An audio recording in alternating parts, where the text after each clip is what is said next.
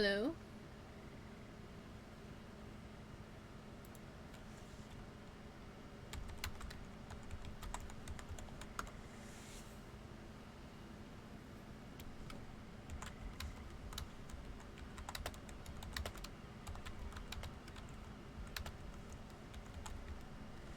Can everybody hear me? Can everybody hear the game?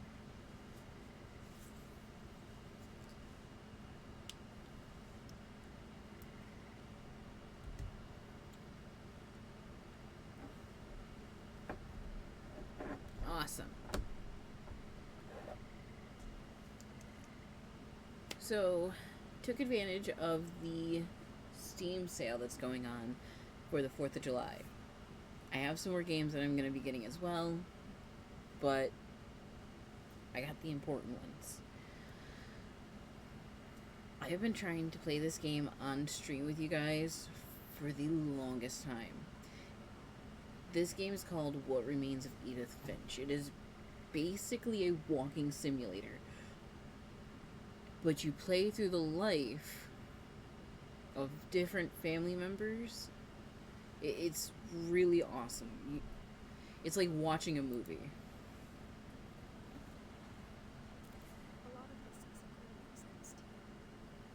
I'm sorry. I just can start at the beginning. The house.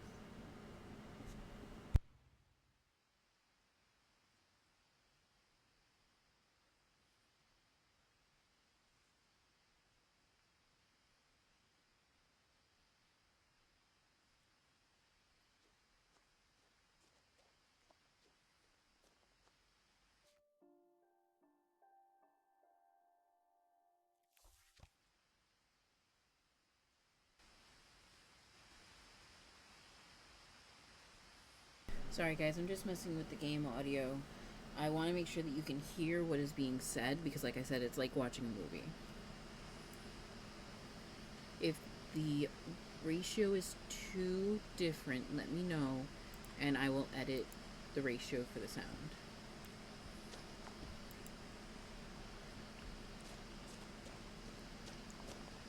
I lived here until I was 11, but I wasn't allowed inside half the rooms.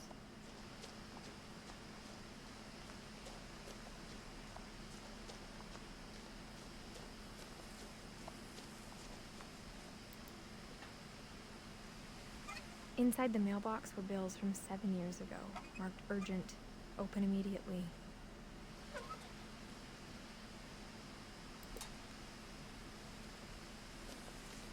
I hadn't been back since my brother Lewis's funeral.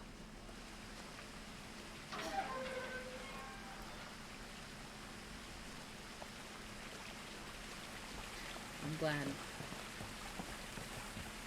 In her will, my mother left me a key, but didn't tell me what it unlocked. Maybe she thought I'd know. Or she thought the mystery would be enough to bring me back. So there are two ways that we can go to get there. We're going to take the high road first because I think it's the most direct route. And then we're going to come back so we can experience the other side as well.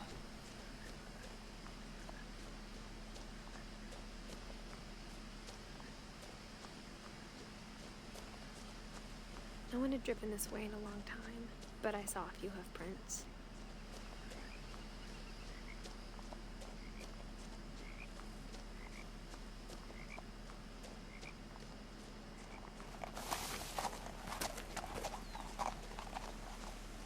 How's everybody's 4th of July going? The truth is, even after I inherited the house, I never thought I'd come back to it. But now I had questions about my family that only the house knew the answers to.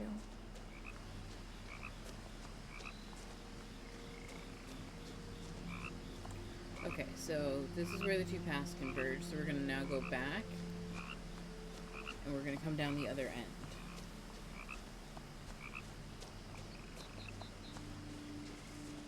I believe there's different dialogue for each side.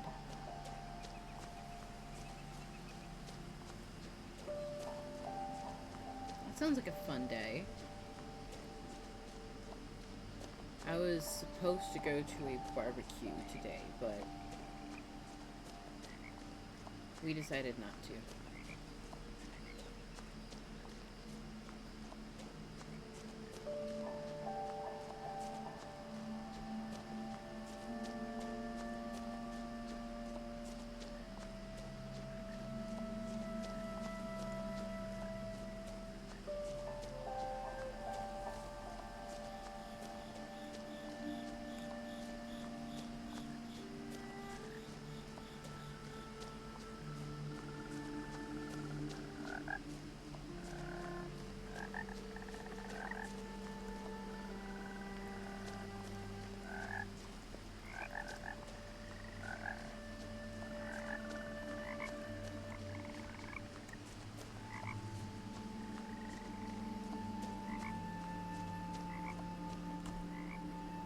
So, I don't have a way of zooming in, but this is a missing poster for Milton. We'll learn more about Milton, but just note that there's a missing poster for Milton.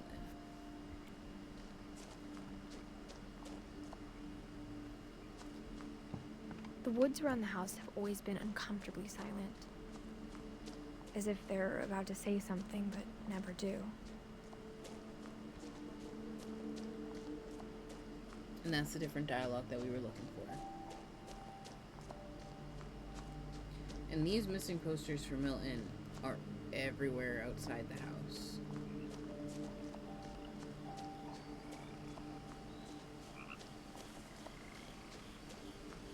There's another one.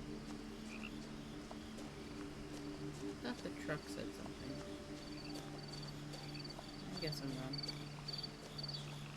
The house was exactly like I remembered it, the way I'd been dreaming about it.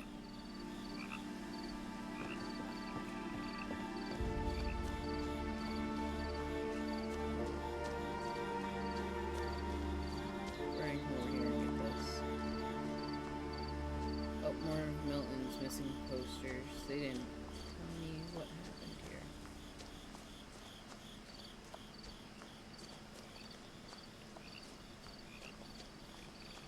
I know they missed you. They were not happy when we came home. No, it's not gonna let me get over there. That'll be information we get later. How are you, Doom?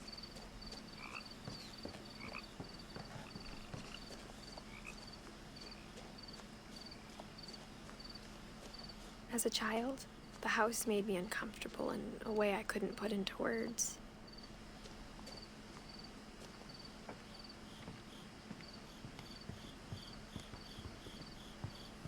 I asked Edie once about the dragon in the pond.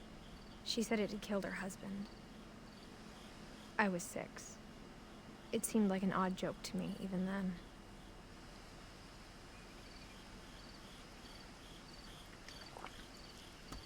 So pretty much her husband was making a slide for Now, kids. as a 17-year-old, I knew exactly what those words were. I was afraid of the house.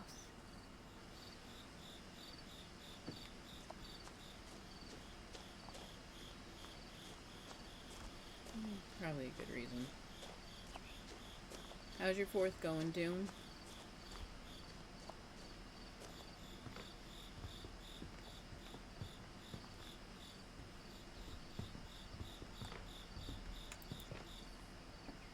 I hoped the key might unlock the front This is door. doing good today. It didn't. She's currently down with Milk. Looking in, I felt like the house itself had been waiting for me.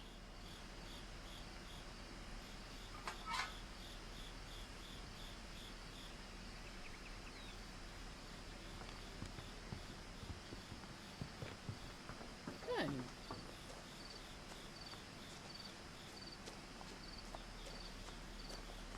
think there's any dialogue on this part yet.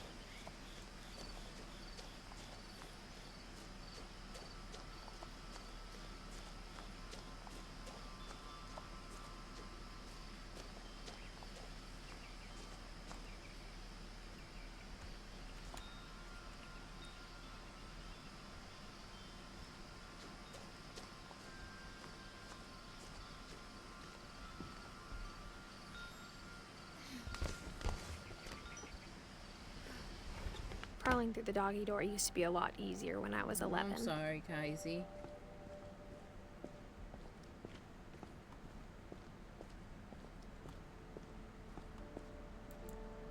The power had been turned off the night we left.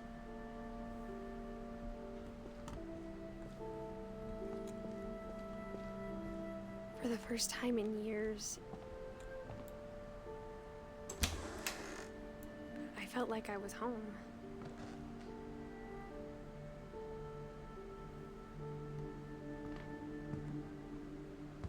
But instead of a family, there were just memories of one.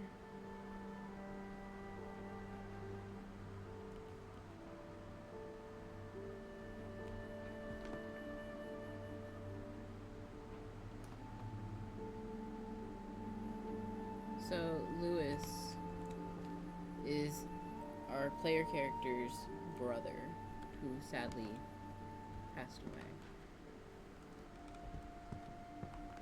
Like how after Lewis started working at the cannery, we all got sick of eating salmon. Except our cat, Molly. Or how only one restaurant would deliver to our house, so we had Chinese a lot.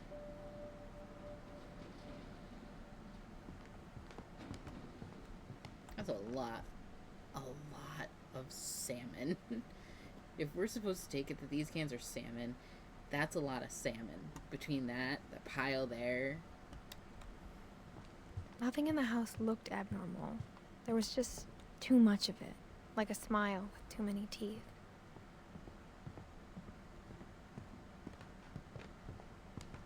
The table was still a wreck from the night we left.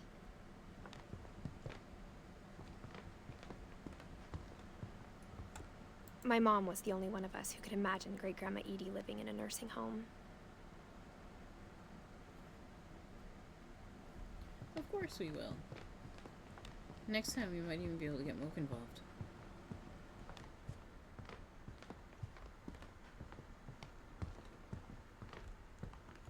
I don't know if there's anything else here.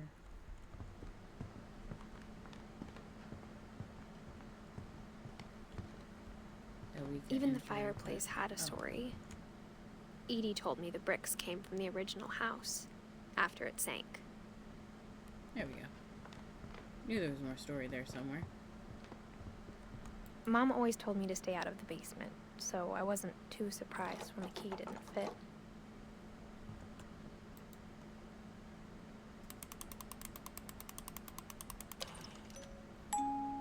Great Grandpa Sven built a music box for Barbara, along with the rest of the house.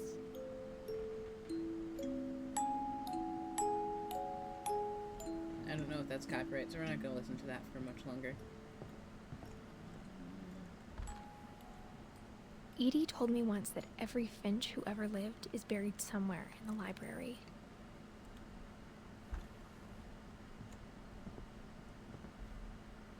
A lot of things got left behind in the whirlwind of that last night.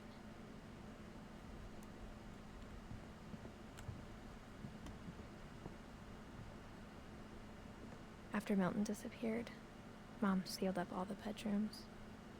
Then Edie retaliated and drilled peepholes.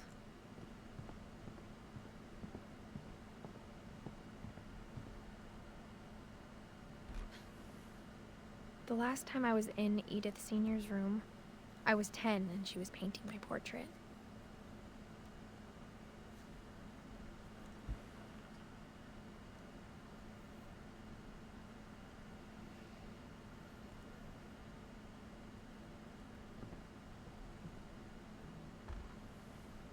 As a kid, I just assumed every house had peepholes and sealed rooms you weren't allowed inside of.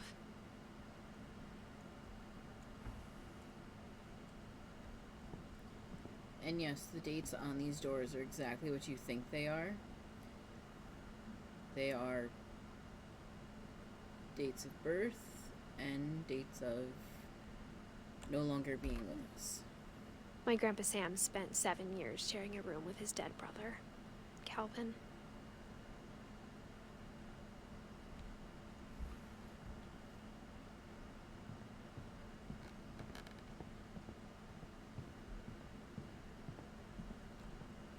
Whenever people ask me about my family, the first thing they always want to know about is Barbara.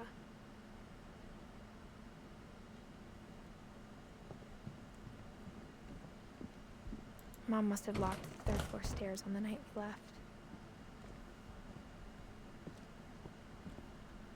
Edie's father, Odin, built the original house.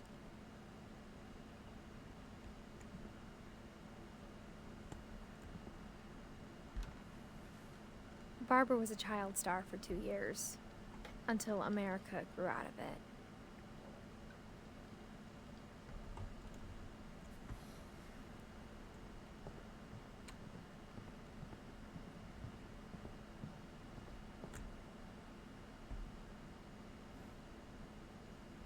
That spot's gonna be important.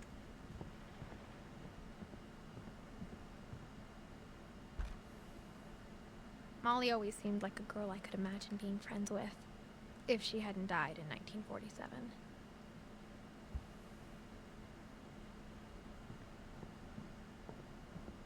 I spent a lot of time playing in Great Uncle Walter's room. Lewis told me there were secret passages, but I never believed him.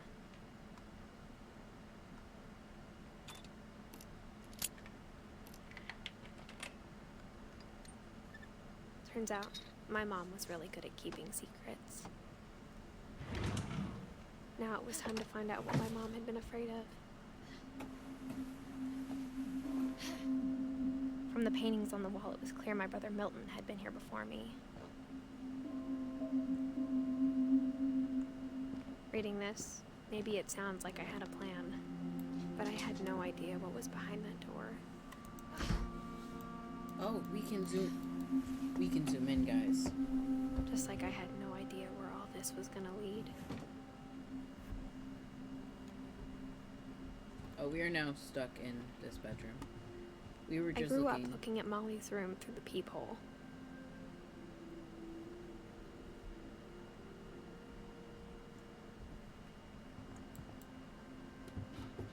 Molly's gerbil had a tiny bedroom with its own even tinier gerbil cage.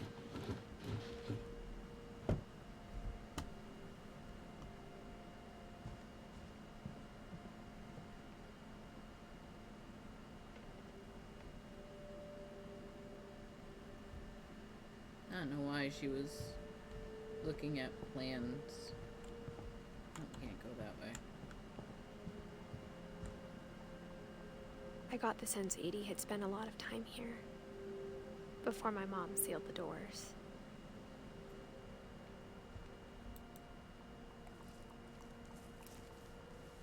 December 13th, 1947. Dear Diary, I'll be gone soon, but I wanted to tell somebody about what's gonna happen. It started when Mom sent me to bed without dinner. I woke up and I was starving, so I looked around for something to eat.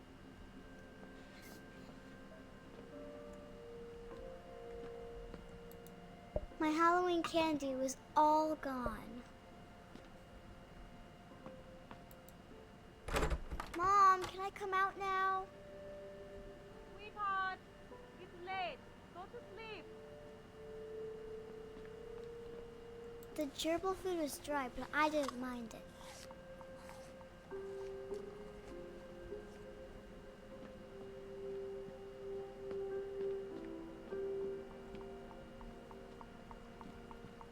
I have no way of changing any of these events.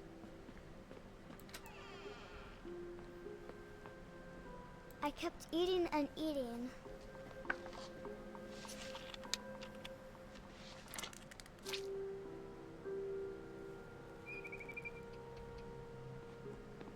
I ate a lot of things that night.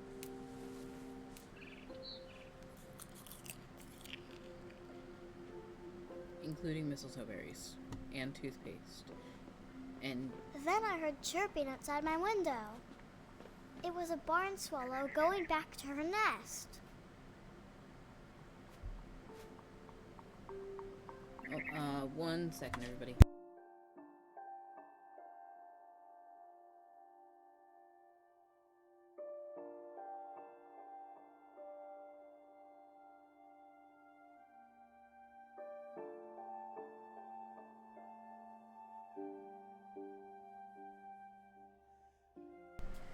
Sorry about that. So, my phone decided that it would notify me that I missed a call.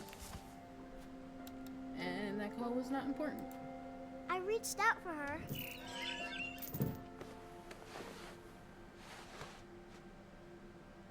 And suddenly, I was a cat.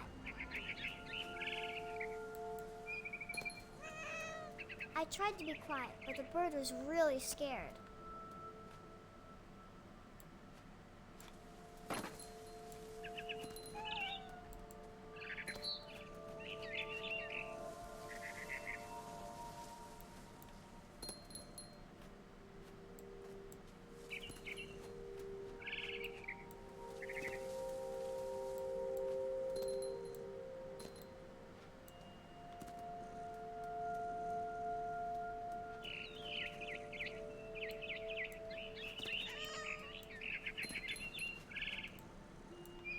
I jumped and I almost got her.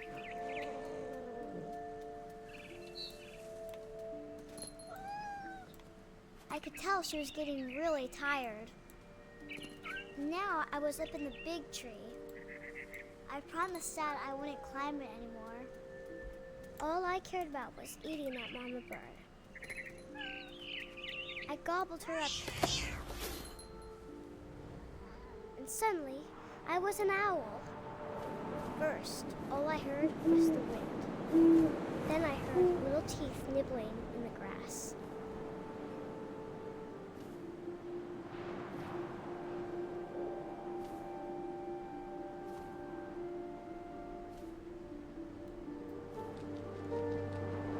Rabbits.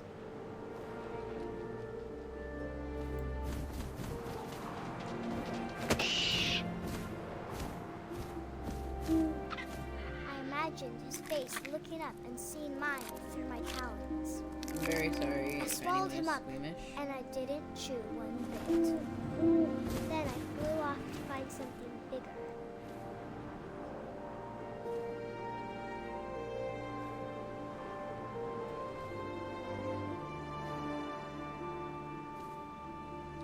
A mama rabbit.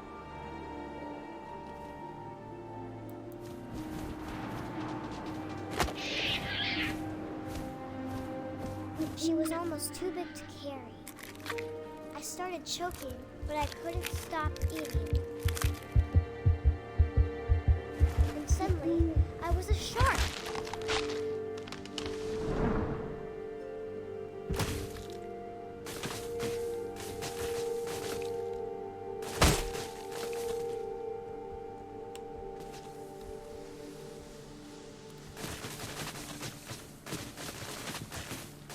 Yes, this is as ridiculous to play as it looks. I rolled off a cliff and into the ocean. Now, I was hungrier than ever.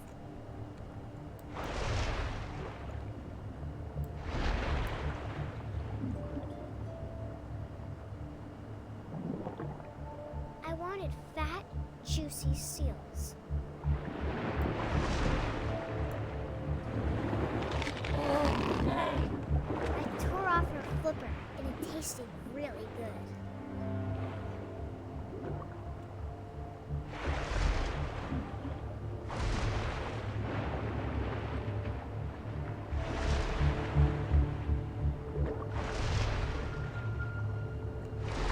I grabbed on tight, but I was so hungry, I jumped out of the water. When I opened my eyes, everything had changed.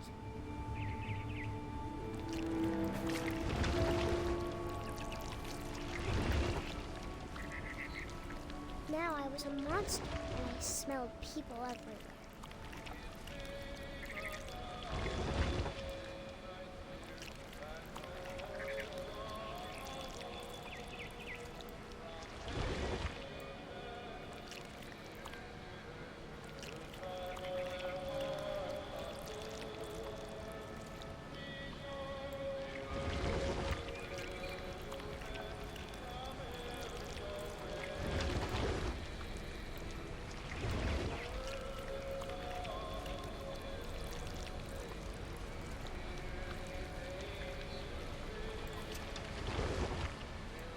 Yeah, I do apologize. This is one of...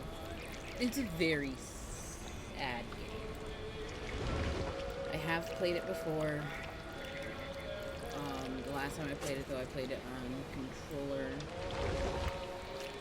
instead of mouse and keyboard, so this is a different experience.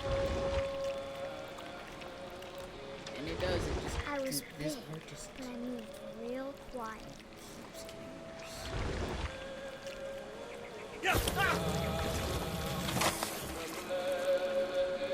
He's sleeping. He's sleeping. To everyone who doesn't know it, he's sleeping. And he'll be okay. He's sleeping. I But I wanted have to to keep stop, talking but also I because didn't. the song is copyright, and I don't need to be hit with copyright. So I'm just gonna keep talking through the song. Just know that all of these people are sleeping, and there's nothing else to go with. They are sleeping. Good.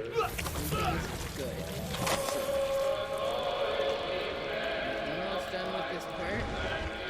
And then we go on to the next part where he's just sleeping. It's just lots of sleeping. Nothing going on but sleeping. Sleeping, sleeping, sleeping. After the last passenger, I There we was go. still hungry. And across the water, I smelled something new. Something I had to have, so I swam towards it.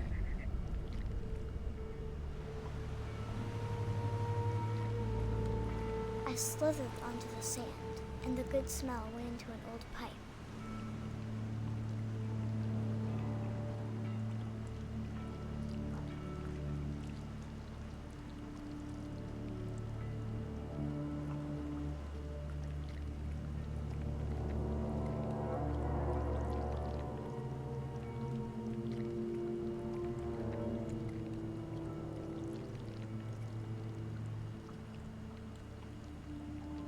Oh, controls, work with me here.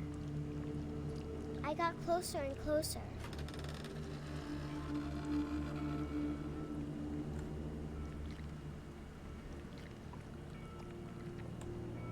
And we are back where we started this whole sequence with the cat.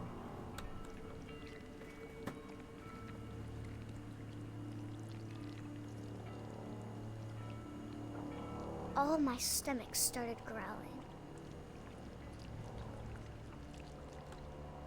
And suddenly, I was me again. I held my breath for a long time, but I couldn't hear anything. I think it's waiting for me to fall asleep. But it's not going to wait much longer. It needs to be, and we both know I will be delicious.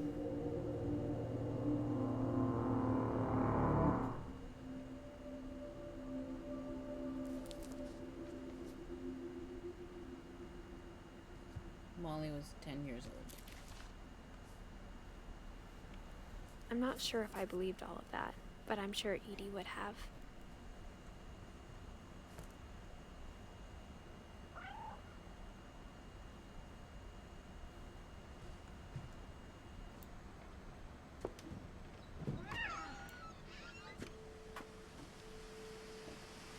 This will be obvious later, but my mom never told me any of these stories.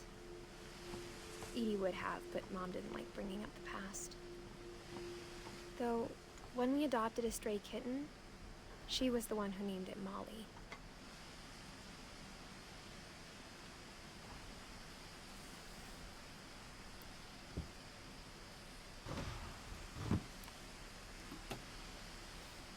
I spent a lot of time in Great Grandma Edie's room.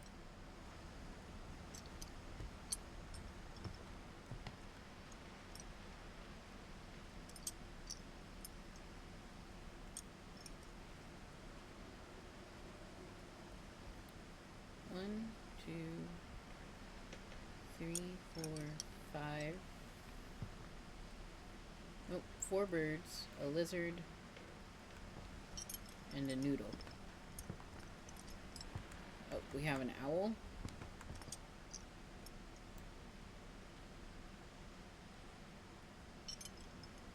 A bird.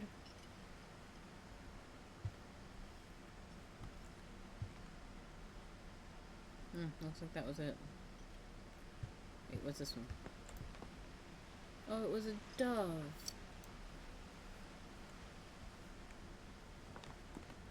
Louis died a week before we left, but Edie had already started to memorialize him.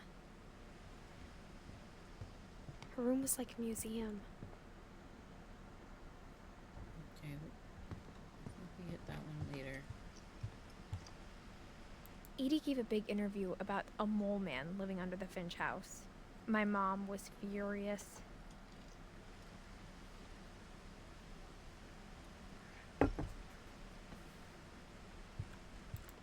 I hadn't thought of myself as Edith Jr. for a long, long time.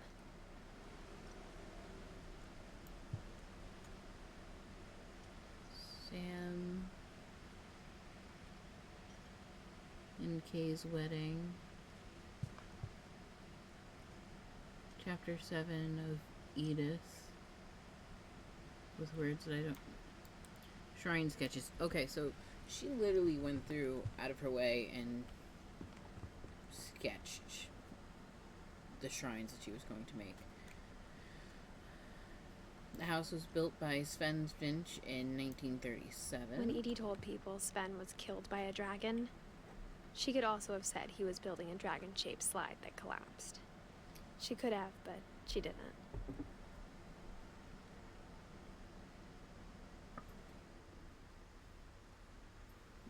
I think Sven's the only one we Even in get. her 90s. Sometimes Edie seemed a lot younger than my mother. I think Sven's the only one we don't get a super good look at.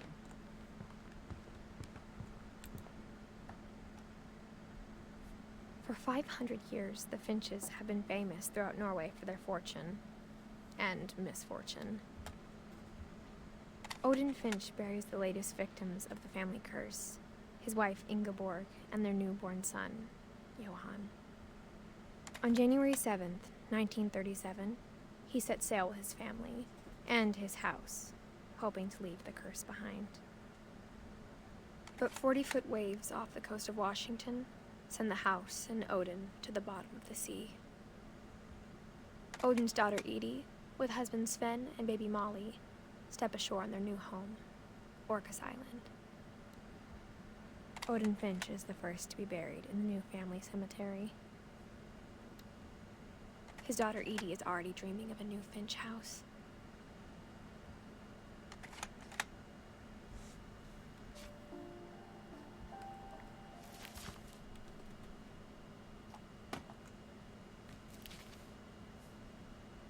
Whatever's wrong with this family, it goes back a long ways.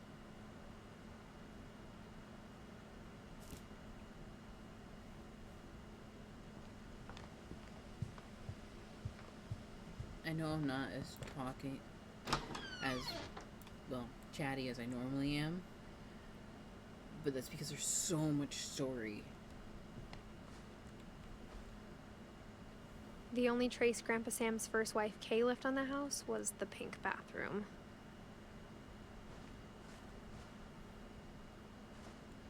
It was a pretty big trace.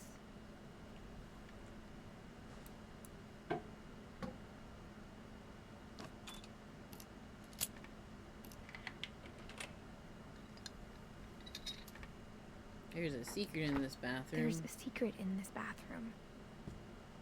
It's in the last place you would look. It isn't in the cupboard. It's hidden in this book.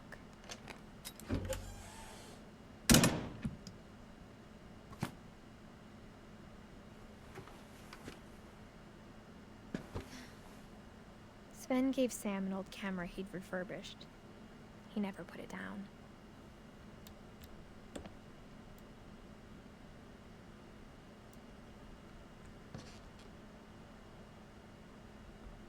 And yes, we are currently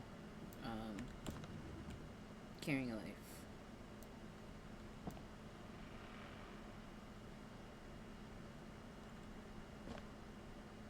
Murder, pro, lose, exhausted. Couple turns, land into a native haven. Early work on Rail Link. I wish these were easier to read.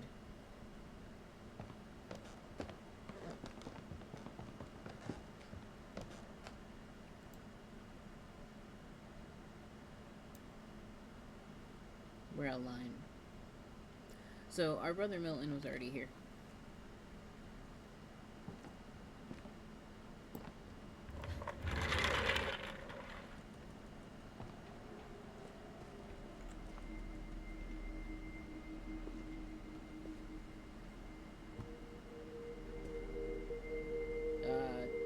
Candy. That's what we're going with. It's the candy.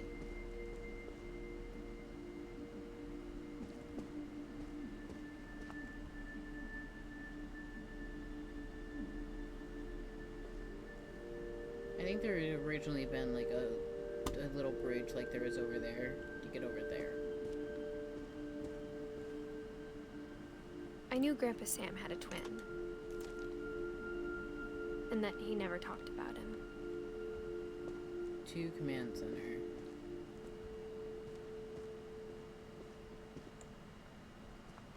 Not there yet.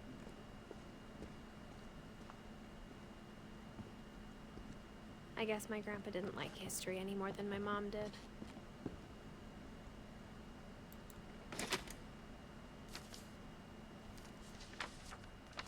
How I Want to Remember My Brother by Sam Finch. The thing I remember is that when he made up his mind, that was it. My brother said he'd die before he ate another mushroom, and he did. At Barbara's funeral, we swore we'd never be afraid again, and he wasn't. I think Calvin always wanted to fly.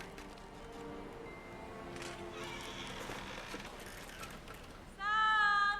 Calvin! Dinner's ready! Coming! But that day, he finally made up his mind to do it. I told him going around was impossible. Maybe if I hadn't said that,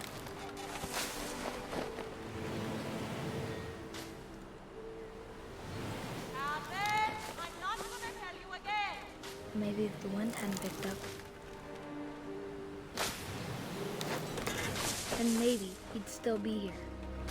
But I doubt it. I think he'd already made up his mind. That's what I want to remember about my brother.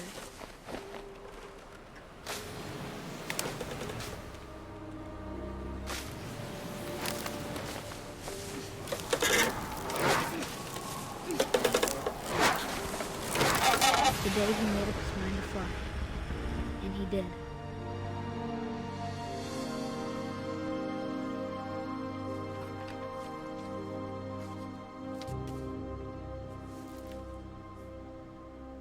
Calvin's story felt strangely familiar. When I was younger, I remember trying to do the exact same thing.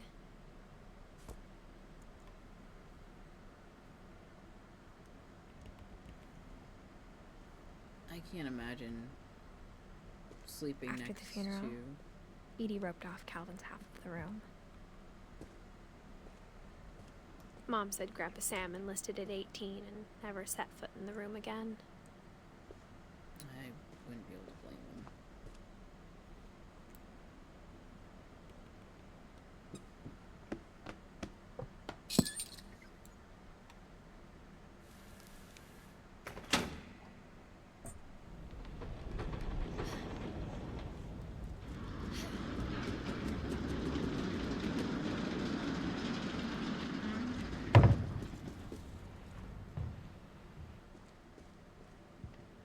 The passages were a pretty tight fit.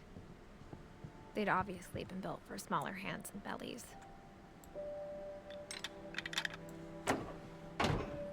This is just a quick exit, but we're gonna continue on. Milton's been in here too.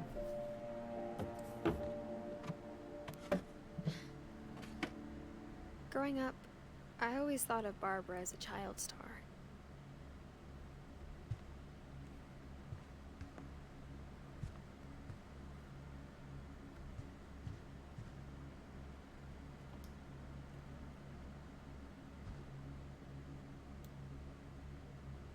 Rated jobs increase. Expansion will begin June 15th.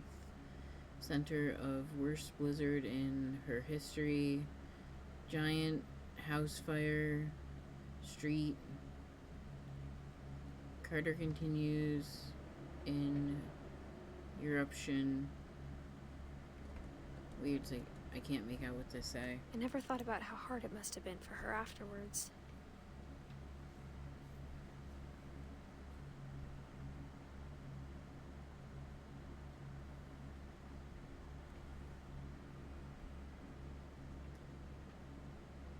They just left the cake there. That's kind of gross.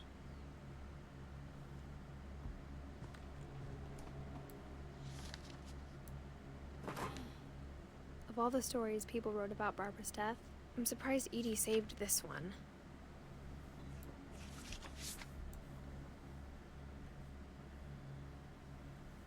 Old Jack here with another ghastly tale inspired by America's most unfortunate family. I'm calling it The Surprise Ending of Barbara Finch. As a child star, Barbara was famous for her scream. Now at 16, she was all washed up. A has-been. But in a lucky break, she'd been asked to perform her signature scream at a local convention for monster movie fans. It was just the boost her career needed. Unfortunately, her scream hadn't aged well. Getting better. I think you just need the right motivation. Her biggest fan and current boyfriend, Rick, was about to demonstrate when... Now that was a great scream. It was Barbara's father, Sven. He'd slipped into a table saw and had to be rushed to the emergency room. So Barbara just some strawberry got jelly. stuck babysitting her youngest brother, Walter. Her convention comeback was cancelled. Okay, I'm hearing frustration, but I'm not hearing terror. What if I tried... A gang of hoodlums in Halloween masks have been terrorizing Orcas Island tonight. Police are urging residents to... That came from the basement. You're right! Also, I loved your delivery on that. Why is your basement door locked? Because my dad likes making puzzles and secret passages. There's a key hidden in the music box. The secret is to keep winding and winding until finally the key pops out. Thanks, babe. Don't know if that I'll be song back in a sec. is copyrighted. 20 minutes later, Rick hadn't returned. So Barbara went to look for him, right on cue. She reached for the music box. Again, I'm gonna just start Found the talking. key. She listened for Rick, but the house was silent. I feel like that song is copyrighted. I don't know. Oh, look, more strawberry jam. She found Rick's crutch and imagined the worst. Lots of strawberry jam. Oh, I can hit the balls. I didn't know I could do this.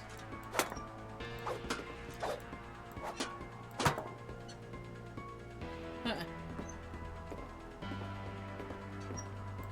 You can just destroy the house.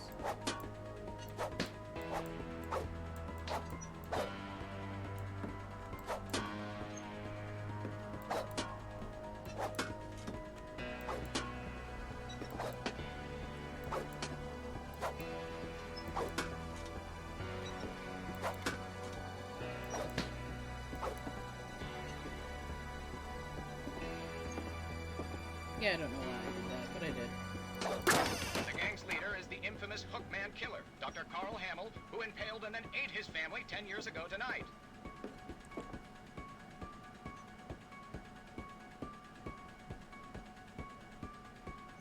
They didn't even clean up the strawberry jam that he spilled.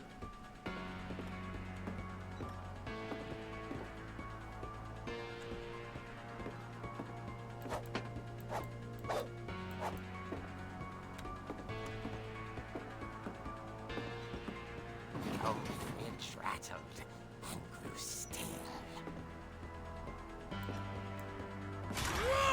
Oh dear!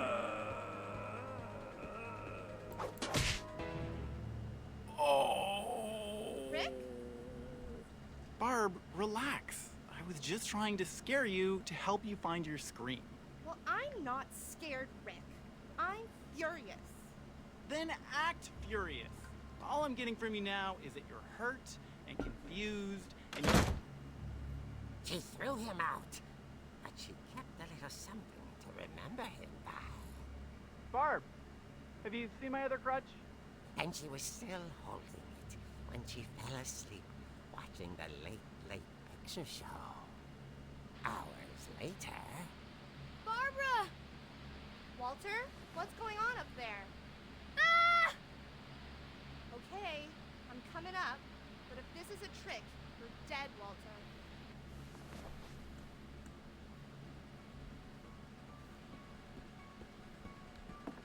I know this song is definitely copyrighted. Although I do hope it falls into fair use, because I would not want to have to censor all of this. I mean, I wouldn't be doing much censoring. I'd just kind of have the audio removed from it.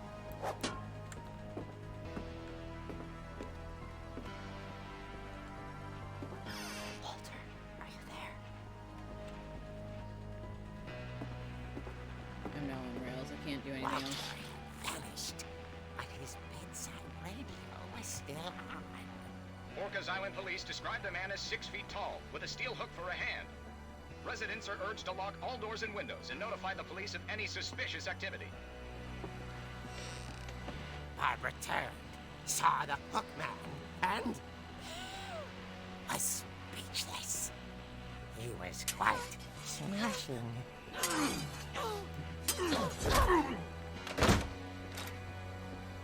And he was. He couldn't get enough of Barbara. Okay, Barbara, there's gotta be another way out of here. That night, she played her part beautifully.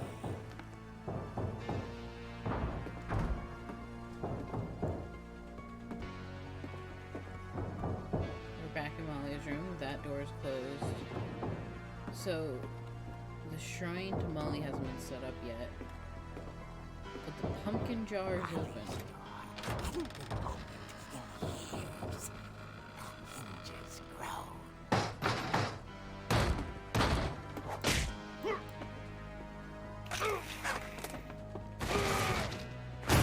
He wasn't moving, but she sensed the story might not be over yet. Breaking the banister. Remember how I told you that banister looked like it was different? We're gonna not. Wait a second. Thought I broke the game.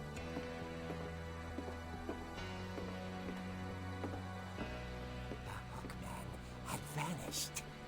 She listened for his breathing, but all she heard was...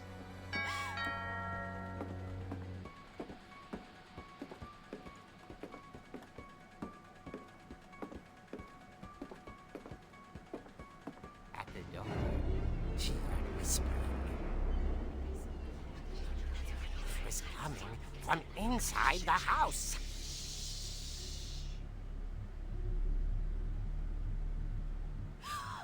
Oh dear.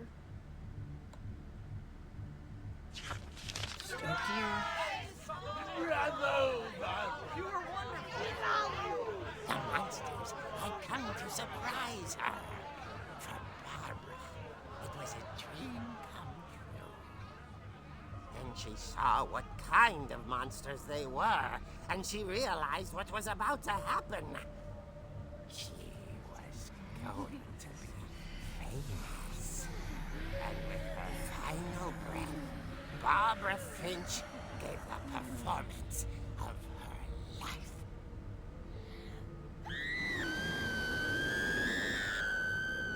I wasn't there myself, but I hear Barbara was magnificent. Poor girl. She had a taste for stardom. But unfortunately, so did her fans. Of course, the police blamed it all on poor Rick, who disappeared the same night. And little Walter, hiding under his bed the whole time. He took it all pretty hard, but that's another story. As for Barbara, tucked inside the music box is all they ever found of her. Her ear. With more strawberry jam. We like strawberry jam here. A real eerie tale.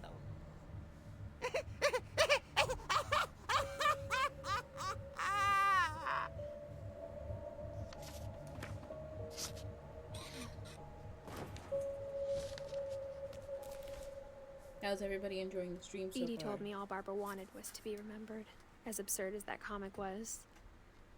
Maybe what Edie saw was a happy ending.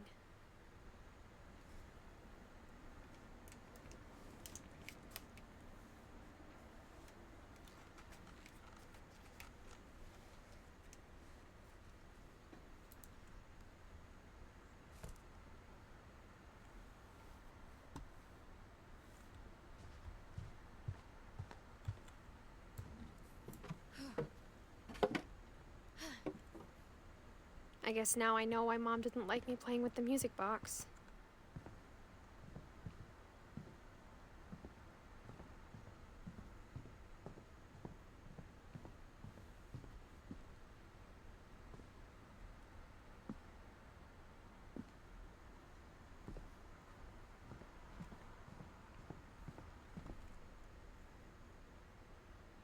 I'm glad. I'm glad that you guys are enjoying it. I'm just gonna talk as I wind this up because I know there's gonna be music that plays, and I'm not 100% sure if the music is copyrighted. And as long as I'm interrupting it with something other than the music itself, I should be okay, and the video should be able to upload to YouTube just fine. That being said, we're gonna try to get downstairs super quick because I don't want to have to just talk over all of the audio that plays in this game because the game is beautiful.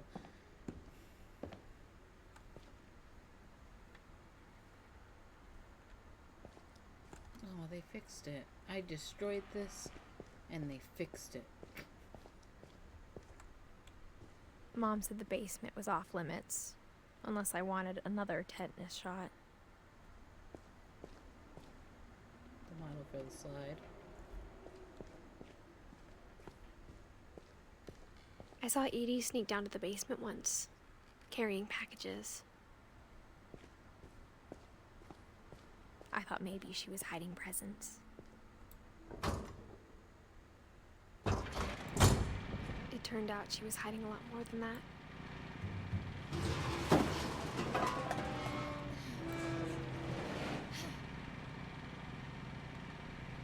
I remember asking Mom once about where Walter had gone. She said after Barbara died, he got as far away as he could. If there's a pattern in all these stories, I think it's that none of us has gotten very far.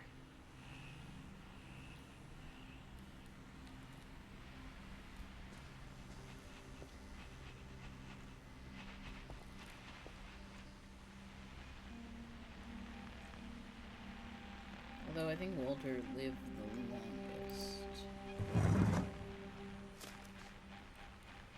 Goodbye, everyone. I can't believe I've been down here for 30 years.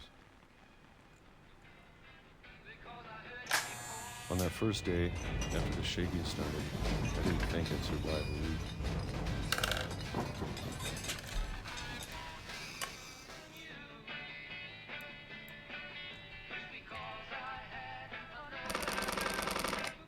But after a few days, I settled into a routine.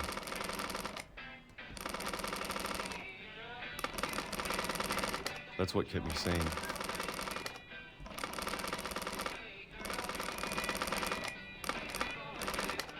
Having a schedule, living for today. I always expected to be dead tomorrow. But if you wait long enough, you get used to anything.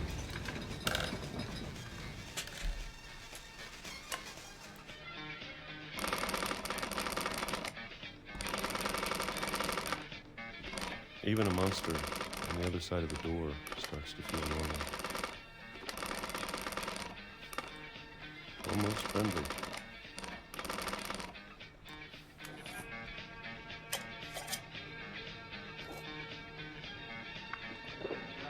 And then one day, everything just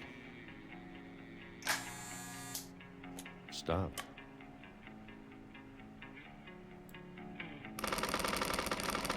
Whatever that thing was, it was gone. Maybe it got tired of waiting. Or maybe I just got tired of being afraid.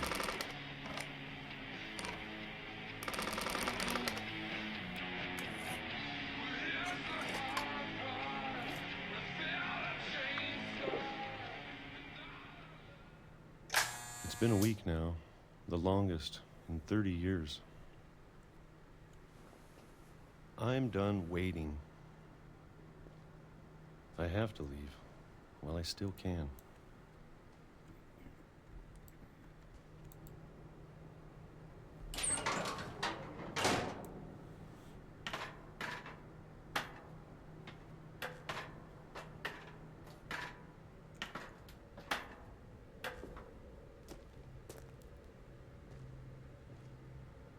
I know it's out there somewhere. Whatever killed Barbara and Molly and Calvin.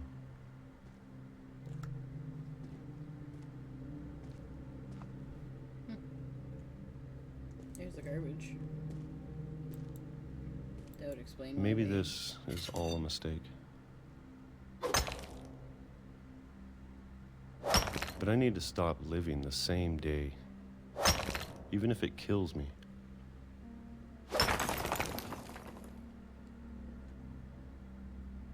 Whatever's out there, I want you to know I'm ready for it. I'm going to appreciate all of it, especially the food. I don't mind if I only have a year left,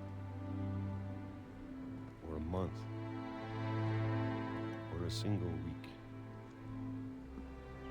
I'd be happy with one long day.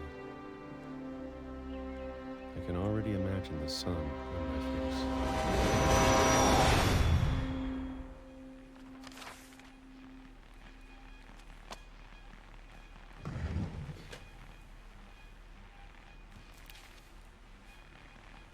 Walter died when I was 6. I can't believe my mom never told me he was down here.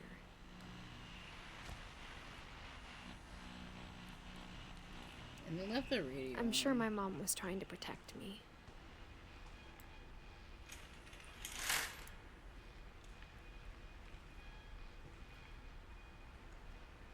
A fake view.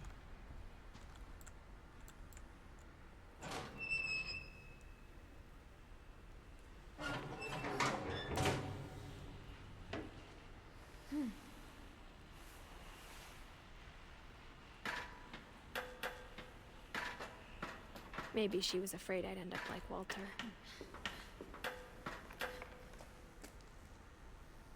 But if she never told me about an uncle under the house, I can only imagine what else she was hiding.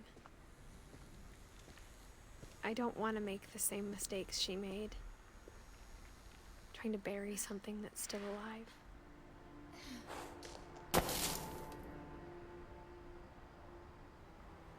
Now that there's only one of us left, or maybe 2, I thought it was time I heard the stories for myself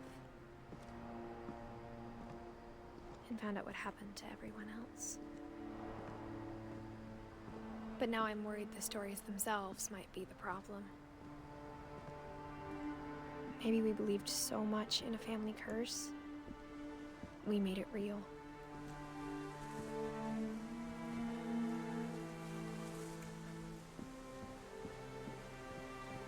When we're safe because the train tracks they collapse into the ocean. No trains run on that line no more. I don't know if I should even be writing this.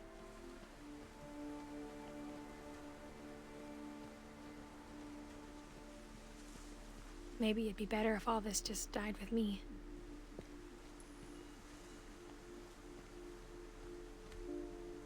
But I thought you should know about your family.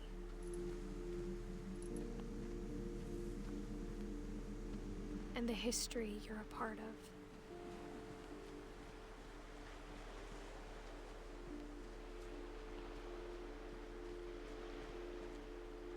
That blinking is the old house.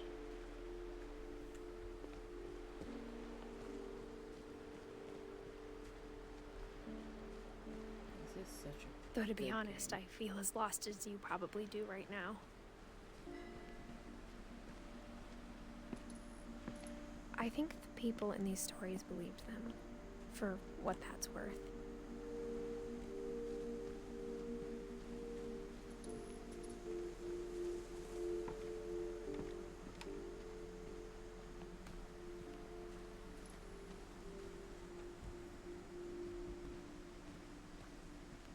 There's nothing over there.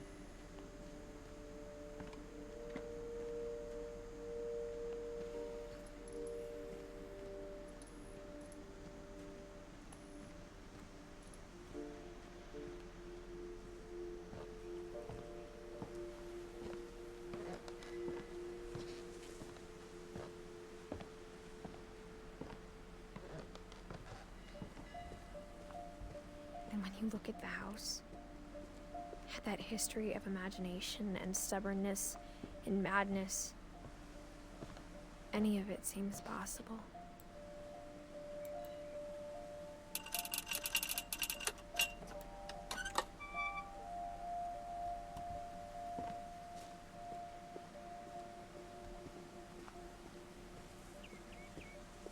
I think we've been surrounded by death for so long, we've just gotten used to it. Sleeping. What kind of family finishes building a cemetery before starting the house? That is very true about this family. It's embarrassing for me to admit this, but the pet cemetery made me more uncomfortable than the human one. 3 of the gerbils were mine, and 2 had been my fault.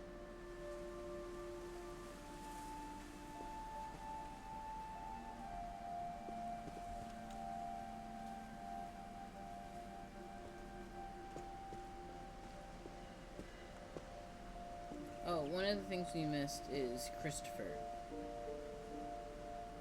Christopher was the goldfish that Molly had. She Sven debated built the eating house, but it was Edie who designed the cemetery.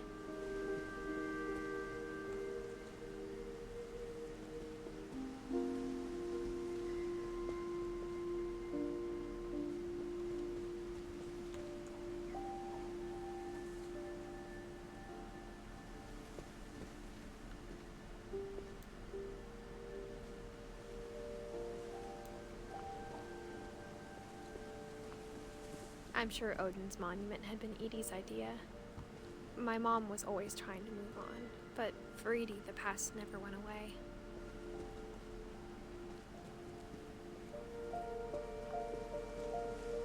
She could see it poking out of the water at low tide.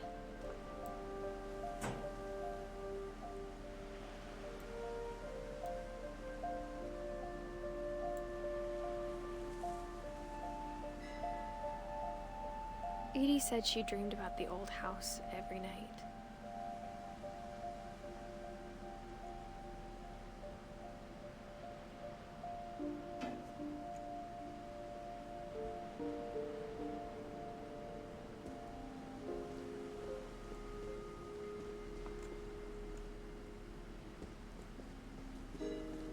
Edie's side was always easier for me to understand. But the older I get, the more I can see where my mom was coming from. Her dad had been pretty strict, but it wasn't enough to save her brothers. She was just trying to do better.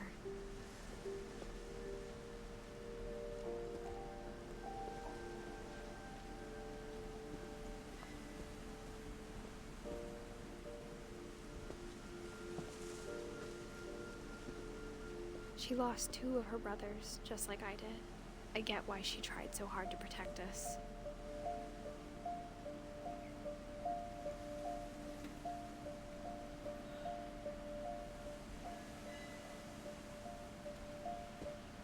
We never found Milton's body, so my mom insisted we were putting up a monument, not a tombstone.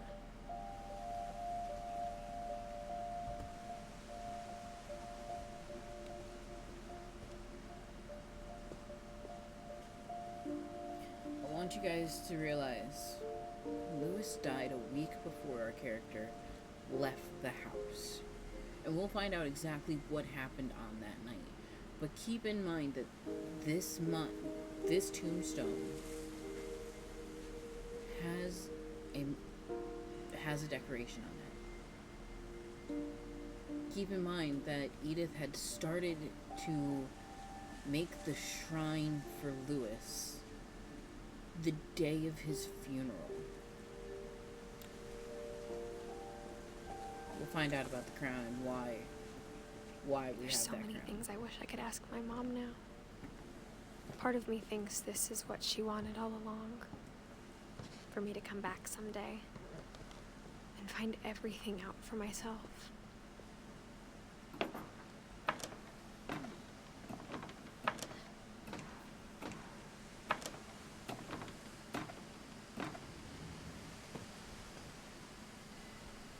But looking back on it now, if she told me there was going to be so much climbing, I never would have come when I was 22 weeks pregnant.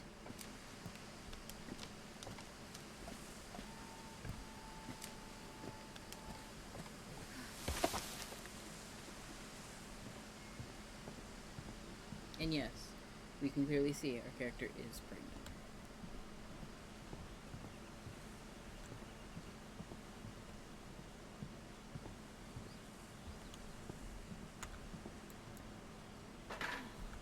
I never met Grandpa Sam, but I think he and my mom had a lot in common.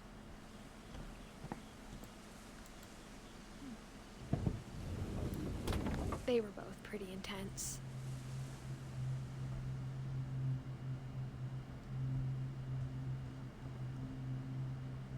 Okay, Sam that's spent what his life shooting photos, but Mom said he got nervous being in front of the camera. I guess we're all afraid of something.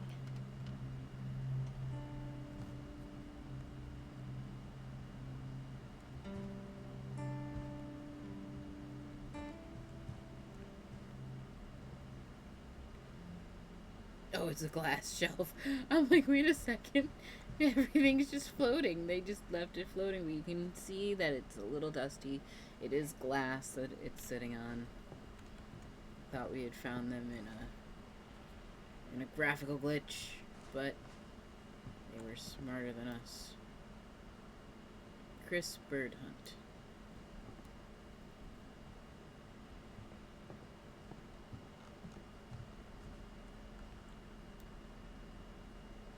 Clear skies and clean living awaits you. Study fun facts about Baltimore while you fly.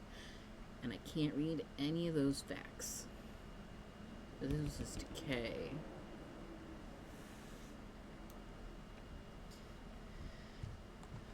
We were just exploring the family graveyard, which we learned was finished before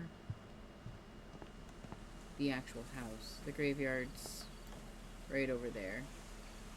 We saw that on Lewis's grave there is a crown, and on Milton's grave there is a paintbrush, and we are going to find out more about those things in a little bit.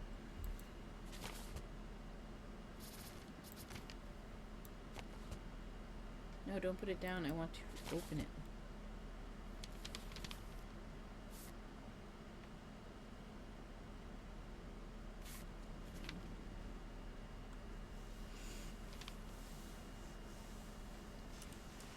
Dawn, I promise, you'll never forget this weekend. Yes, sir. These memories are gonna last a lifetime. Hmm? Am I gonna have to shoot anything? It's a hunting trip, Dawn. Perfect. It's gonna rain the whole weekend, isn't it? I will never forget this weekend, Dad. That's the spirit. Okay, got it. Alright, I'm gonna take some pictures, okay? Just be careful. The camera's older than you are.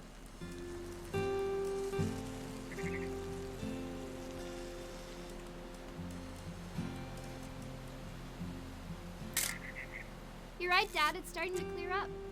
Still freezing, though.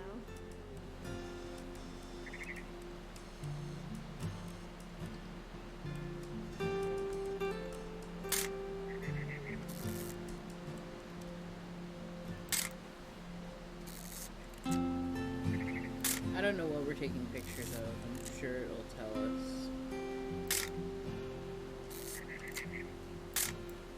I don't know if we just have to take a certain amount, or... Oh, hello. Aw.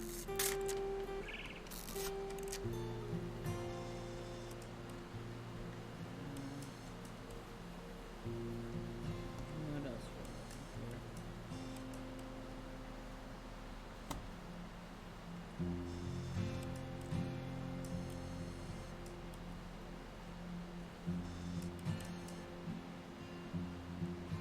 I'm really not 100% sure what we're looking for. Definitely should not have drunk all that coffee. I guess that's one of them. Hold still while I take a picture of you. I definitely won't be moving. Are you done? Hey! That's a keeper. I'm just saying, I'm not always gonna be here, Don. You'll need to remember this stuff, if you want to survive. I'll be fine, Dad. You know who else thought he was gonna be fine? Some guy who died. Don, I'm being serious. I know, Dad. You're always serious. Doesn't being out here make you want to chill out? To tell you the truth, I haven't been out here in 20 years. Dad!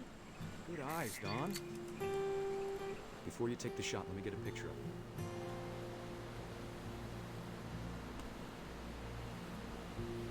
Alright, where are you? Dad, I... Just breathe. Turn off your imagination. Focus on your target. Let me get behind you. Do I have to do this? Don, you don't have to do anything. But if you want to survive, you need to be strong. Great shot, Don! Somebody spilled strawberry jam on the legs. I'm proud of you, Don. Always remember that, okay? Dad, it's twitching. I think That's it's totally some- normal, Don. Just focus on the camera. Try not to think about— Dad!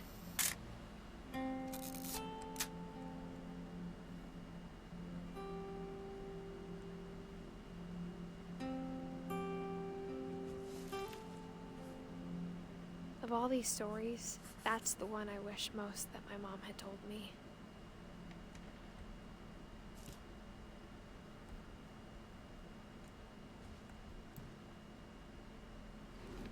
If I believe I remember correctly, there's more paintings from Milton in here. After Sam died, my mom and Edie got really close. They'd both lost a lot. No, not yet.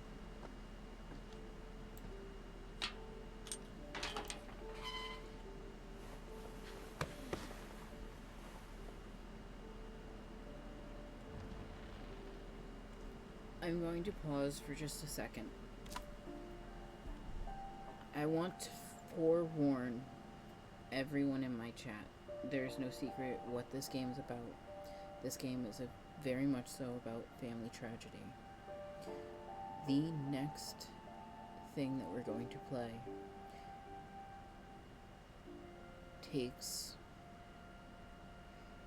about 5 to 6 minutes.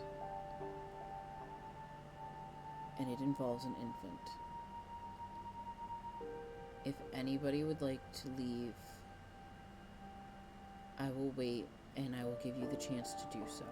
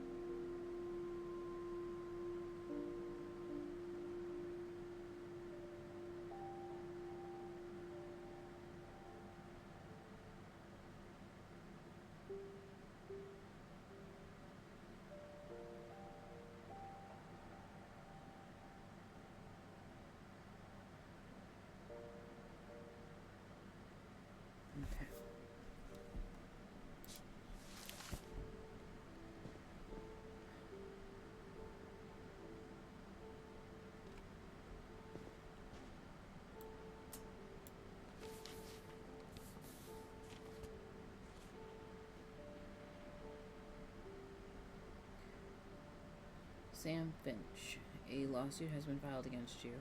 You have 20 calendar days after this summons is served on you to file a written response to the attached complaint petition with the clerk of this court, located at address.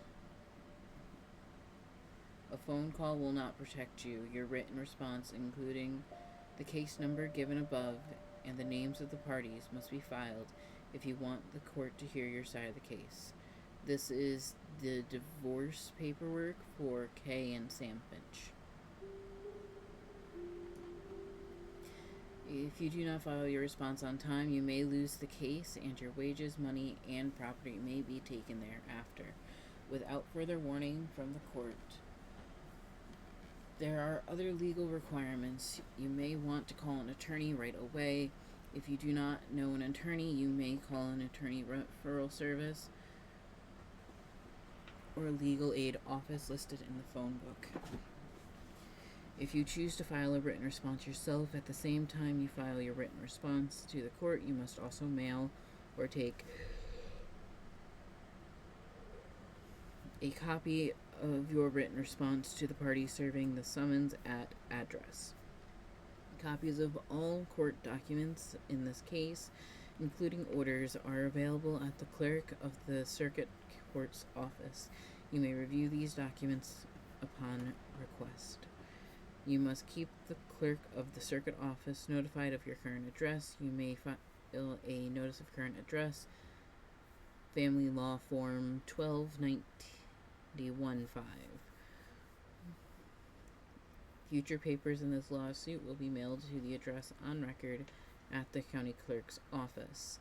Warning: Rule 12.285 Washington Family Law Rules of Procedure require certain automatic disclose of documents and information. Failure to comply can result in sanctions, including dismissal or striking of pledgings. Dear Kay, do you remember the way Gregory used to laugh when he thought he was alone? Like something funny was happening, but only he could see it.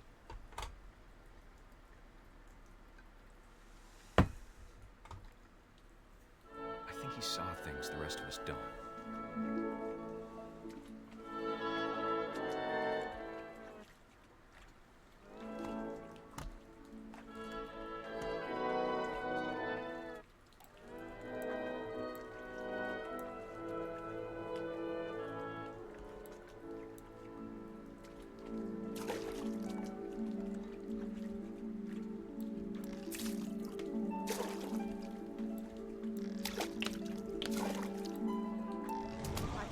Gregory, it's time to... Hold on, sweetie. Hello? Sam, I told you I don't want to talk right now. I wonder what he saw.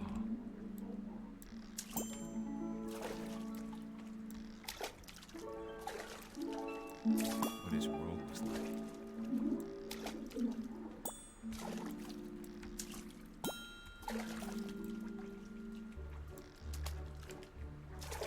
He reminded me so much of Calvin. Lost in his imagination. Whatever it was, he saw.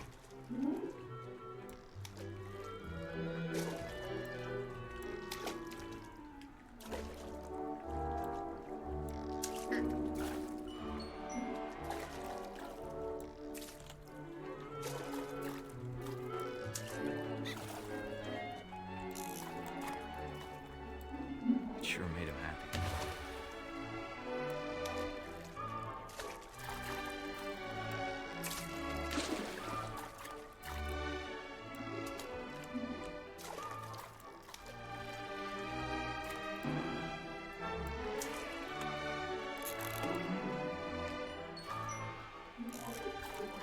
I know how silly it sounds.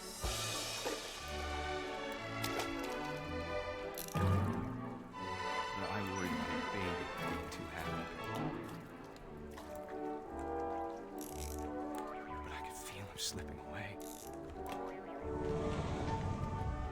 Sorry about that, Gregory. you did everything you could. Maybe if I hadn't called that night, I wish he could have told us about the world he saw.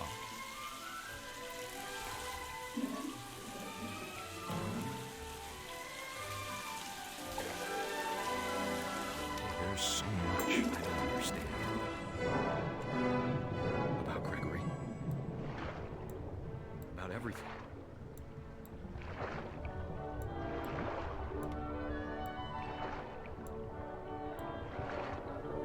But I know what happened wasn't your fault.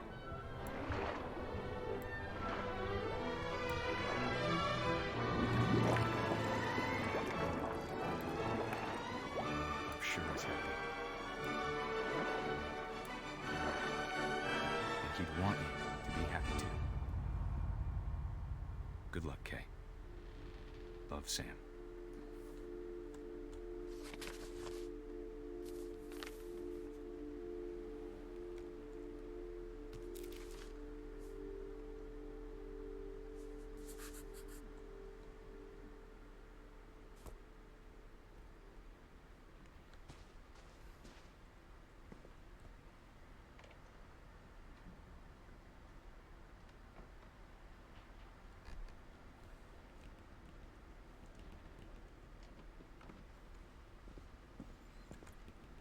I can't imagine my mom ever writing poetry, and yet I just want to say Edith had nothing to say about Gregory. A poem for Gus, who always said the wedding was a bad idea. Our father never hit us kids, at least not very hard, before the day my brother said with teenage disregard that he'd be dead before he'd see a wedding in our yard.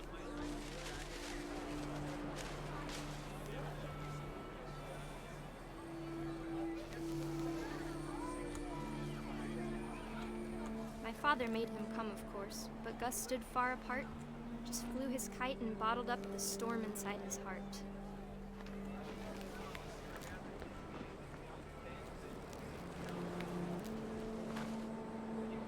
I tried to talk him out of it, but though he'd never met her, we don't need a stepmom, were the words that I now pronounce you husband and wife.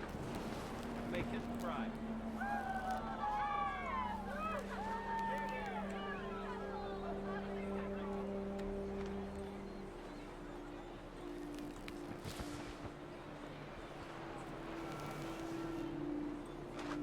Now we're leaving.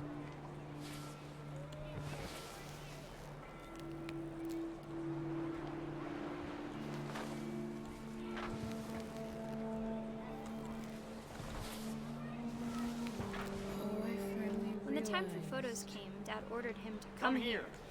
But Gus declined, and as a sign held up his middle finger.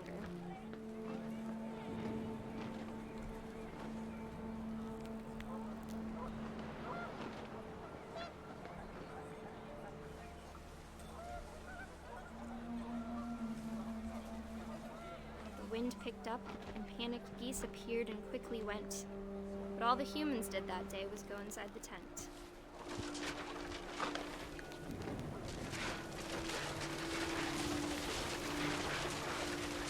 The rain came down in buckets then, but no one seemed afraid that nature might destroy the tent our dad had crudely made.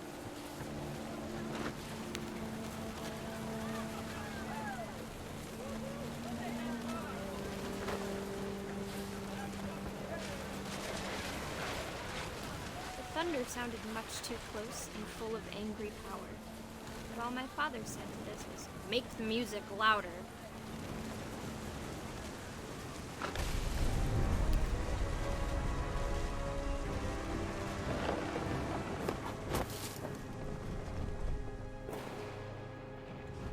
I wish that I could truly say I thought about you on that day.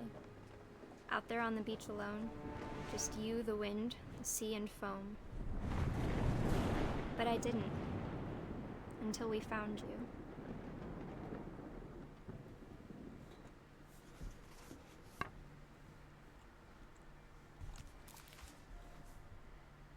she never talked about him, but Mom told me once if I was a boy, they were going to name me Gus.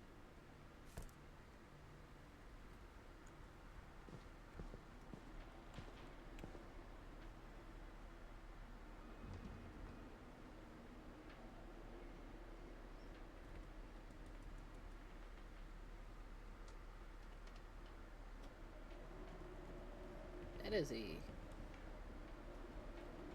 lot of exercise. But let's just take a quick look at the duties. Dawn needs to sweep and do the trash. Gus needs to mop and mow the yard which is the forest. And Gregory's duty was just to be a baby.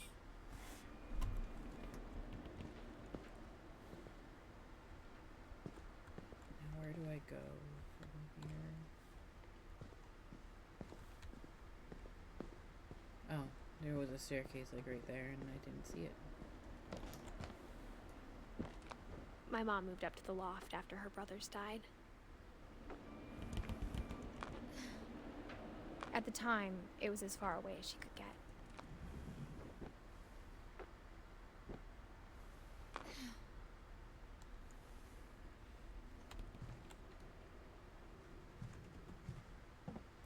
She spent a summer building houses in Calcutta, where she met my dad, Sanjay.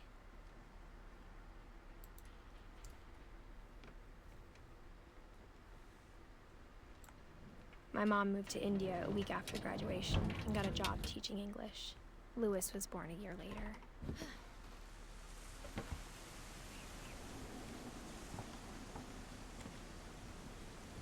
When my dad died, I don't think Mom knew where else to go. I'm sure Edie was happy to have her back.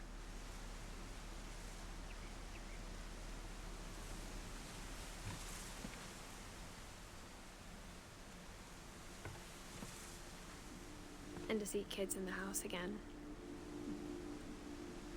Milton just painted a kingdom. Didn't bother growing anything. The house had to get a little bigger, but Edie was used to that. And for a while, things were good. Almost normal.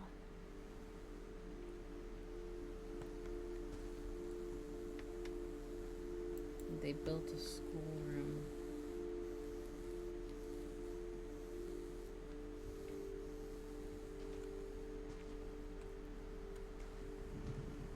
But it didn't last.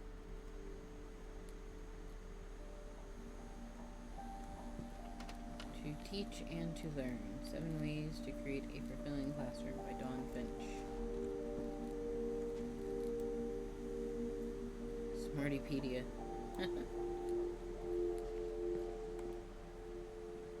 Relief efforts end in disaster. Hundreds of relief volunteers are injured or sleeping after the effects of a second earthquake.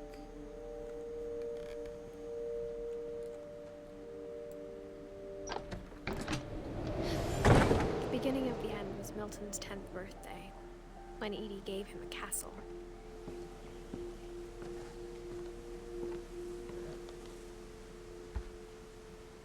After Milton disappeared, the only thing he left behind was a room full of paintings.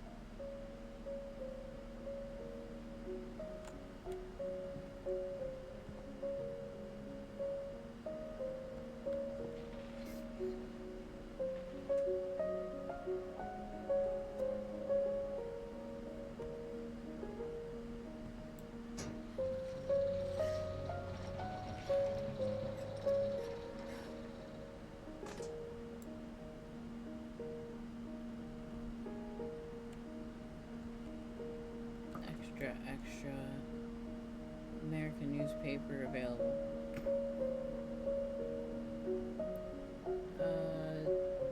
Students take note. Teenagers take note.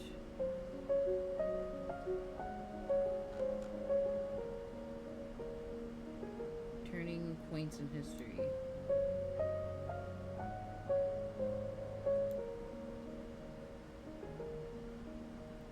UNHD students, take note. That's what it was. Historic American newspapers now available. Murder Probes, Exhaust. They're all newspapers that we've seen before.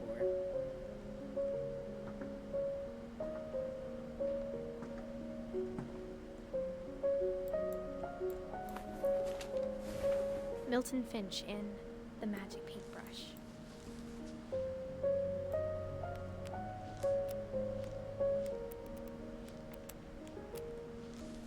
Oh, that's cool.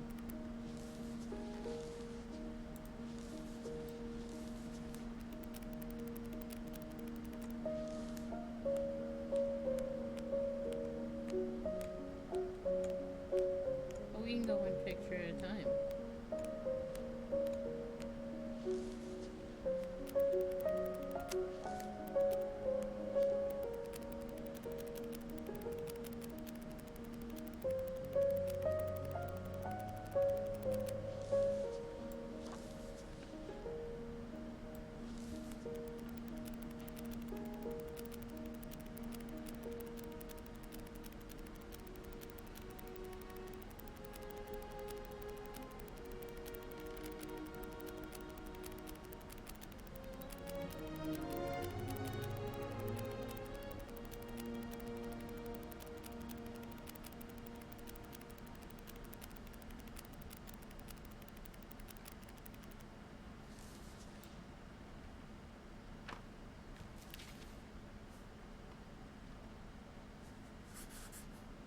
I was 4 when Milton disappeared.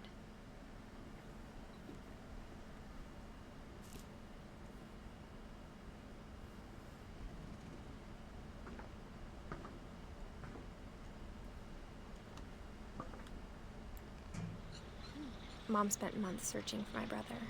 Then she sealed the doors.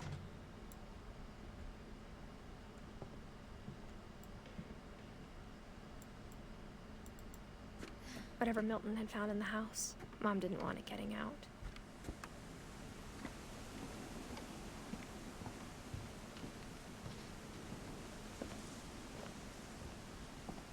Alright, yeah, Tucker, you have a great rest of your night.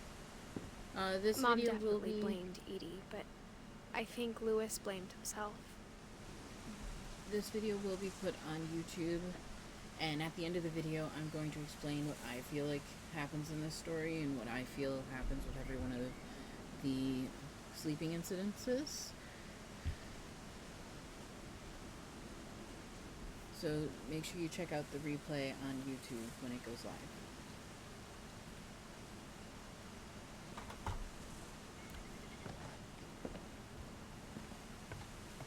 After he graduated, he just spent more and more time in his room. Until Mom got him a job at the cannery.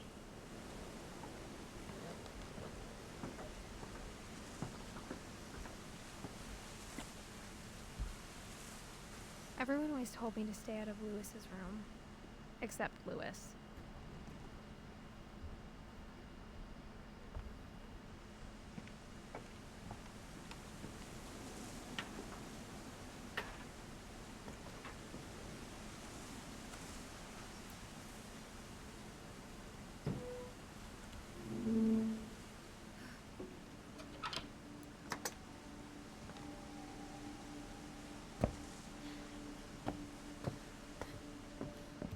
Lewis's room smelled very, very familiar. That part of him lived on. Lewis and I spent a lot of time playing games together, but he was surprisingly bad at them. He died a lot.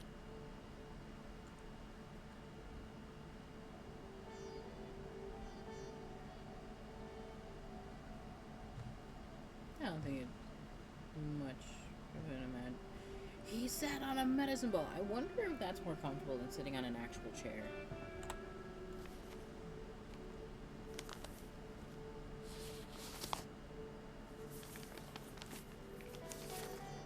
Dear Mrs. Finch, as Lewis's psychiatrist, I can understand your desire for an explanation. As I see it, the trouble began in January, shortly after we convinced your son to seek treatment for substance abuse. Newly sober, I believe Lewis first noticed the monotony of his daily life.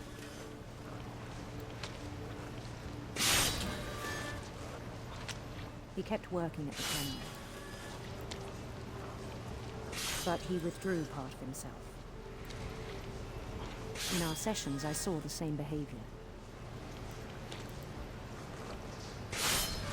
His mind began to wander.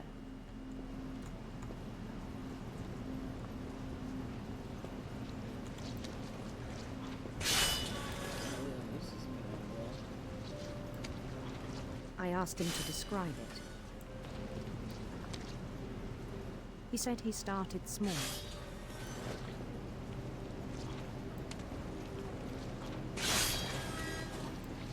Imagining a labyrinth. He'd feel his way about.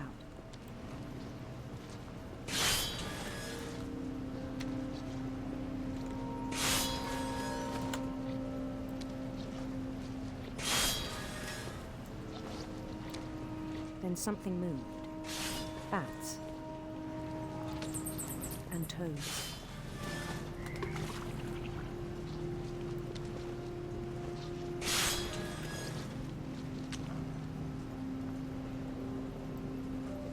And things that have not names.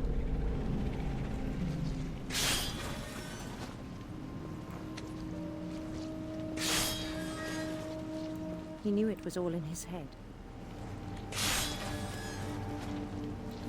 But he took it very seriously. I had hoped he'd find himself.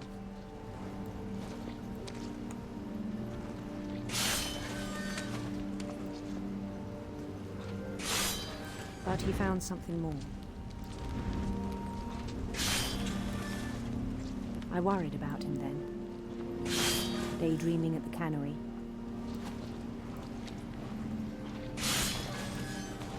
I spoke with his boss, but he said Lewis had become a model employee. Methodical, tireless, focused.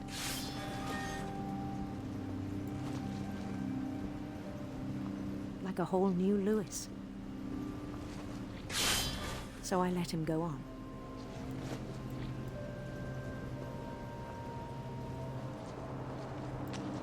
I even encouraged him.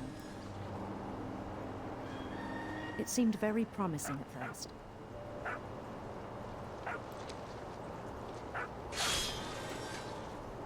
He told me he'd made a new friend.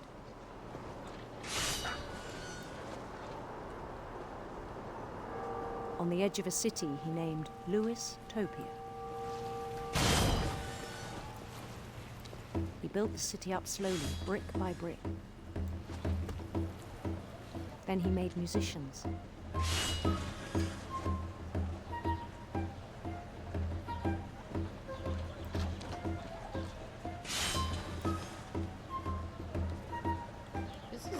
And songs for them to play.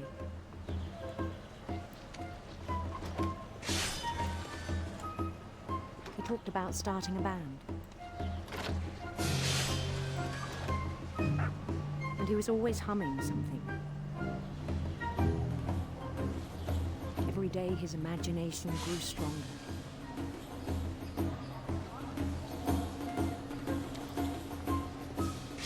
He no longer spoke at the cannery. But his chopping was as reliable as ever. Then one day it struck him that all the cheering crowds, even the stones under his feet, were all in his imagination, so he could do whatever he wished.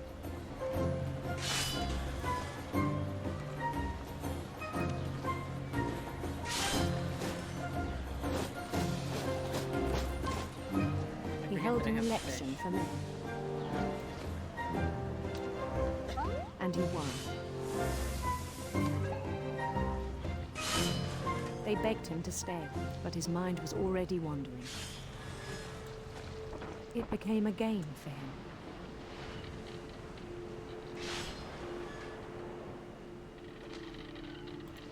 He'd conquer a city, then immediately push on. New Louisville.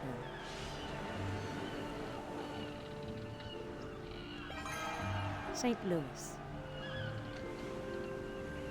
He started drifting away from our reality.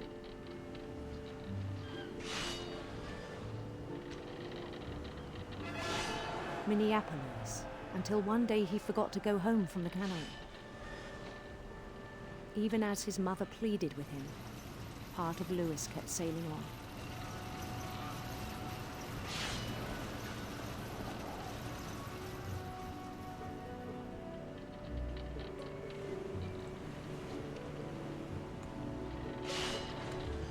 We just ignored it. In Lewisburg, he heard rumors of a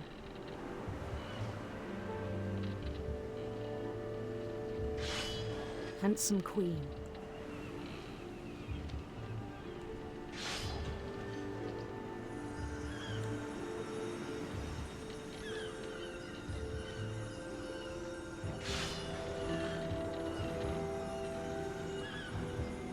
The queen was on her own quest for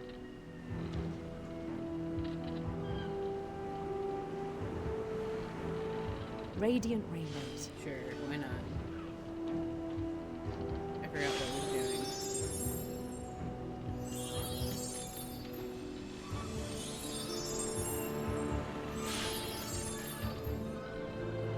He followed the sound of her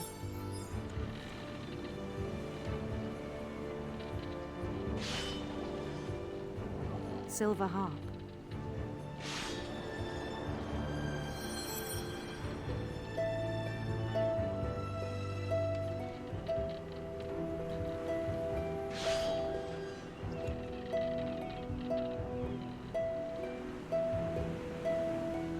His chase led him to a golden palace east of the sun and west of the moon.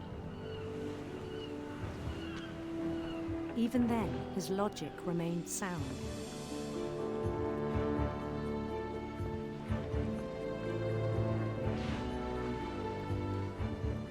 He knew the world was all in his imagination. Oh. That's a lot of fish.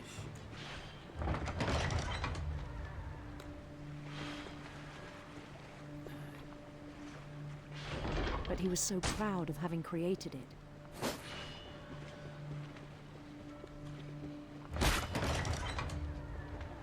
In his own eyes, he'd become something greater than a king.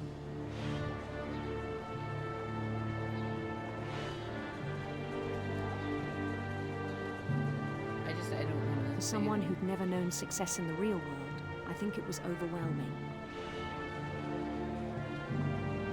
And then it struck him that the real Louis was not the one chopping salmon, but the one climbing the steps of a golden palace.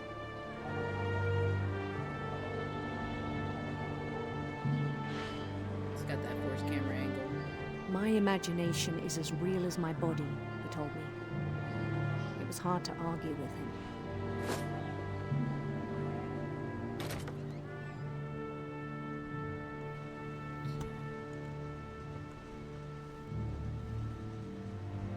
I'm in the warrior garb, but in the real world.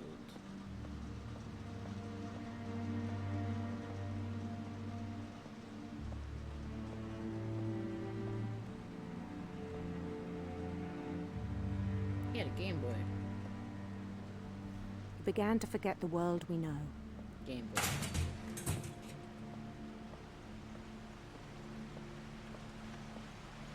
I think it pained him to remember Louis, the cannery worker.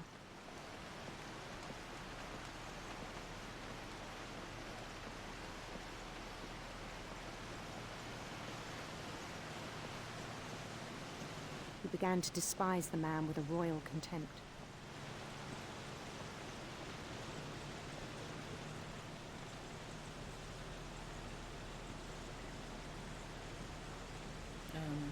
Louis, you're not grabbing the fish.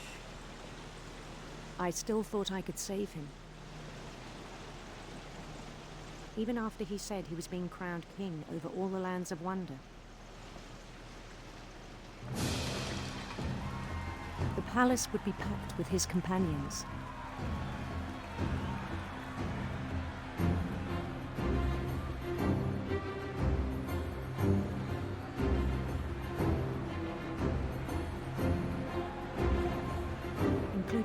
Chinese calico who'd insisted on inviting me.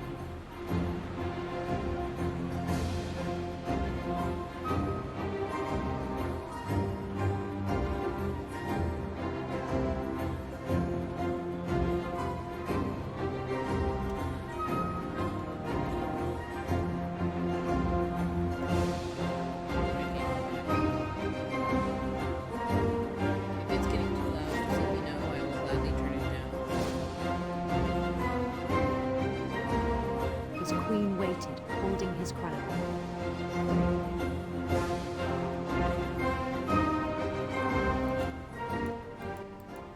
We're just gonna bring that down a little bit because I know that that's not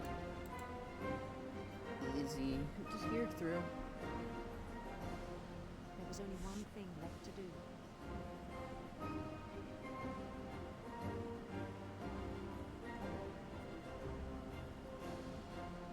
Bend down his head.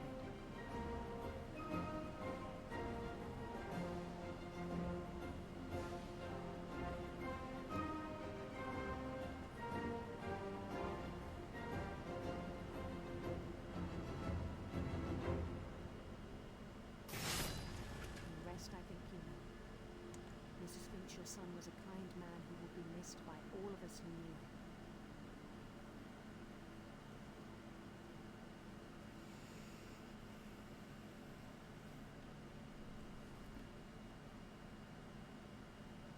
My brother was really cool. I wish you could have met him. Alright, I have turned the game back up.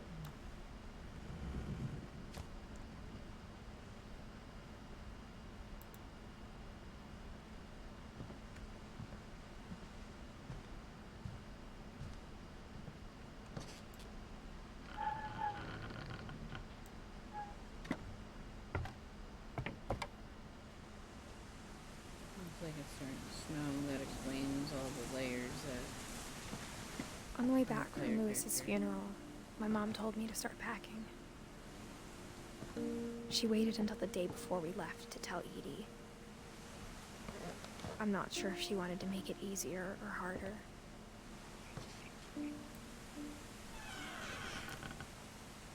I wish we'd stayed.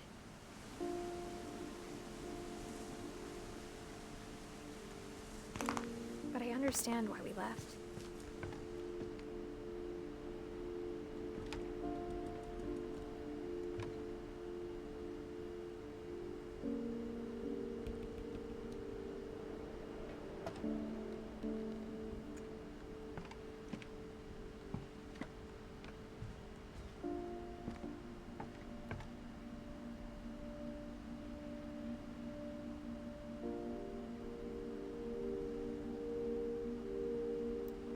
O God, you have called your servants to ventures of which we cannot see the endings.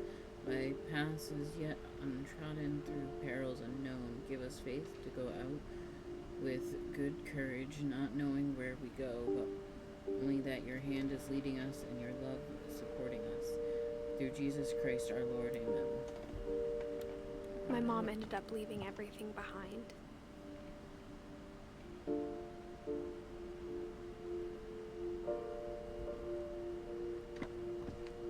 What happened that night had been coming for a long time. Maybe it should have come sooner.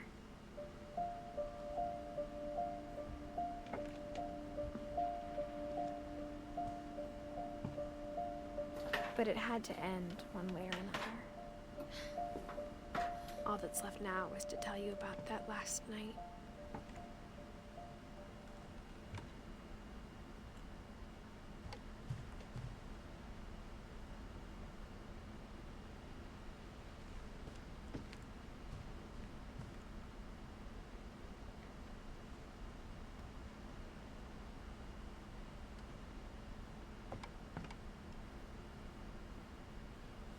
I think we're crawling around.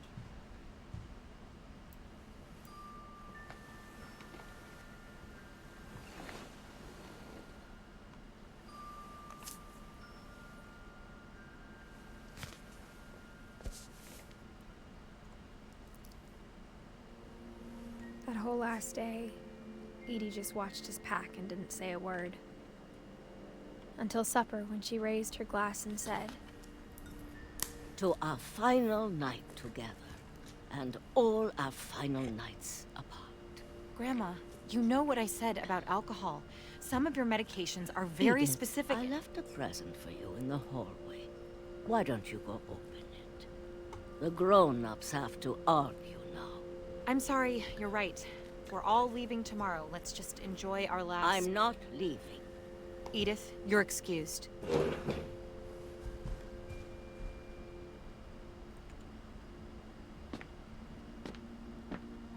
The power had been shut off that morning, but Edie always had plenty of candles. When my mom sealed the library, I don't think she knew about the other entrance, or that Edie had a key to it.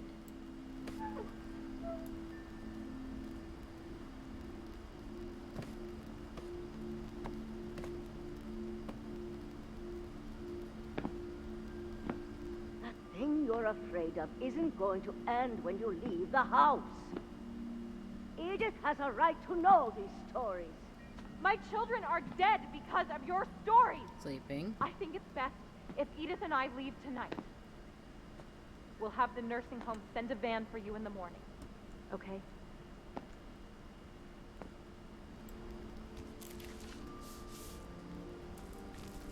Dear Edith, there's so many stories I wish I could tell you, but there's only time for one.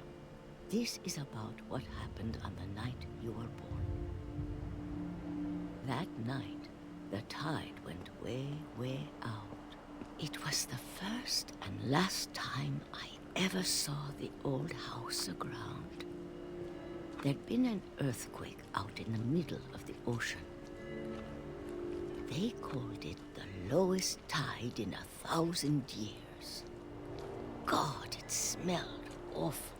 You know, I've seen that house every day of my life.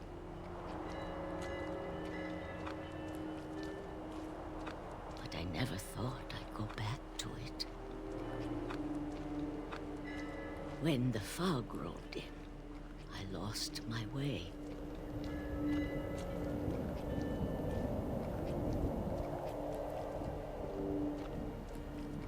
I got turned around.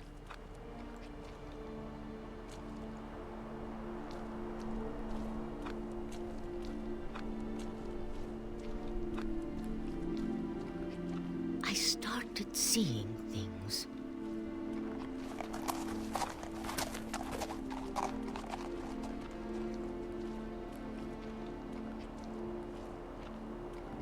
Things I'd forgotten had ever existed.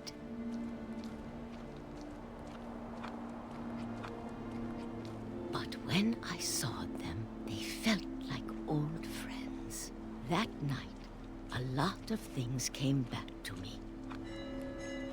Or maybe I came back to them.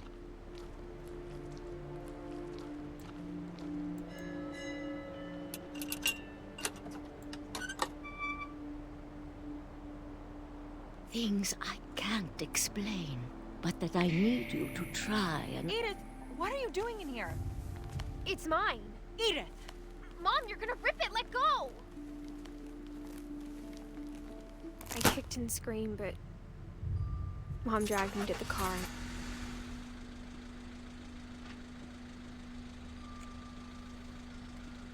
I never saw Great-Grandma Edie again. The next morning, the band came to pick her up, but she was already gone. After that, we moved around a lot.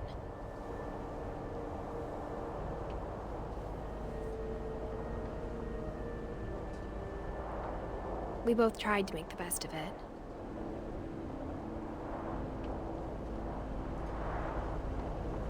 I think we've all done this out our car windows before. A few years went by.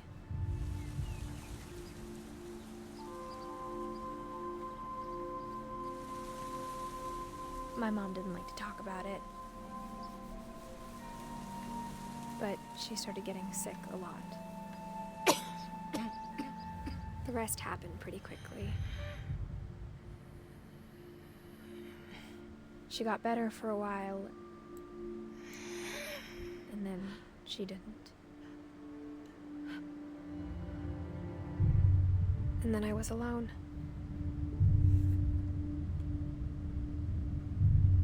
The last Finch left alive.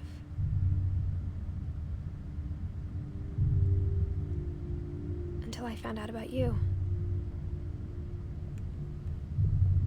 I'm still not sure what to tell you about all this. If we lived forever, maybe we'd have time to understand things. But as it is, I think the best we can do is try to open our eyes. And appreciate how strange and brief all of this is.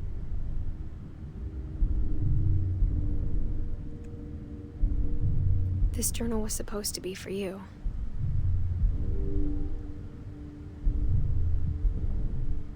But now I hope you'll never see it. I just want to meet you and tell you all these stories myself. But I guess if you're reading this now, things didn't work out that way.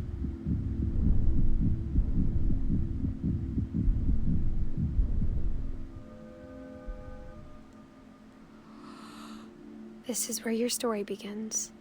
I'm sorry I won't be there to see it. It's a lot to ask, but I don't want you to be sad that I'm gone. I want you to be amazed that any of us ever had a chance to be here at all. Good luck.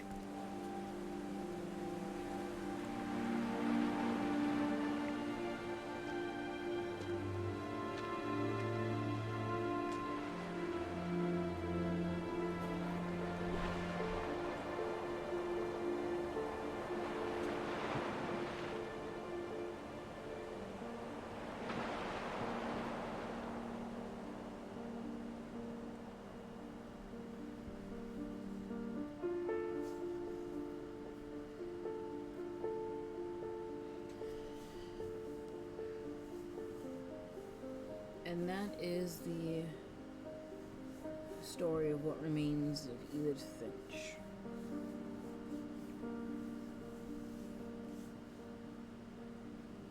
A story of a family plagued in tragedies to the point that they thought that they were cursed.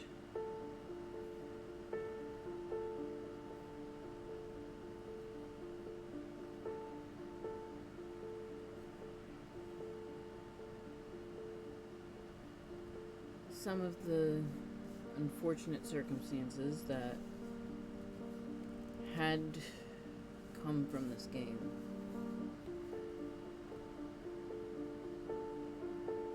show very odd ways of somebody sleeping forever and coming to that point. So,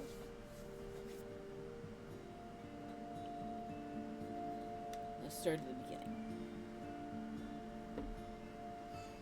I missed a cue in Molly's room about Christopher the goldfish. She debated eating him for just a couple of seconds. She debated on eating Jonathan, but she didn't. But let's take a look at what she did eat. After being sent to bed with no dinner, she gets up and she tries to eat candy. But there's no candy left. So she goes to the next best thing. The only other thing in the room that's actually food, which is her gerbil's dried out, disgusting carrot. Eating the carrot, she then goes into the bathroom where she eats an entire tube of toothpaste from the 1940s. While that continues to play, I'm just gonna quickly do up some research. Ingredients in toothpaste in 1940s. Just basic ingredients.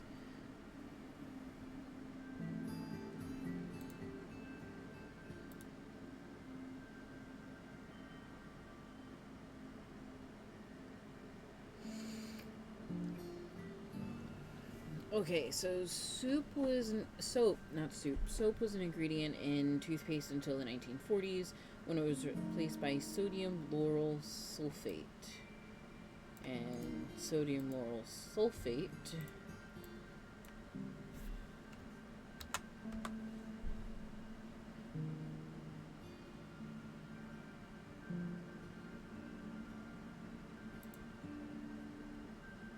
can cause skin and eye irritation as well as nausea, vomiting, and other stomach-related issues if ingested, according to the National Institute for Occupational Safety and Health.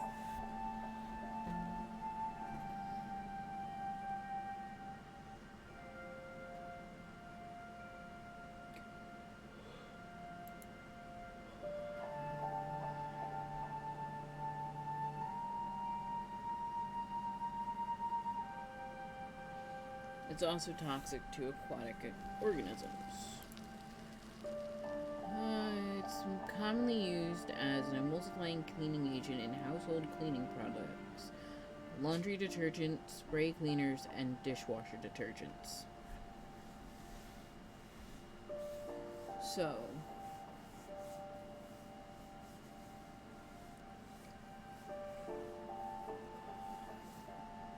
she ingested all of those chemicals.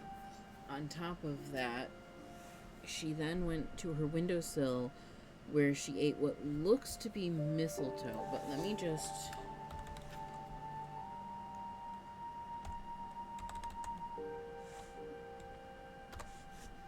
confirm that that's what we were looking at.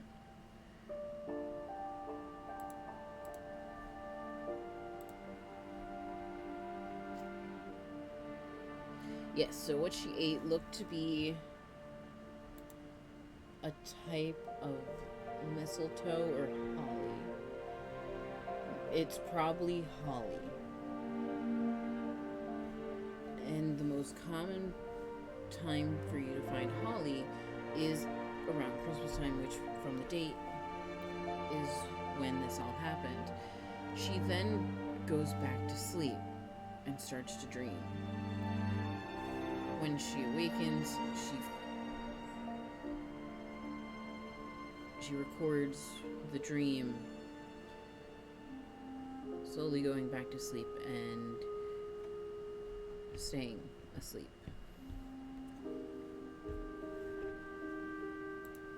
The game tells it in such a way that we're getting an unreliable narrator.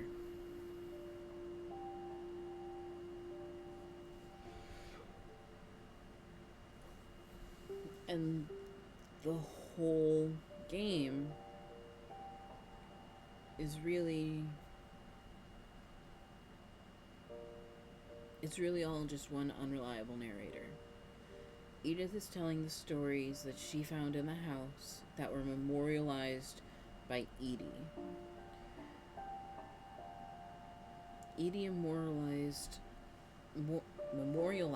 all of these stories. But what strikes me odd is when we go to Barbara's room and she says, sitting right there, this was the one thing that came out about Barbara's death that Edie had decided to keep. And it was a comic. Of all things, why a comic and why not, like, a newspaper clipping about it? No, she kept the comic that said she went to her permanent sleep after the monsters got her. She gave up her performance of a lifetime. But whatever happened was so traumatizing that young Walter felt he needed to hide away under the house. To which Edie told newspapers that they had a mole man. Walter grew up under the house. He went under the house at the time of Barbara going to sleep forever in 1960.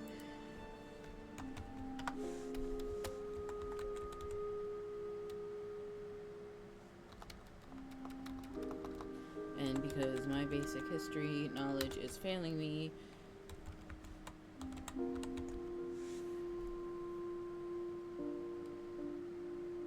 Trains had already been around, so Walter should have known what a train track was. But because he spent from the time he was 8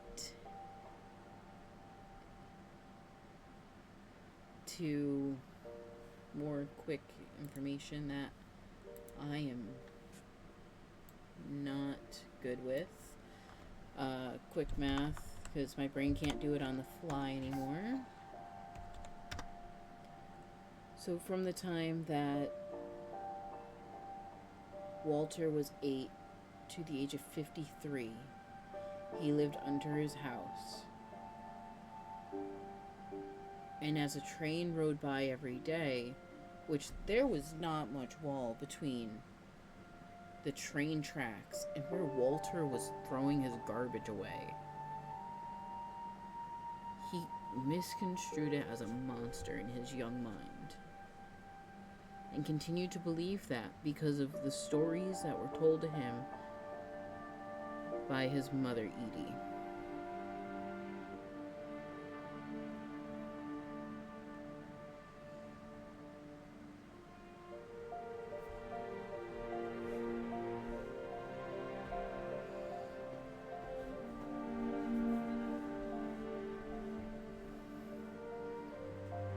When he saw the light of the train rounding the bend, if that's even what happened, we don't know. Because, again, unreliable narrator, but we did see the memorial that was left there.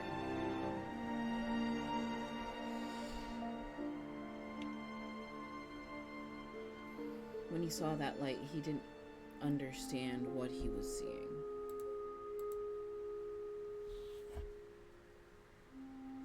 Calvin wanted to fly and circle all the way around the tree branch.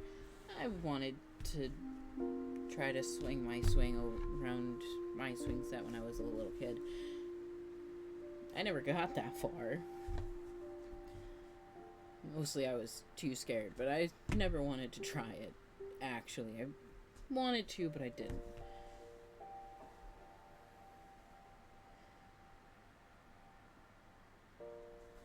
Now, that swing set was just asking for something to happen. You built a swing set that attached to a tree branch so high above your house that if you got high enough, you could be on top of the roof. You know, when Calvin or Sam or Barbara, whenever any of them were swinging on that swing, every time they did, they were over the cliff's edge.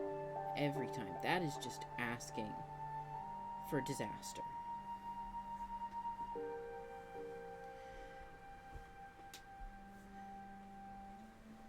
Sam, unfortunately, his was the most straightforward. It wasn't dramatized. It was shown to us through pictures. When Sam went to sleep forever, he was pushed off a cliff by a deer that he did not make sure was fully asleep before taking that picture. And he had put Dawn right next to that deer. That could have just as easily have been his daughter.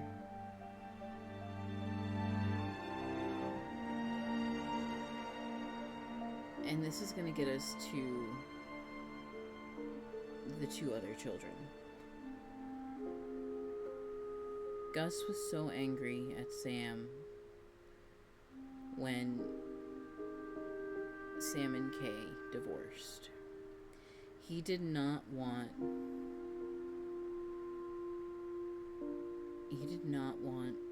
for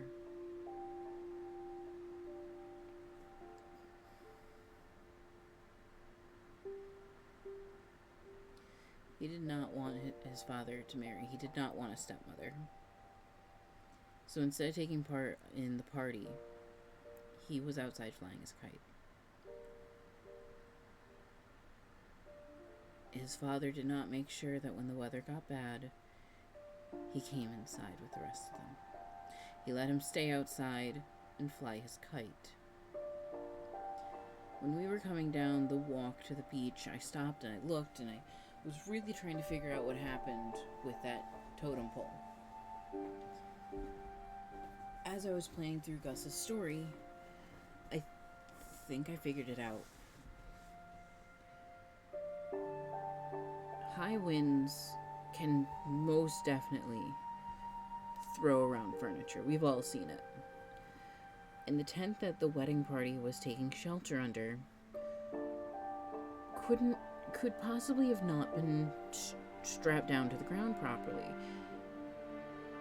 And if it had been pulled off fast enough, and because that totem pole was made by Sven back in 1960, 20 years have gone by at this point.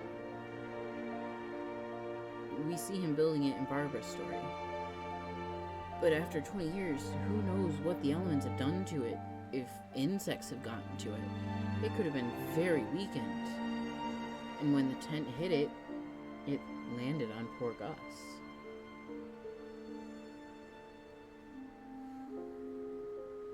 But one of the ones that was completely avoidable,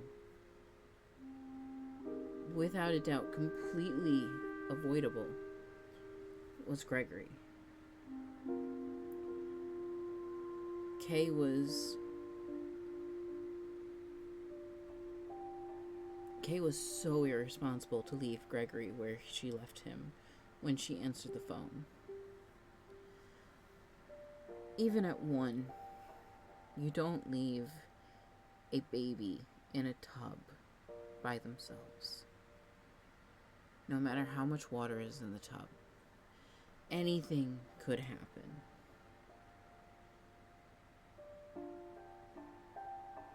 What we see as Gregory goes to sleep for the last time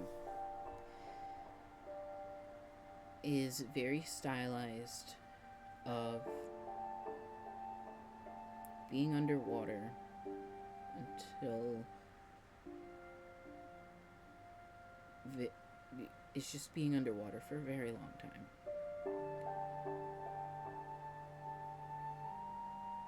When he got close to the plug and the plug goes up, we see him try to swim up. He tried. But Gregory's a baby. It was already too late. And Gregory, unfortunately, went to sleep. And it ended Kay and Sam's marriage.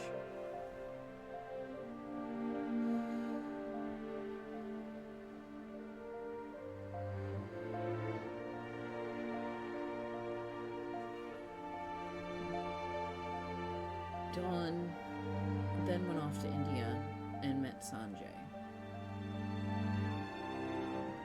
They built houses together until Lewis was born. When Lewis was born, they raised him for a little bit over in India and then came back when Sanjay died.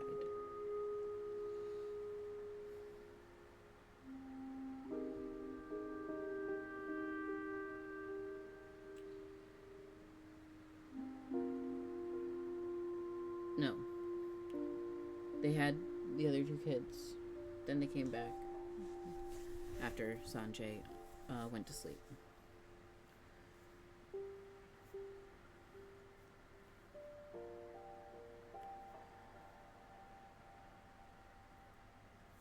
Milton is a very special case. All we see in Milton's room, we don't get anything concrete. When it comes to Milton, we get probably one of the most unrelatable,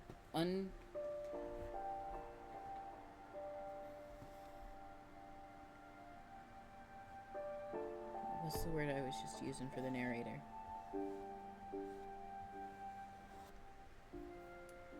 Unreliable narrators that we have. His whole story is told through a flip book, which we can control. It's not a cutscene. I was slowing it down, stopping it, rewinding it. It's definitely not something that I imagined being able to do with a game that's supposed to be an on-rails walking simulator. But this company made another game called The Unfinished Swan, I believe, where the main character enters a world through a doorway. Milton, in his flip book of the magic paintbrush, paints a doorway and walks through it, giving a bow. There's a doorway painted down in the lower part of his castle.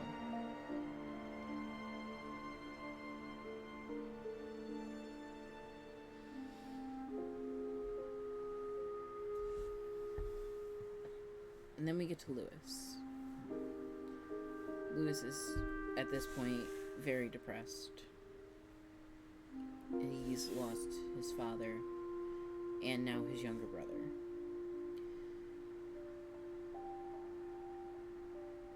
He would have been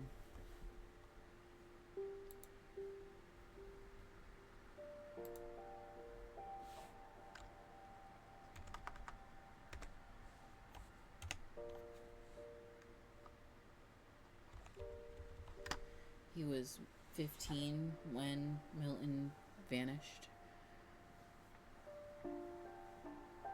And that's a lot for a 15-year-old to handle.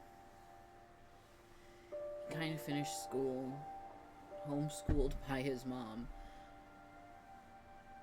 Finished schooling and didn't really want to do much with his life. Wanted to just stay home, deal with things. But his mom forced him into a cannery job. And I'm not saying that having a job is a bad thing. It's not. But Lewis was dealing with a lot. He was going to a therapist, trying to get better. And he got lost in his daydreams.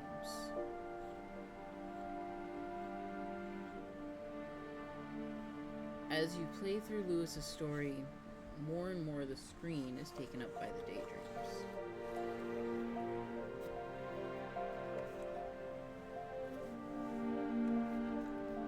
For Lewis, it became his reality.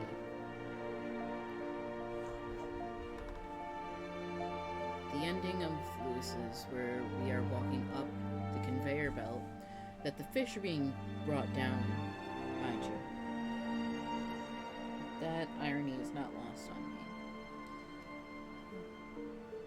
We ride the conveyor belt through the singing and the dancing, the chorus that's going on. We go by the stray cat Molly that was his advisor. The stray cat they brought in, and Grandma Edie named Molly after her daughter that magically transformed into a cat in her dreams.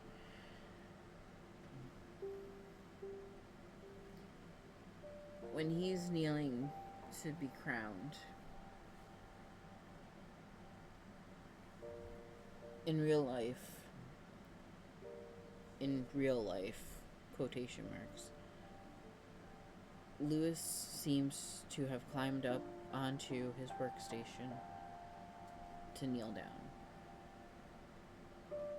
to accept his crown. Because the fantasy he had created became more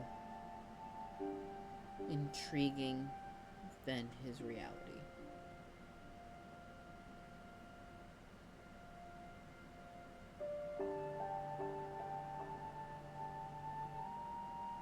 And when it comes to Edith Jr., young Edith, the one we play as throughout the entire game,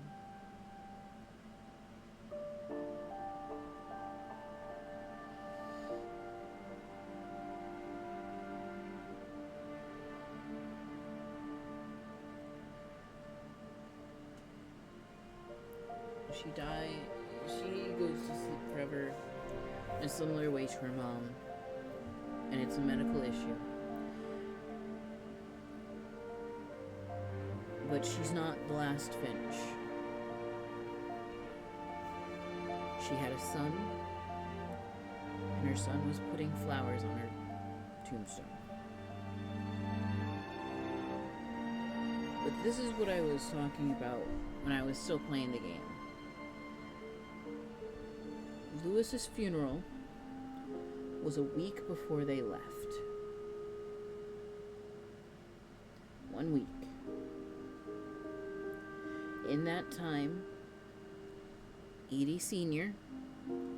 had gone through the process of starting a wood painting for his room to memorialize him. She would have put the same cloth, the same candles, the wood painting, and the letter from his therapist that was sent to his mom as an offer of grievance would have been put on that shrine. But before she even started the shrine, she made the decoration for the top of his tombstone. Meaning that she had to have read the letter from the therapist to know that she had been told that Lewis was going to be getting crowned.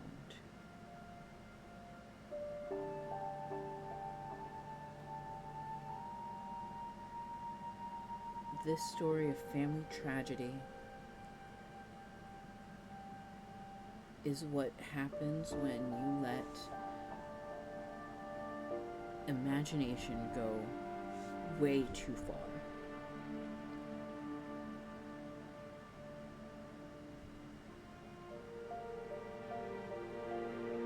A man who believed that he could bring his house overseas. The oldest one of them all, Edie. Edie is the oldest on this page. At 93 years old. Edie outlived all of her children, her husband, and 2 of her great-grandchildren, as a curse ravaged through their family, and she was picking which things to do. She made the siblings of the ones that had unfortunately found their end. She made their siblings normalize this in their own lives. Built shrines and picked out the pieces that would be used on some of them.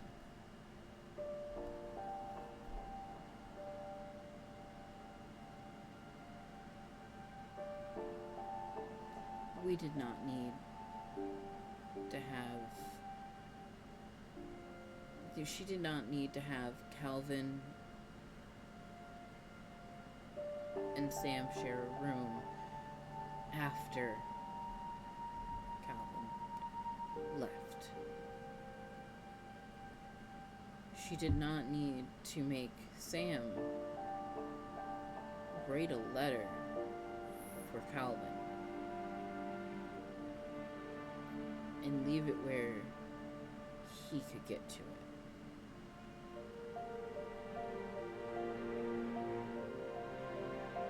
This story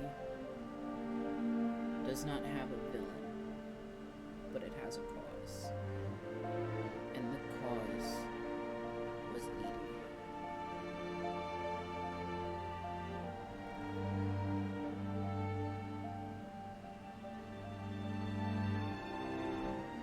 With this, we're going to take a quick break. I'm going to get a drink and check on my pups, and we will be back in about 5-6 minutes tops. and from there we will see what we do. I'm gonna probably come back and quickly look at the Steam page for this, see if there's any achievements that I can get, and we'll go back through the story and we'll get them.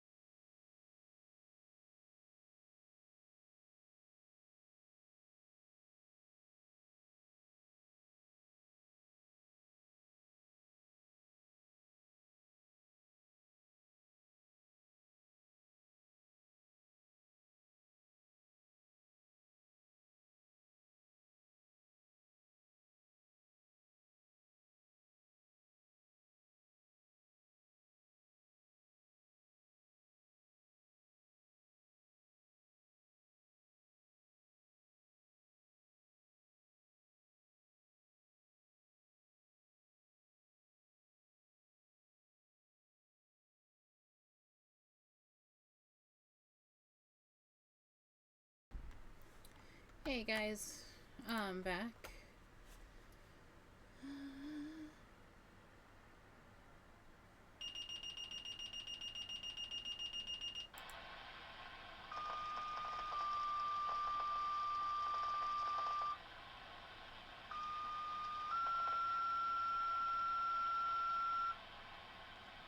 So there's only two achievements we didn't get, and that's let him finish, and we have to let the drunken sailor finish the song in Molly's playthrough. And loop-de-loop-de-loop, which is when we have to play Calvin's story again.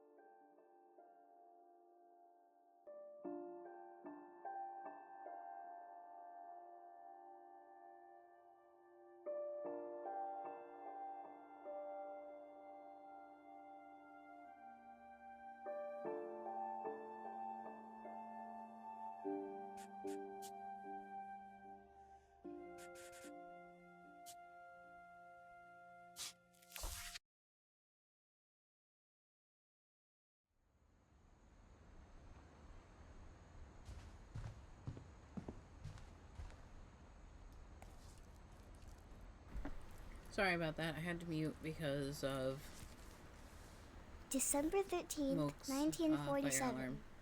Dear Diary, I'll be gone soon, but I wanted to tell somebody about what's gonna happen. It started when Mom sent me to bed without dinner.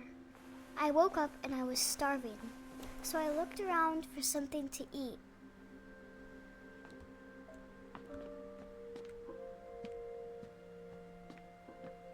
This is Christopher the goldfish. I thought about eating Christopher, but I held back.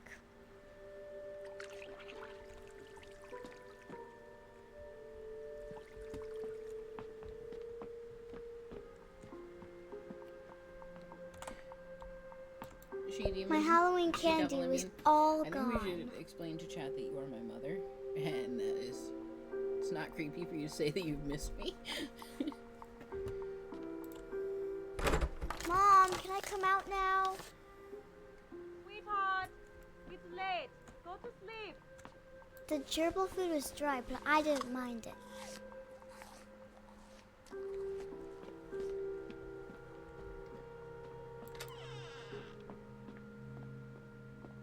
I ate a lot of things that night.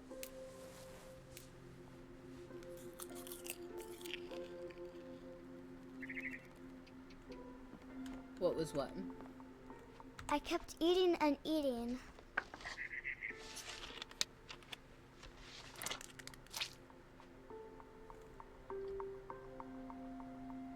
We ate 3 holly berries, an entire tube of toothpaste from 1940s. Then I heard chirping outside my window.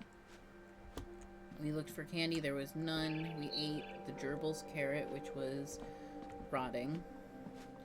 We tried to eat the fish. The fish was not too happy about that.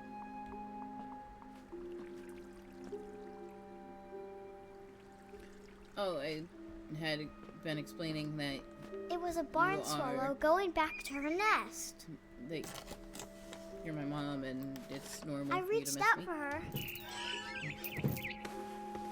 So that way their chat didn't think it was creepy for you saying you missed me. And suddenly, I was a cat. I tried to be quiet, but the bird was really scared.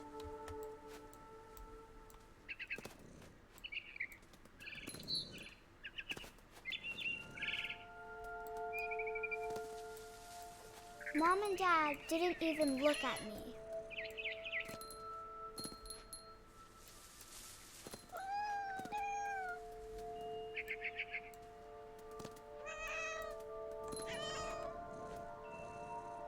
Oh, they are there. Yeah, but I can see the viewer count and I can see how many people are watching.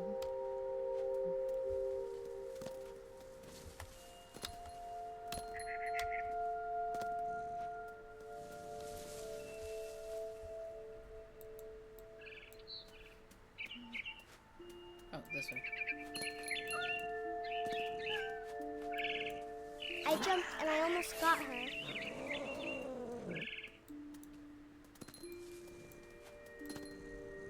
I could tell she was getting really tired.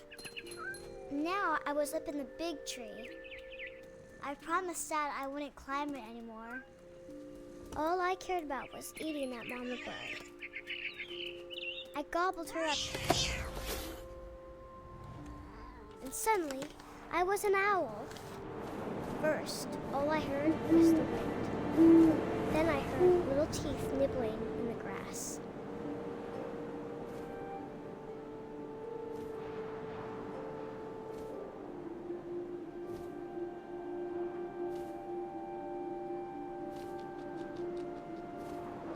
Rabbits.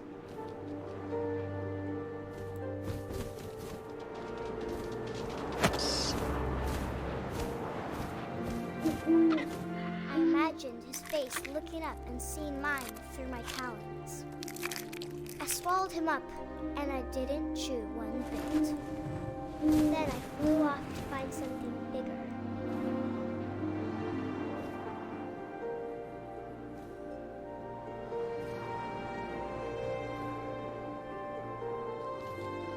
A mama rabbit.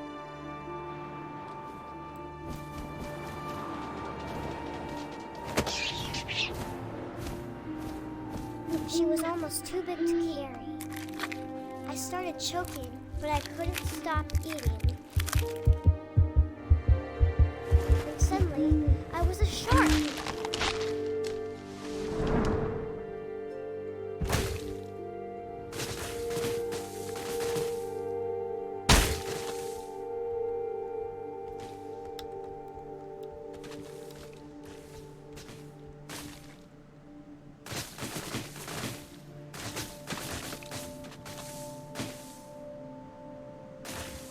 I rolled off the cliff and into the ocean. Now, I was hungrier than ever.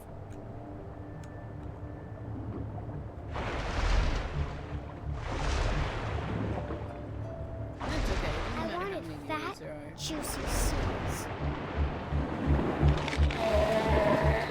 I tore off her flipper, and it tasted Everyone who is really viewing good. has decided that they like what I'm doing enough to stay. I'm glad that I'm able to entertain even. I grabbed on tight.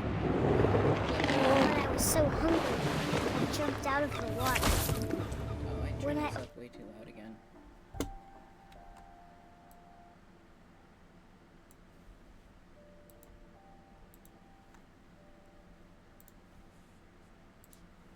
Opened my eyes, everything had changed.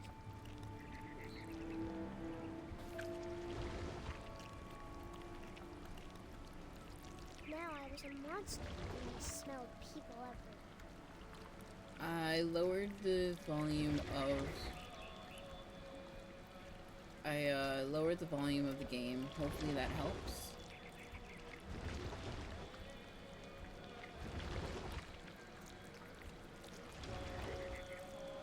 I was big and I moved real quiet.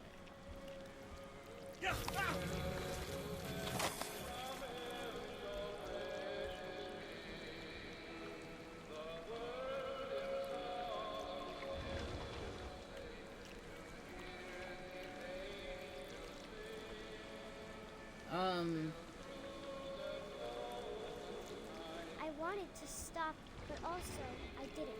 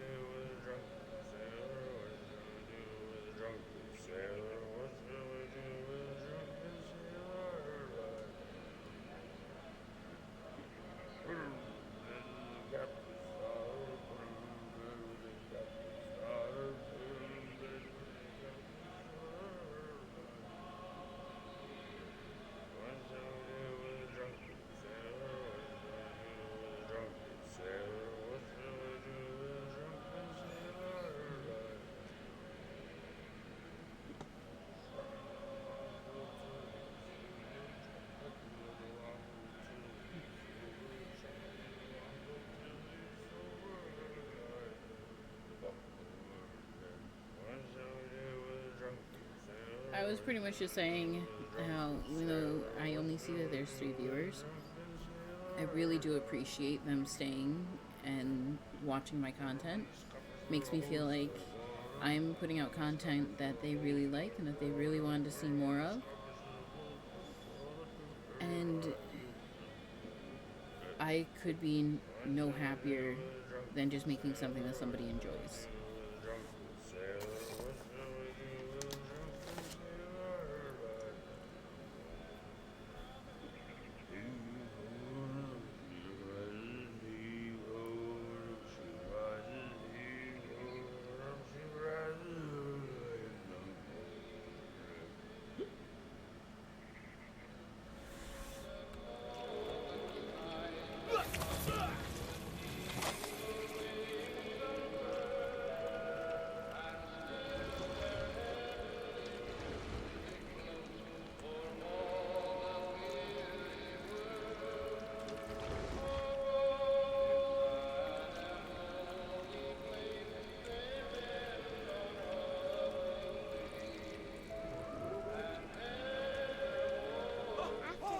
Passenger, I was still hungry, and across the water I smelled something new, something I had to have, so I swam towards it.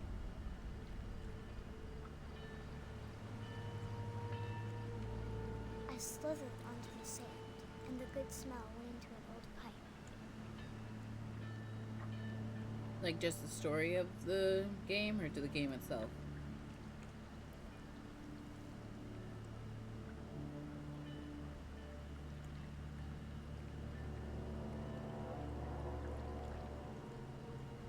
I got closer and closer.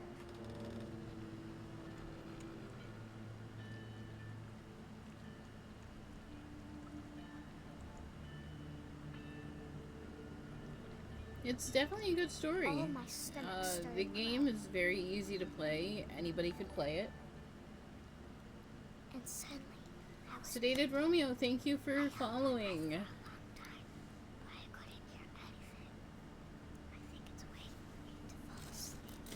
but it's not going to wait much longer.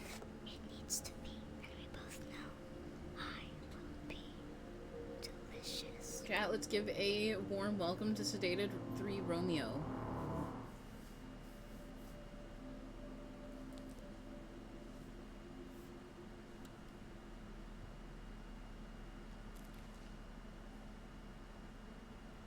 I'm not sure if I believed all of that, but I'm sure Edie would have.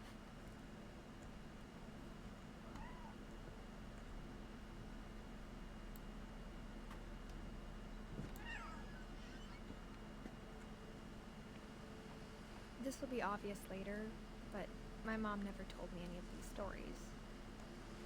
Edie would have, but Mom didn't like bringing up the past. Though, when we adopted a stray kitten, she was the one who named it Molly. Okay, let's replay Calvin's story.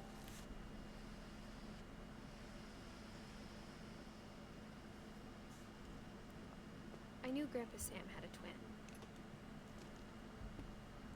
and that he never talked about him. I guess my grandpa didn't like history any more than my mom did.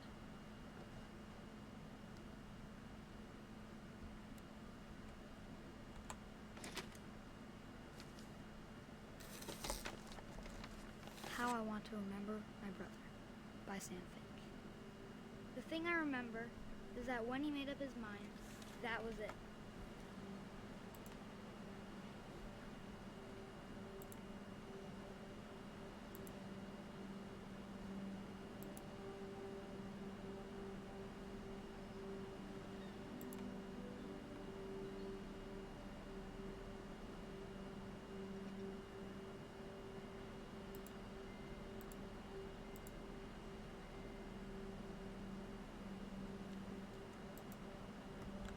This is the last achievement we got. My brother said he'd die before he ate another mushroom. And he did. At Barbara's funeral, we swore we'd never be afraid again. And he wasn't.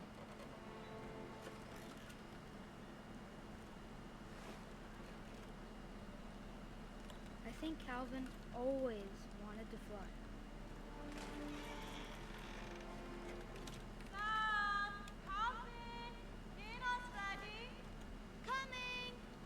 But that day, he finally made up his mind to do it. I told him going around was impossible. Maybe if I hadn't said that.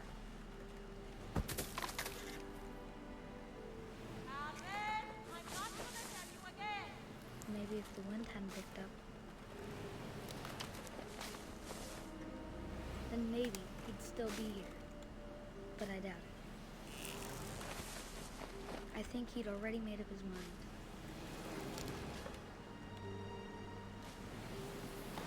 That's what I want to remember about my brother.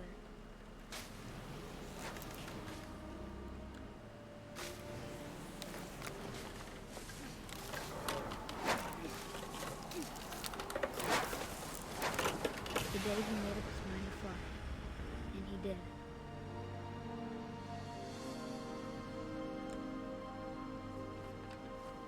That should be the last of the achievements, meaning that this game is 100% completed. Calvin's story felt strangely familiar. When I was younger, I remember trying to do the exact same thing.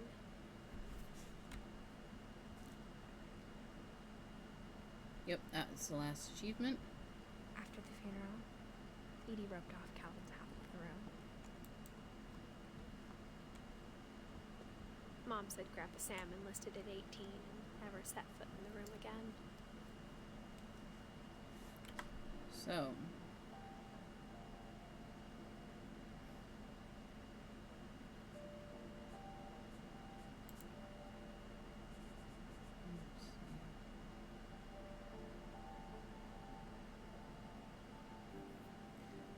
that's because you're the only one talking right now, She-Devil.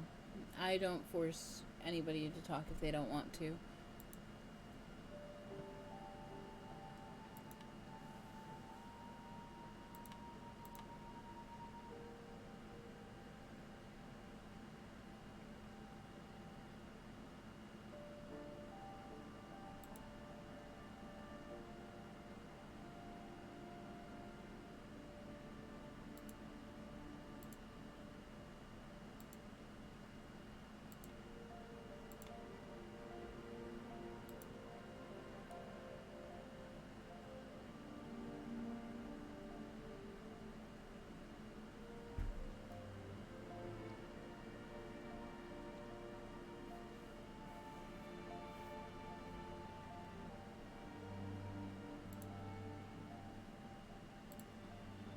Nope, nothing messed up with your chat.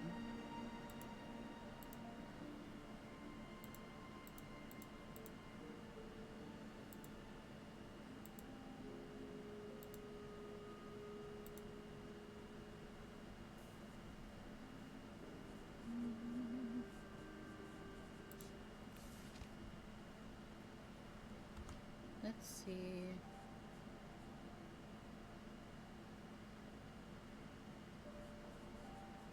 Let's now replay this story. Let's see if this takes us like up toward the room. Nope, takes us right back to the beginning.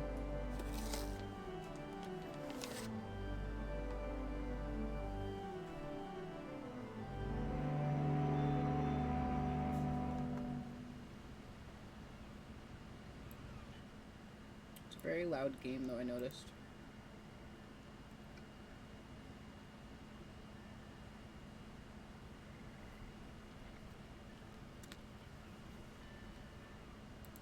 Nope, chat is not messed up. A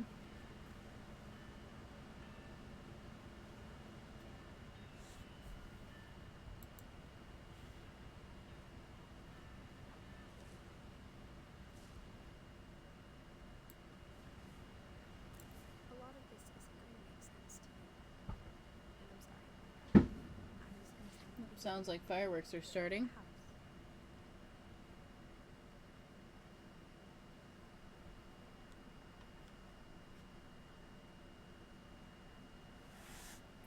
We can definitely do that, and I can stream that from my PlayStation as well as we play. It'll be fun to play with somebody again.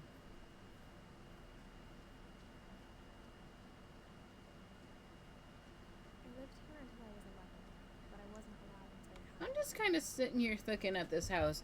This house is a death trap. There's no other way to put this out there. Like, this house is a death trap. Literally, anytime anything happened, they just added on to the house. They never repurposed anything.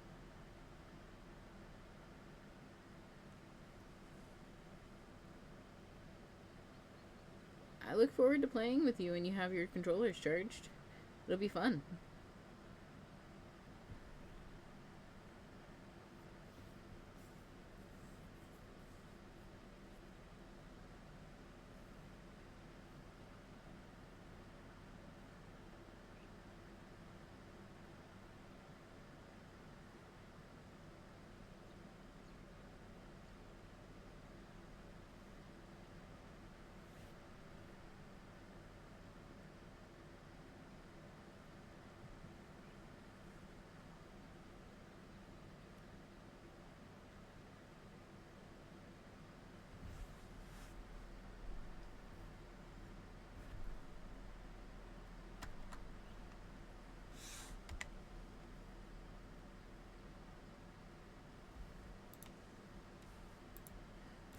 Know what we're gonna do though? We're gonna quit the game. I know it's a Edith. It's what remains of Edith Finch stream, but I want to hop into this Steam itself and see. I just want to make sure that we got everything.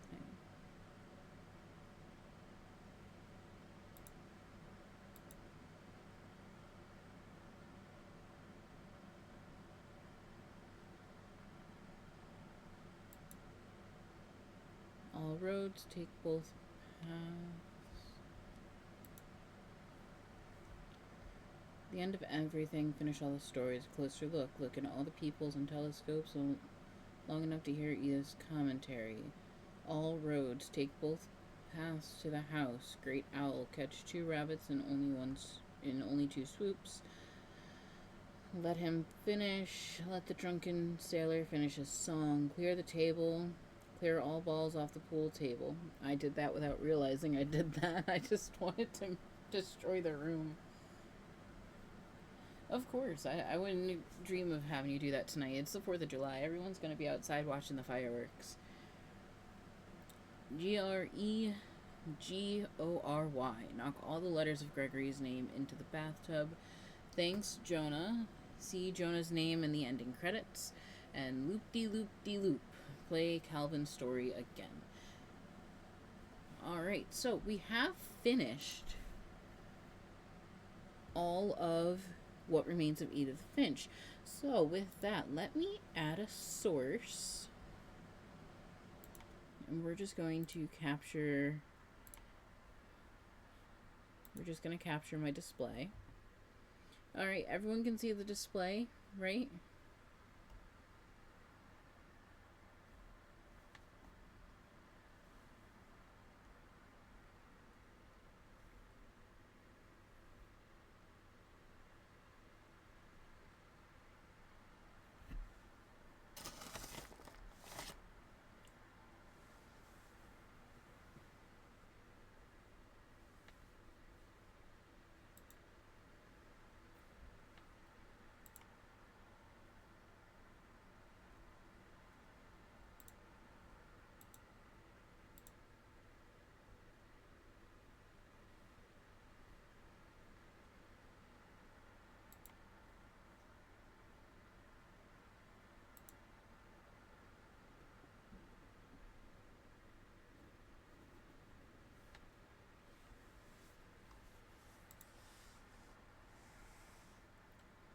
It is a short game. Like I said, it's like watching a movie.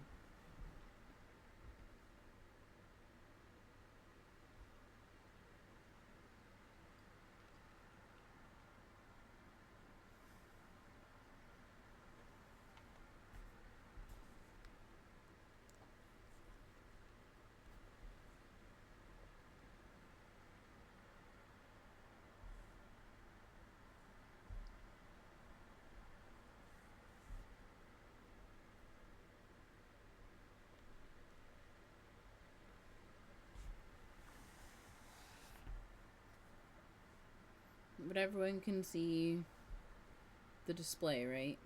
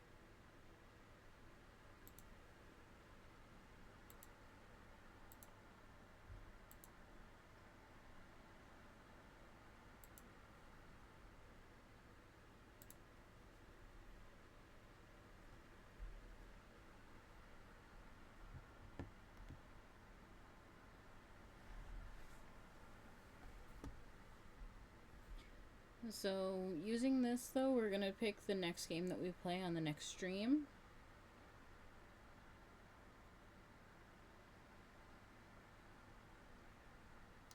Let's see, what do we want to play? I cannot get Fall Guys to work.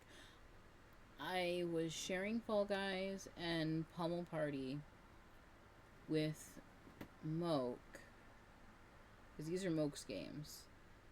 And I was sharing these with him, and it wouldn't work, so I bought my own, and it still doesn't work. I don't know how to get it to work. It won't work. I've tried. Papers, Please is a fun little short dystopian game. Phasmophobia, that would be a good horror night game. It's a multiplayer game though, so I would need more people to play with. I do want to get Tomb Raider back up and running.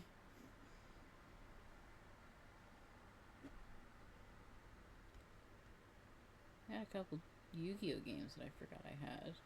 It Takes Two, that'll be a game that I play with Moke eventually.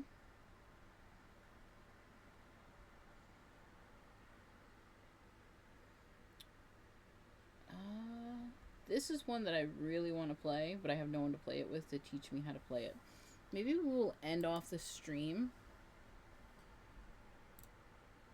with a truck driving game.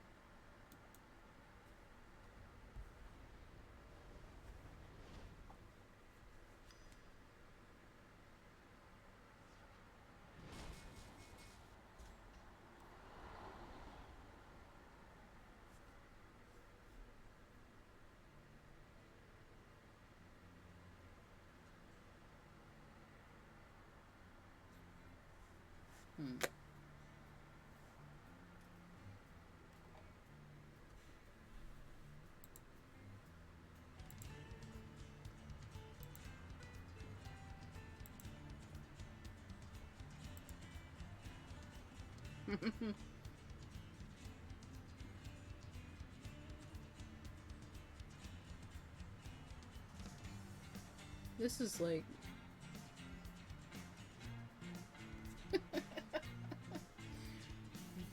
This is different.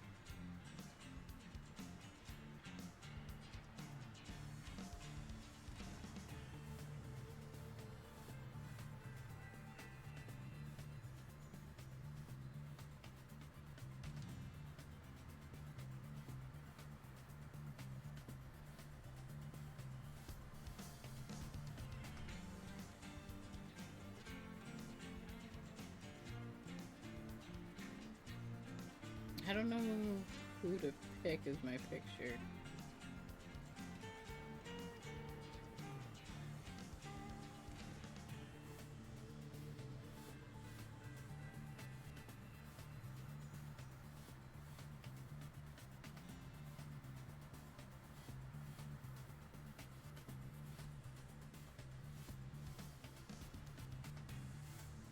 I guess we'll go with this one. Now, if I only knew what any of these trucks were. But I know someone who does.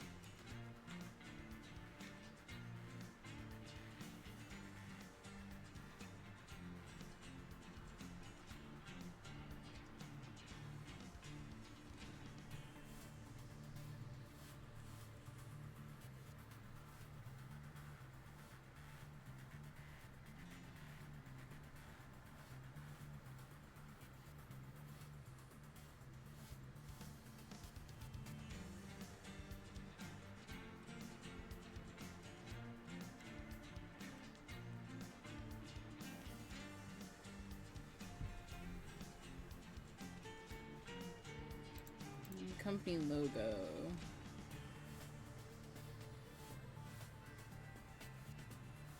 I think we will go with this one.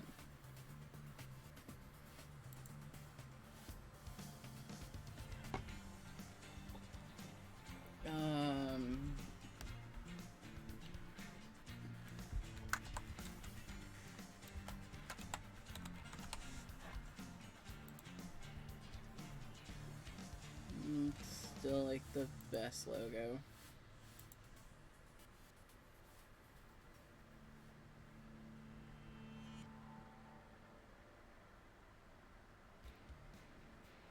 Hey, Trucker Tom. Do you know what these are? Like, can you tell me what these specific models are and what they do?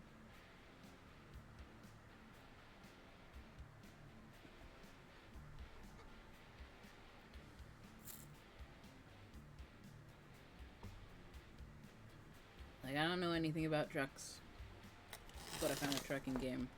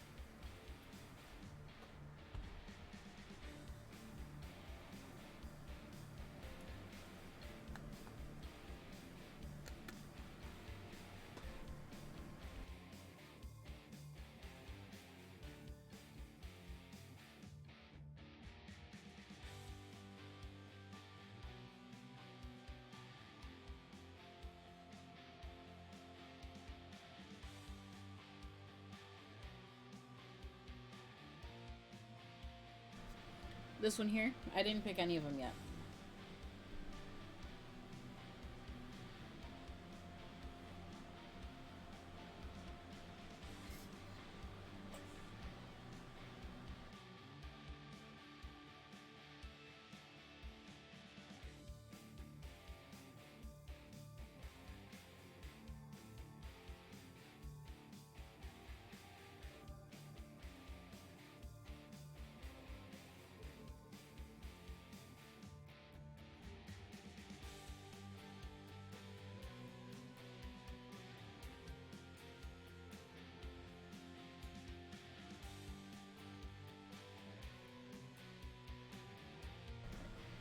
This one.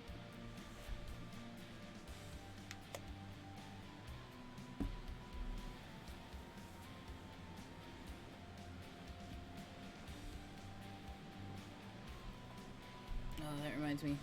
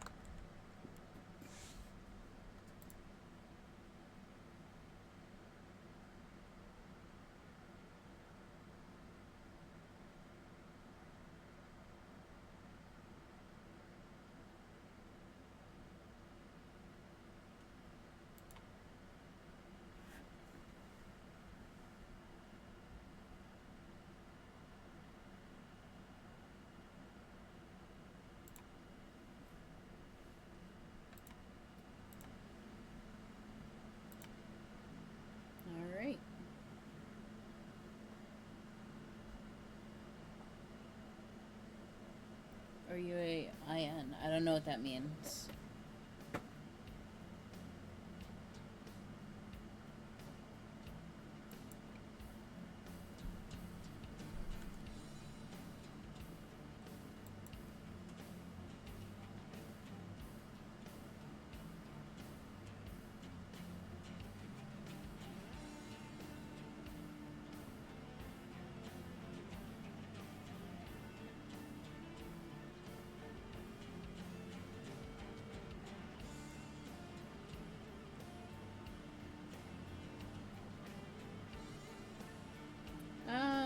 No, I do have a company. It's a company that I made, but it's still a company.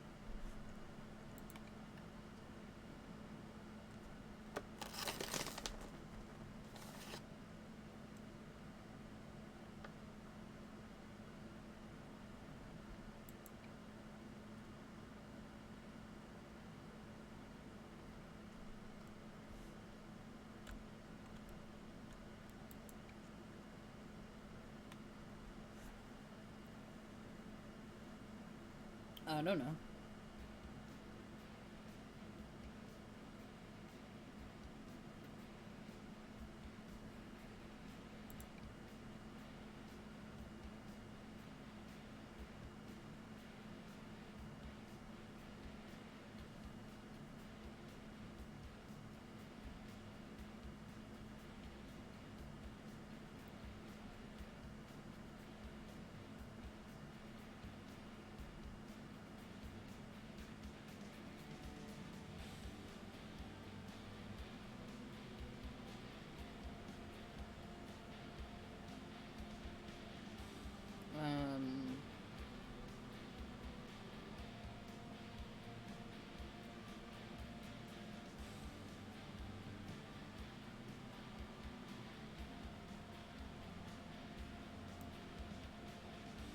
Oh, wow.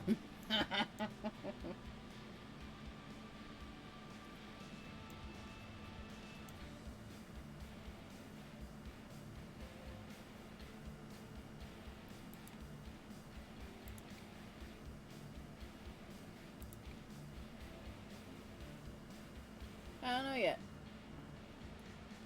I haven't even picked up my first job yet. All I did was pick my city.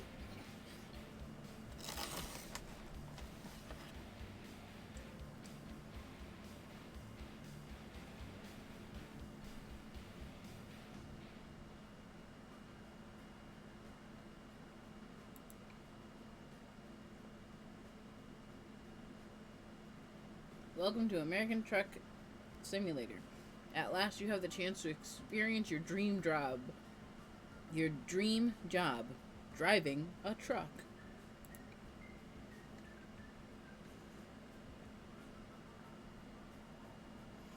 Nah, I decided to go to Phoenix, Arizona and see the better vampires.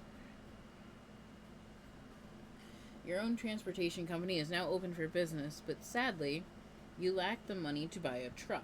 For now, you'll have to work for other companies as a driver for hire. Your task is to safely deliver a load of home accessories to a charged dock in Phoenix. Your employer has provided you with a vehicle and will cover all expenses. Don't let anyone down and arrive on time.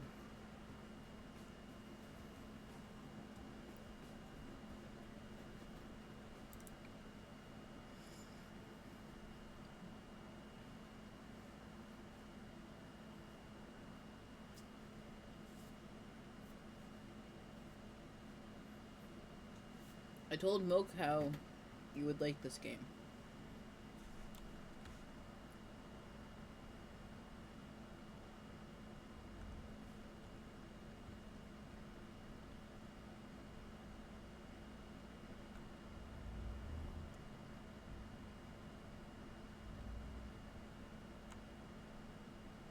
Okay, 1, 2, 3, 9.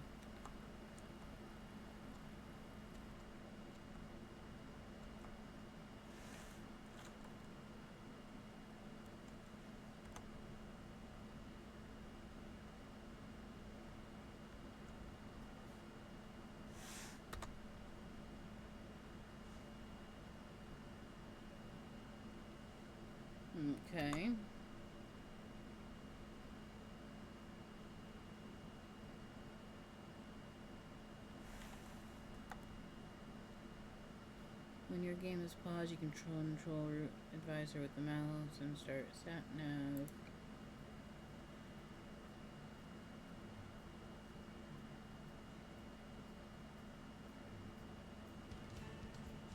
This shows how fast I'm going, what gear I'm in, how much damage my truck has gotten, how much fuel I have if I'm tired, and email. Current job, and it's expected on Monday with like a 5-hour gap. I have 5 hours remaining, and my next rest stop is in 13 hours. Diagnostics and assistance, short messages, and chat. I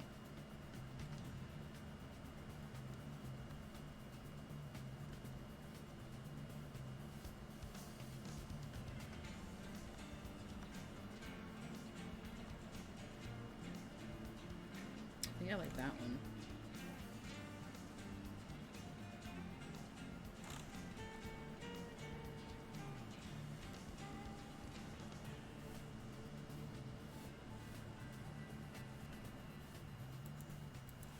Okay.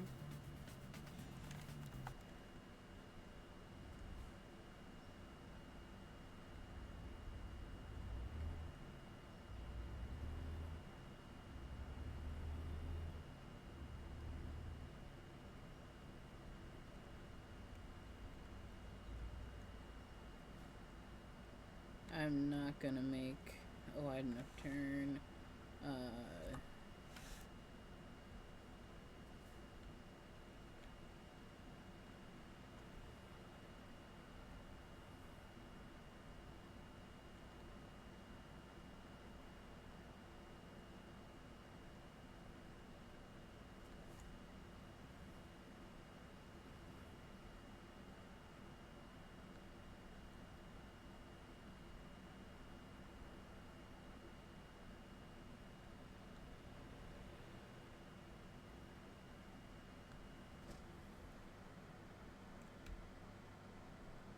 Alright, hold on. That was not what I wanted.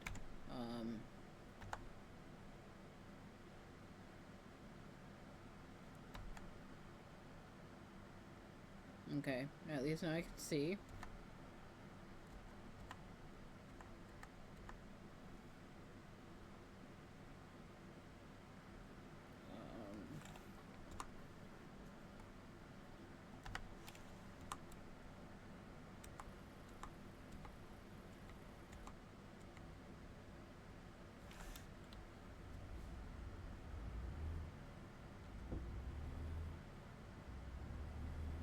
I don't know how I'm going to do with this. I'm horrible at first-person driving games.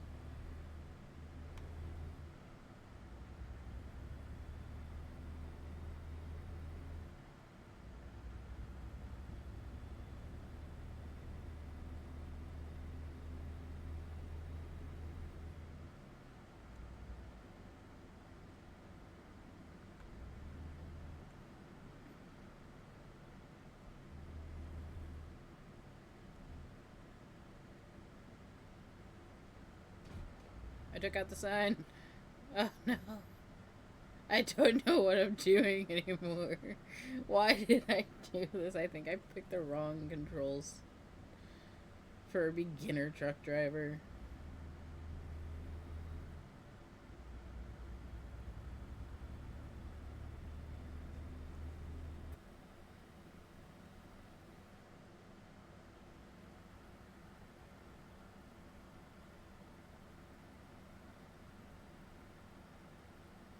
No, I gotta continue going straight. Don't ever let me behind the wheel of an actual 18-wheeler. If this is how I'm gonna drive it.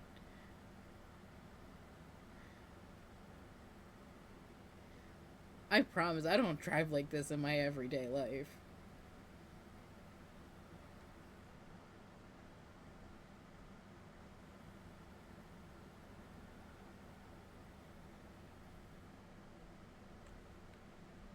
I need a blinker. How do I turn on the blinker? Is there no blinker button?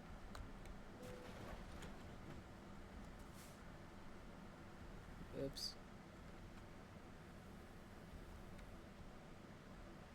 I keep trying to turn with my other keys.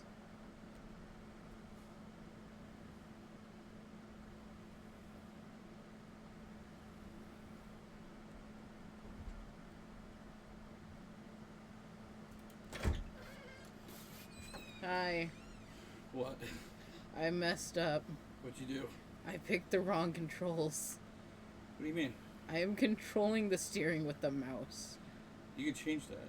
I don't know how. Seatbelts and hold on tight. You're right on that one. Are you sure you're controlling with the mouse? Yes. Show me. Oh, yeah. Okay. What the hell? I don't know. I don't know. I was gonna say, so you want to stop at red lights because you'll end up getting money taken away from you. I've already hit walls and taken down like 4 signs and a pole. Okay, but you also, if you hit cars, you get money taken away. I don't think I've hit a car yet. Just letting you know. All right, press escape. Escape. Go to your options. Options. And try to fix your keys and buttons. No. Gameplay.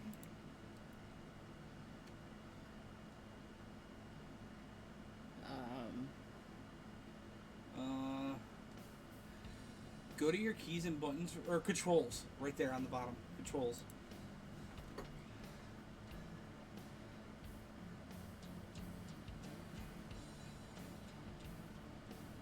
Hold on. Go back up.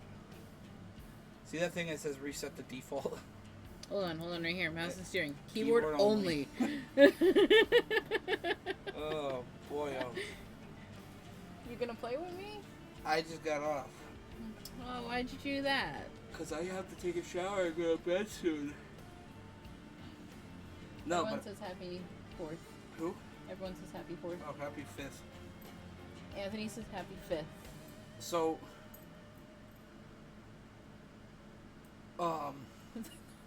Trucker says the company wants you to take a drug test. Okay, so the whole point behind the game is to start a business. Okay? Yeah, I learned that. Okay. So you can get out of this. I can change this? Yeah. I can change this. Pretty neat, isn't it? Although why I would want my truck stopped being an underground hallway, I don't know. No, it's just a background. Okay. So as you play, though, you want to use that money to buy your garage. You're going to hire people, buy trucks for them to drive. Okay? And the more that you do jobs, you'll get jobs that will give you more money. Okay. Oh my gosh, I can actually look around. Oh, yeah, move around with the mouse. You're not controlling it now. I can see where I'm going. I'm still having a hard time, like, learning how to park it. You might as well just keep going. You went past it. Yeah, but I gotta go this way. So, to stop, you just press like you were going reverse. I know. Oh, okay. I'm not yet used to how fast it goes. Oh, wait till you put a better... Excuse me. Wait till you put a better engine in it. Then it goes faster, and then you really don't know how to control it. Oh, you're supposed to stop. You can back up. There you go. Press enter. Now... Play it safe. Well, hold on. You can do where do you need it. You get more experience that way. Or you do let's play it safe. Or you do sorry, I'm in a hurry. You don't get any experience. You gotta try to back it up. Yep.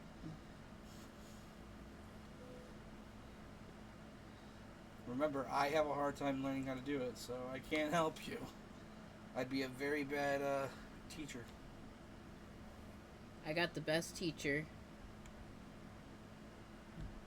in my chat.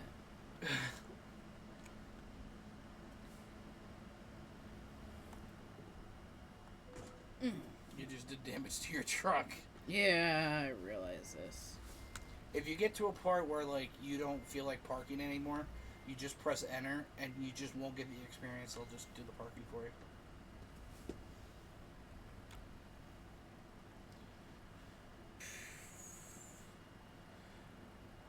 Do you want me to help you? No, no. Alright. Press the letter A. Press it and hold it. Or no. D, I'm sorry. I was like, well, where are you going? Well, when you turn your truck, you gotta keep putting, you gotta keep holding it. No. Oh my god. Told you, it's gonna be hard.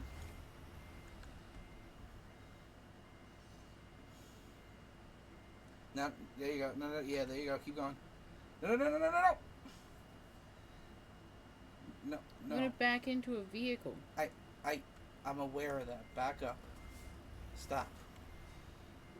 Ugh. Press and now go to the right. Turn right. That's left. That's left. Keep going all the way. Crank it. There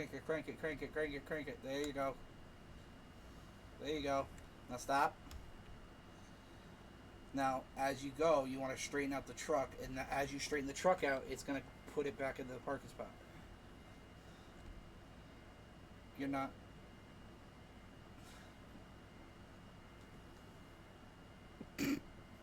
You're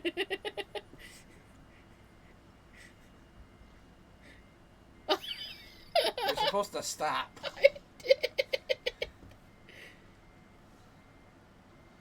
Alright, go that way again. Without crashing into the truck. I was trying to help you.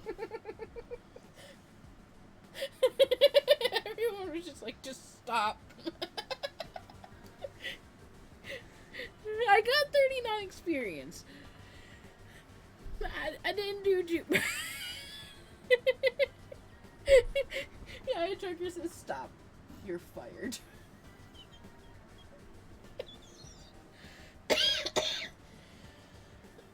Oh boy. Hershey, you're behind my head. Hi, sweetie. This is your garage. Oh boy. It's one. Give me 40 acres. Turn this.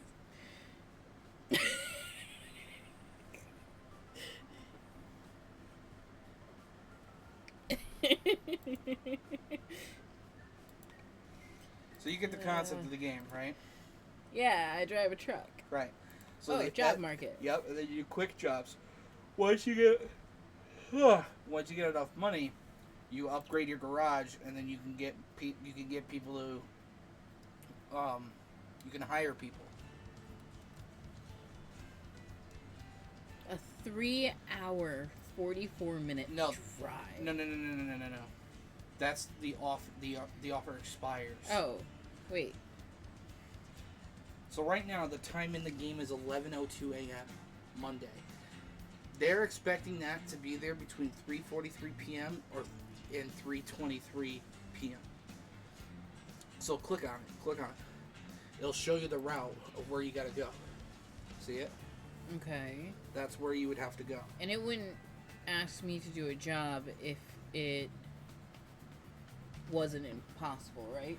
Sometimes if you take too long, you end up losing money. No, I'm just saying, like, if the job was impossible, it wouldn't Right. ask me to do it. Yeah. So, like, this would take 4 hours and 11 minutes. Yes. But I'd be able to do it. Yes, you would make that time frame. Perfect. Taking the job. Now you got to pay attention to when you sleep and your gas. Because if you end up getting to the point where you need to sleep, you end up losing money because you're avoiding sleep, and then you just doze off while you're driving, and then you'll crash. Yeah. I learned that one the hard way. 2. The number 2. There you go. I got two trailers this time. Yep.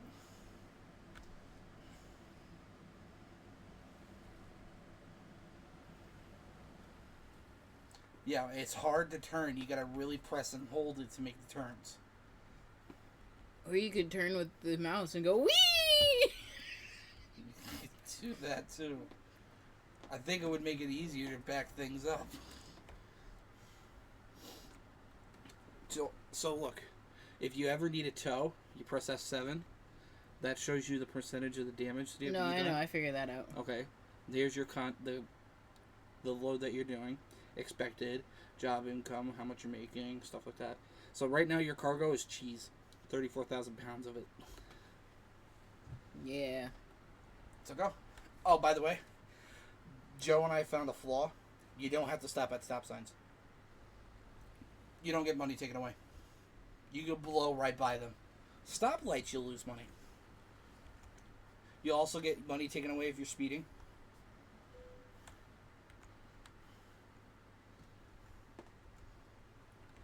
Yeah, this thing is a whole ordeal. Whew, excuse me. You don't have to stop at stop signs. I'm a safe driver. See, my tires are behind the line.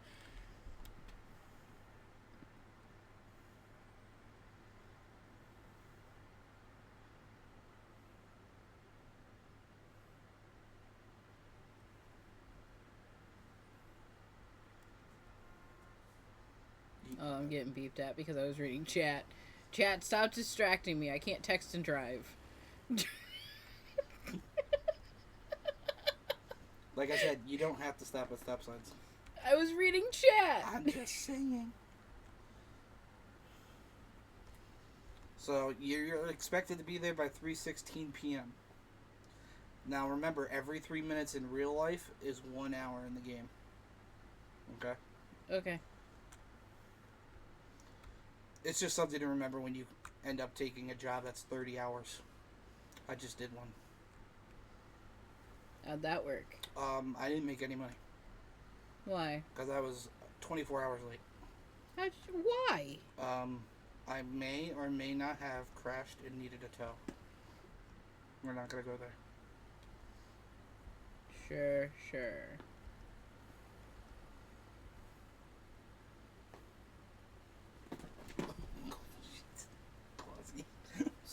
I'm sorry.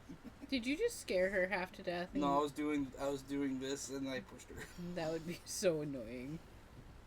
Can you concentrate if I do that? No. No. You know what I like to do for fun? Here, I got you. Let go. I got it. Sometimes what I like to do for fun is this. Ah! I pressed Q. Sorry. We're good. Yeah, you got me. Get your hands off the steering wheel.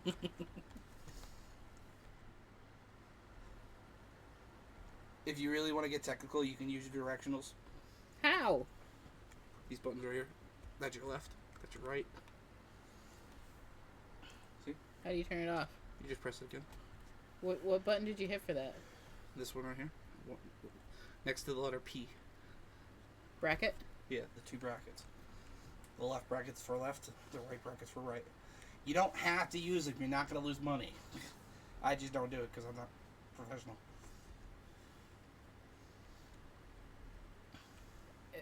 What do you mean? What the hell? I think they're asking where you are. Oh, you're not even paying attention to the road. I gotta stop texting and driving. If you want to know where you are, if you press M, it shows you the map.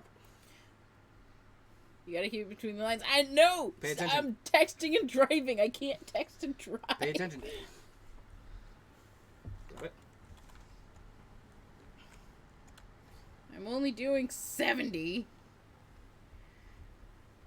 And then you can take out loans from the bank, and then you can upgrade your garage and stuff.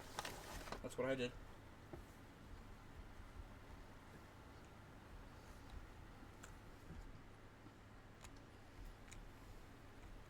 When me, you, and Unison play this, God, yeah. I'm gonna name the stream Convoy Across the USA.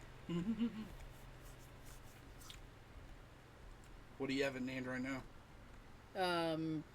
What Will Remain, because it was a Edith Finch one. Gotcha. Oh, somebody ran out of time. Somebody had to... Oh, that's a cop. Never mind. They will take money away from you for speeding, just so you know.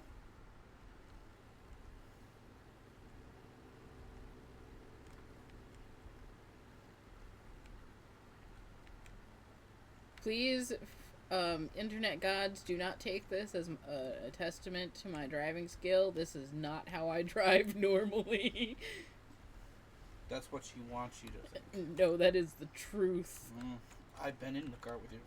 I do not drive like this. I beg that you're about to. You just.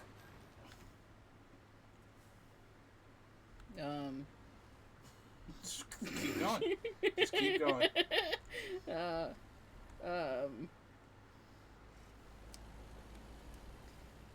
So you lost $180 because you rammed in the back of somebody. They brake checked me. That's their fault. I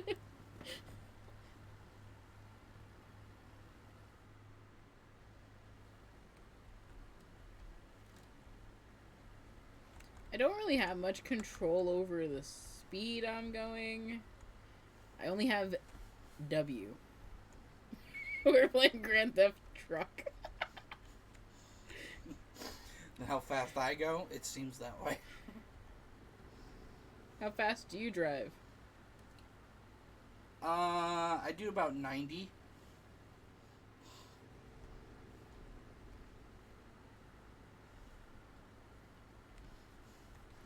I think I bought this game, 2 days ago? Right? Yeah. Let's see how... What level are you now? 29. You guys hearing this? Moke bought this game 2 days ago and is level 29. I don't have a life. Let's see. Let's view the stats.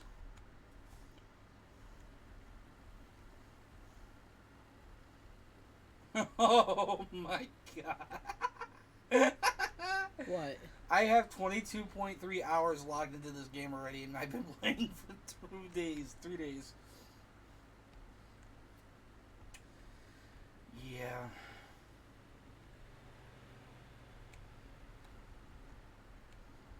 Does it show I have a life? Yeah.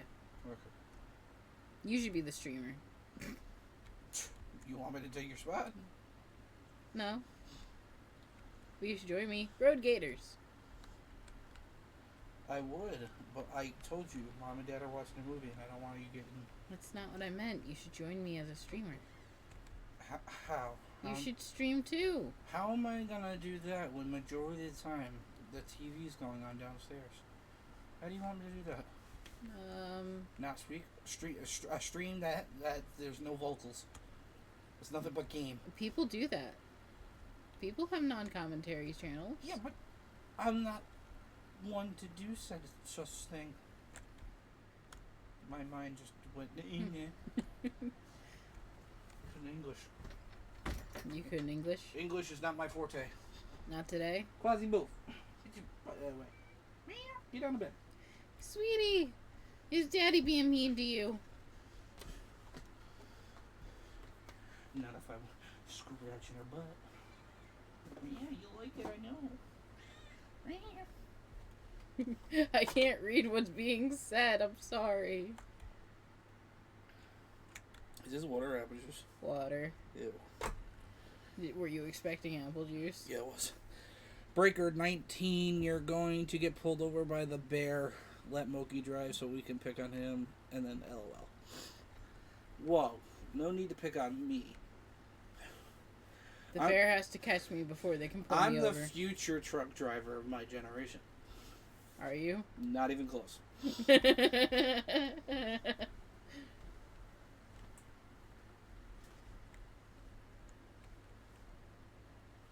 I am going... How'd you pull up the map? M. I am going to Holbrook, Nevada.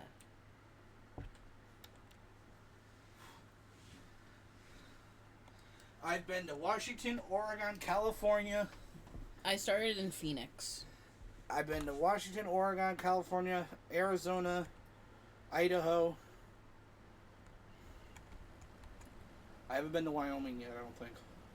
And New Mexico. I gotta go there too. What are they saying? Matt already does that for a living. Oh, wait. Hold on. OMG, where the hell are you going? That's scary. Matt already does this for a living. You were all over the road. Oh, you should have seen me driving yesterday.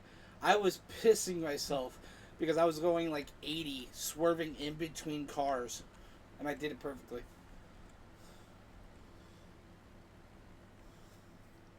Truth be told, I really shouldn't be driving a truck. No, you shouldn't. Whoa, hey, now. But neither should I, in all fairness. Excuse me.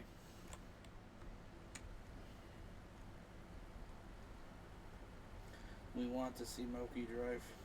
I gotta deliver this load. He can go take a shower, and then when he comes up, he can take over.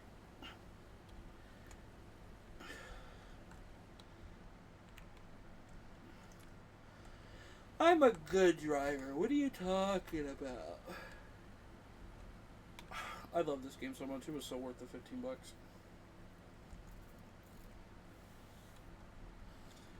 I can't wait for Montana to come out. I want them to put out all 50 states. That'd be great. But then again, how the hell are we going to get to Hawaii or Alaska? We're going by boat. Well, no. Alaska, we would just need to hit the borders. And then we'd have to drive through Canada and watch out for moose. What's a plural for moose? Mooses. I saw a flock of mooses.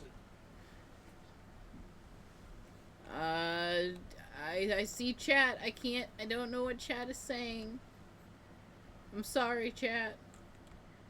Alright, how do I fill it up with gas? Alright. Oh, you're fine. Keep going. You're fine. Where are you going? To get gas. You don't need gas. I need to know how to get it. Okay, but keep going and No, what are you doing? You didn't have to stop at a stop sign. You told me to keep going. Yeah, keep going straight. Drop off the load first. It's going to be easier once you drop off the load. I promise. Oh, because I got to go back to home base, don't I? No. That's gross. Oh, excuse me. That's gross. What is the name of this? It's called American Driver Simulator, I think. Trucking Simulator. Trucking Simulator, that's it. What did I call it? American Driving Simulator. Oh, God.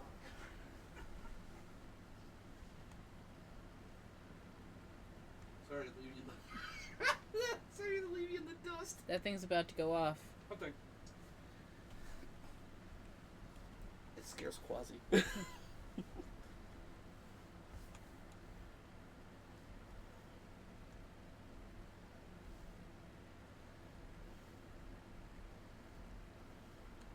I got free driving. There's no one behind. Well, there's people behind me, but yeah, they're fine.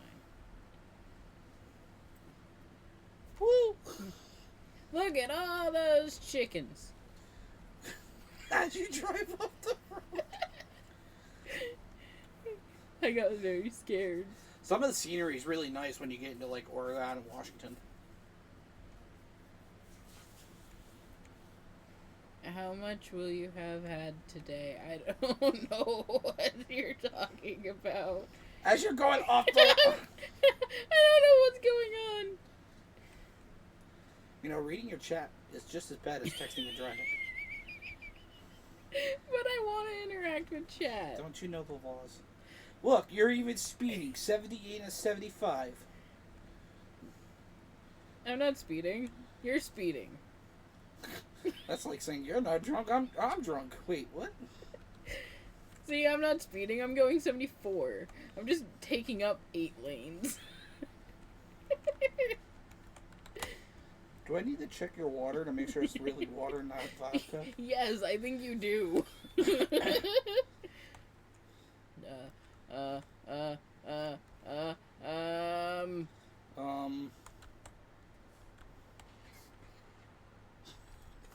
Clausy.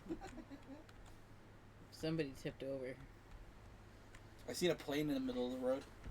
Guys, did you see that? I did it. I'm using the keyboard, which is not helping. I have very little control.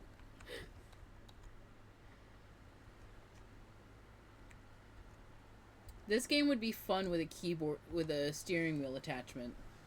This game would be fun as fuck drunk. No. But a steering wheel attachment, that would be fun. You know how much steering wheel attachments are?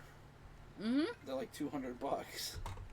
I know, and the one you'd want for this would be one of the ones that are really fancy, so you can do manual and all that fun stuff.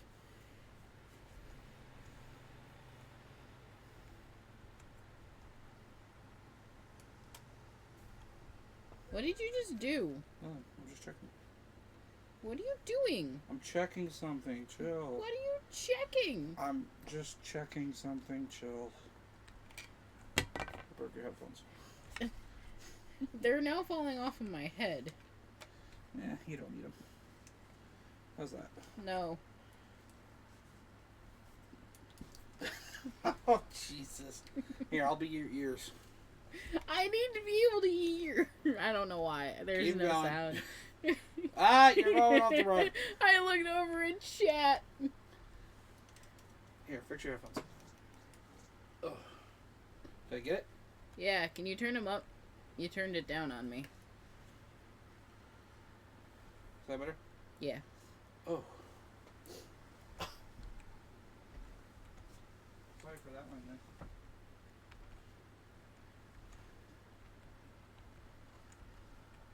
Hey guys, we're almost there. You just got another 14 minutes.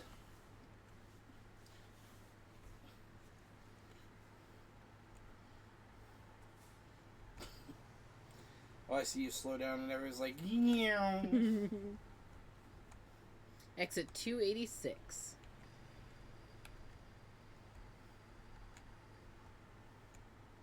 Oh, you got 51 followers. Yeah. That's awesome. Sedated Romeo followed me today. That's awesome. We're stopping really early. I don't want to hit Do the me a truck. favor, for shits and giggles, don't even stop. Just keep going. Full send it. Make sure you turn. Go. Turn. Go. Go. Violation. Just kidding. Oh, God. You know what else I found out? What makes it easier to turn? If you, like, when you know how you slow down by pressing back? Holbrook discovered. You hear me? Yeah. You know how you push back to stop? Yeah. Do that and turn at the same time. It makes it easier. You can make it. You can't make it. Oh, boy. My tires are on the line. As you crash into somebody behind you. Now they're before the line.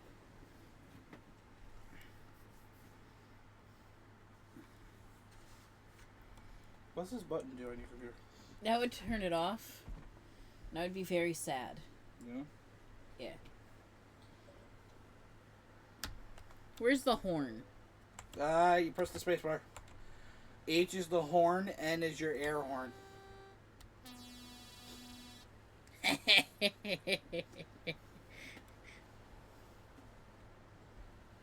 I'm gonna need to have an emoji made of this. Oh, yeah. That'd be nice. Specifically for this. Why is there's no stop sign? It's not why I'm stopping. You don't turn here. Oh. You are drunk. I am lost. You are drunk, my guy. I am not. I am not. Here? No. No. Yeah, right in the building. Wide turn. Stop. Do you want me to help you try to back it up? No. No, I got this. I got this. You couldn't back up a single trailer. You think you can do a double trailer? No. Alright. I'm gonna pull it straight. That's if it gives it to you. It should, right? On the sidewalk. On the other side.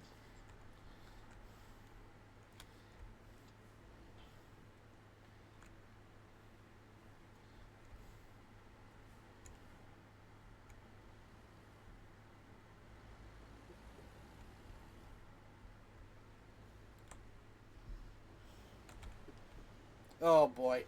Ah! Can't stop. Back up. You're gonna hit the hydrant. Hit the hydrant. I missed the hydrant. You hit the hydrant. I missed the hydrant. Okay.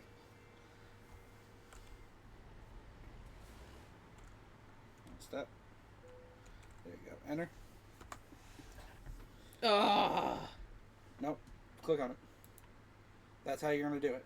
So press confirm. This is what you're going to do. Go all, yeah, there you go. Go all the way over. And then, okay. Now keep going straight. Go straight. You're not going to make the turn. You're right, and I'm trying to fix it. So you can make the turn? I don't know. What I was trying to tell you was going to help. There you go. Go straight. But stay over to the right as much as you can without hitting cars.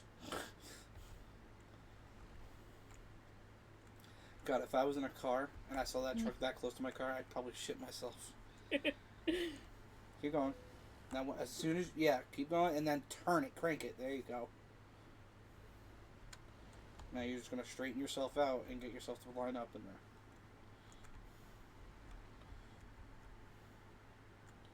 Make sure you do it nice and slow, because once it lights up green, you're going to stop. Go ahead, keep going straight. You can pull, if you go forward, you can. It's easier to straighten it out. There you go. Now back up.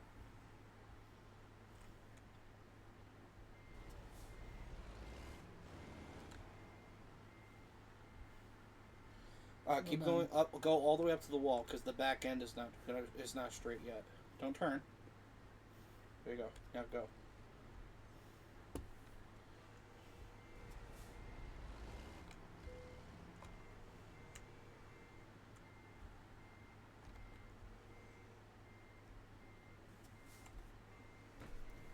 Here. Everyone says I'm fired. Get up. I'll help you. No, everyone says I'm fired. I'm gonna help you. I'm gonna help you.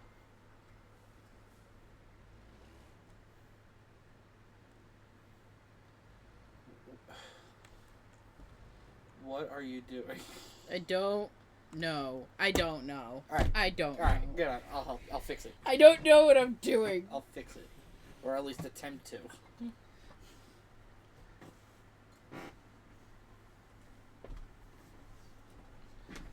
Alrighty. Oh god, this chair is so uncomfortable. I think it's very comfy. Alright, what are we looking at here? I was gonna try to just pull around the building and go back around for another swoop, but that's not possible. Yeah, that's not happening.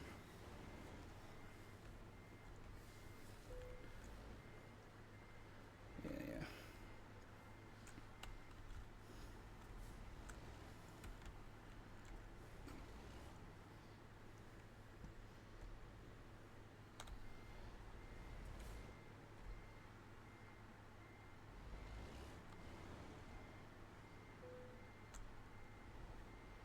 What am I?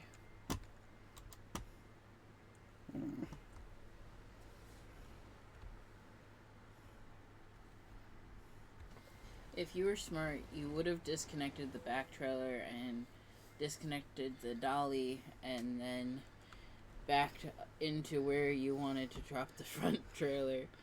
It doesn't work like that. Where they wanted it pulled in and cooked up the other trailer and done the same thing. Yeah, we could have done that if this was a realistic simulator, but this is not a realistic simulator.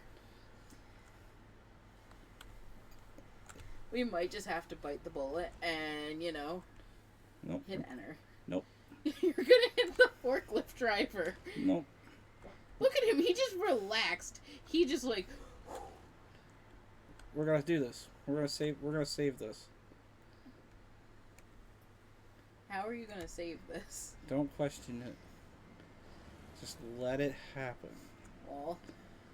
I saw the wall. But did the wall see you? Yes. Clearly. Kitty. Hi, Hershey. Hi, Hershey babies.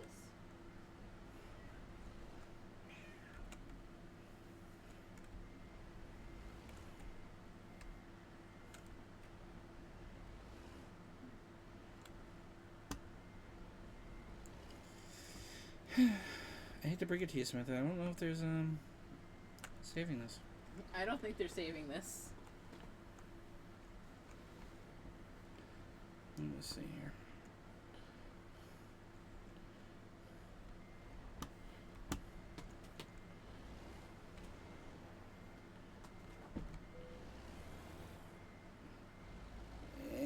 And there we go.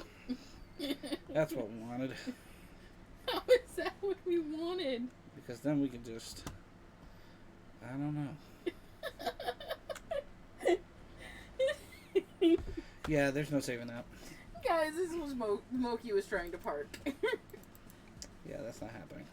Hey, you got a skill set. What do you want to use it on? Hazardous. Well, you can't do hazardous yet. Long distance, which gives you up to 400 miles, plus 5% higher reward delivery distance. 25% bonus for delivery distances longer than 250. High value cargo. Fragile cargo. I don't know if we want to do fragile for you yet. Just in time delivery. Fuel economy. Helps you save. It saves you 10% of fuel while driving with a trailer. Let's do long distance. Okay. And apply. All right. Yeah, I got emails. What are my emails? The bank. We need money. We can help. And then it tells you about a truck. So you could buy your own truck. So what you can do is you go to the bank. You can take out loans. Right? And you can buy your own truck. So you're not using other people's trucks. But it is my truck, isn't it? No. It's not your truck. Oh. But I thought I bought my truck. No, you don't have a truck. Yeah, see, you don't even... You technically don't even... You technically don't Well, have how do I buy a truck? Okay, so go to the bank. We're going to take out a loan. Okay. Yeah. We're going to take out $130,000. Okay. Then we go to truck dealers. And there's only one right now. But you haven't gone anywhere. You're going to go to buy online. So you can buy this truck, which is what I have. Or you can use this truck. I did this one just because of how much money I had.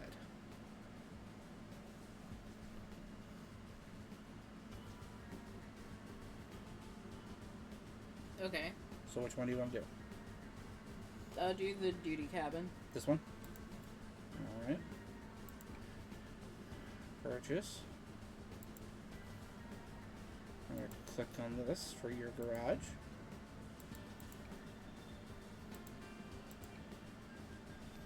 Thank you for your purchase. Congratulations, you've made your first purchase of a truck. Okay.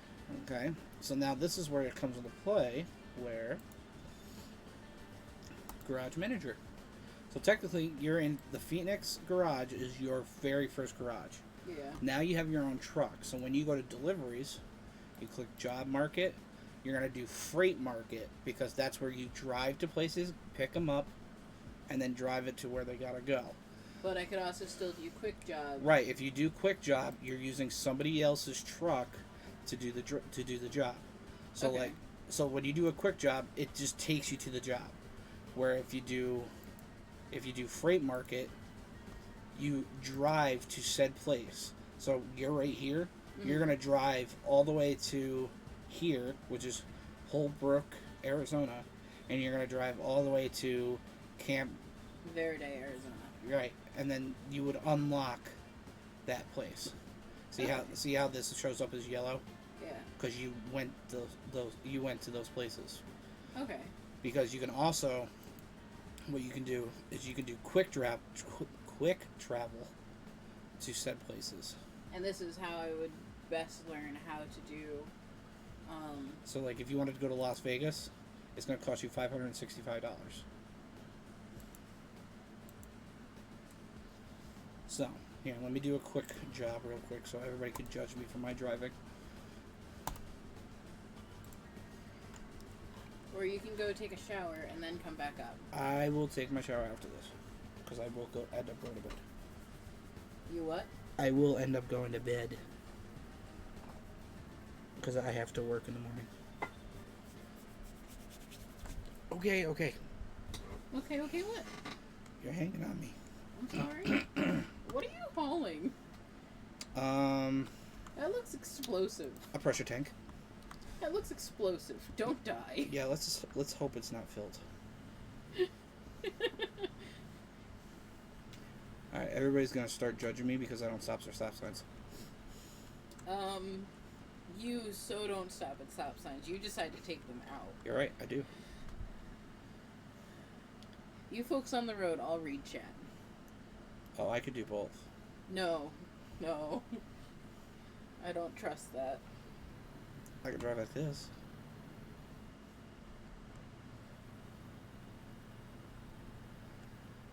Oh, to turn on your lights, it's the letter L. That's good to know. And then to turn on your high beams, it's the letter K. I need 3 hands to play this game. You just cut that road. Well, what you do is you set your camera to this, and then you technically don't need the mouse. Because then you can turn your lights on, turn them off, horn.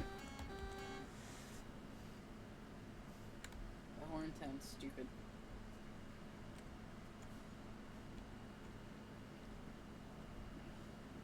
Drive, Moke, drive. See, my driving's not bad for 3 days. Oh, there we go. That's a view. Actually, they told you that this is not England. Listen. I think you should prove them wrong. You actually get a violation for driving on the wrong side of the road. Slow down or you're not going to make the turn. Oh, I'm definitely going to make the turn. You're in the bush. Yeah, I made the turn. You were in a bush. I made the turn. You're in a bush. Listen, if you look at the rhetorical analysis of that turn and the velocity of speed I was going, I made that turn. You were in a bush. Can't prove it. It's on stream. Oh, I crashed a car, apparently. Oops. You crashed into another 18-wheel. I got an email. Thanks. Yep, I'm carrying a pressure tank. We're expected to be there by Monday by 8:57, and they expected us between 9:15 to 3:55 a.m. You're gonna have to stop for gas and sleep.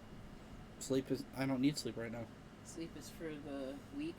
No. Is that what you were gonna say? No. When your guy is filled up in blue, yes, you'll need sleep. Because then you doze off and then... She-Devil says, oh my god. Lol. See, I'm a great driver already. You crashed into a car. I also crashed into a mountain, but we're not going to talk about that.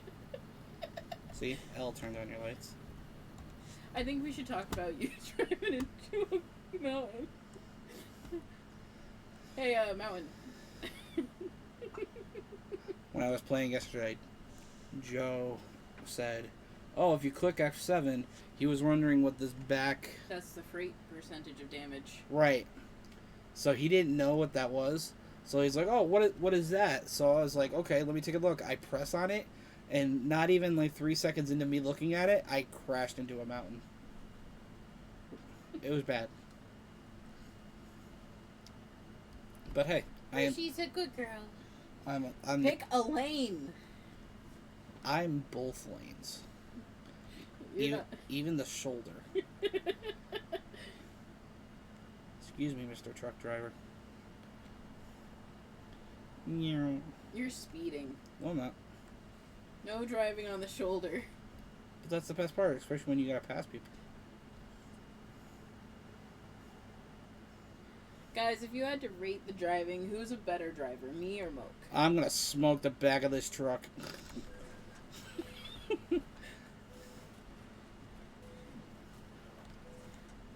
Look at that, I even missed the accident.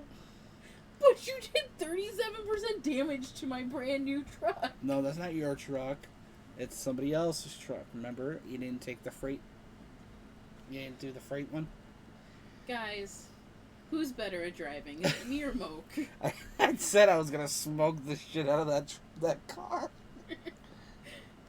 I was going, what, 87? Yeah. This is why you shouldn't speed. Listen, I got places to be, people to see.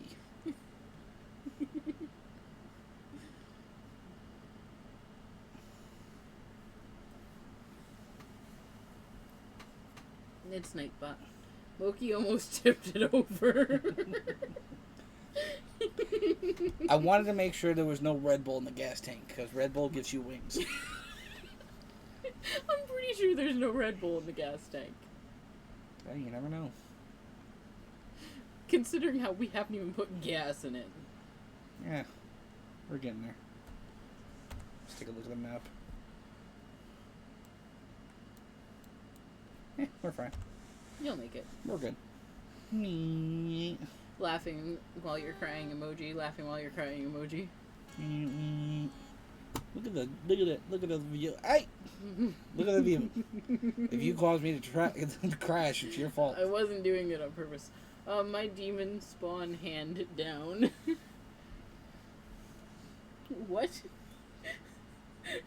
Is that for who's the better driver?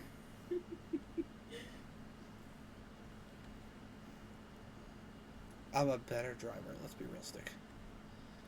You just like to pretend you're a better driver. No. You. I'm a better driver. Whoa! See? I saved myself right there. Oh, what did you think of that motorcycle I sent you?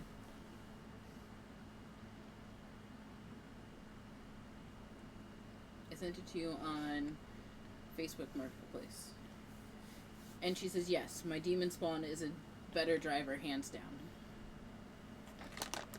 Because I don't nearly flip over my truck or hit stop signs. I don't hit stop signs. That was the first thing you did. I don't see anybody clipping it. Did anybody clip it? I didn't think so.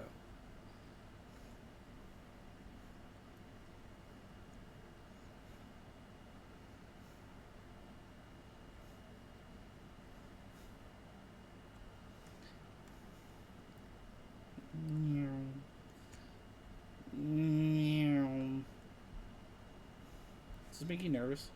Yeah. It's making me nervous too.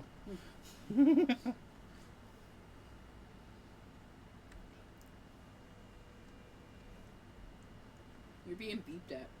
I am? Oh, there's a guardrail.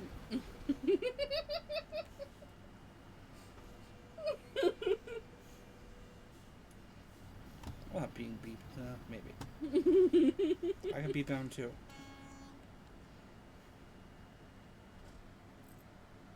I think you're playing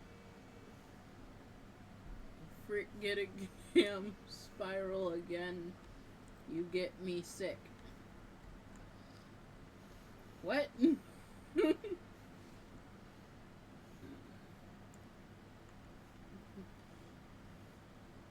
If I can figure out how to get the capture card to work, I will gladly play Spyro again. Yeah, look at that. Missed him. Engine malfunction. Yeah, we're not going to talk about that. I wonder why the engine is malfunctioning. We're not going to talk about that.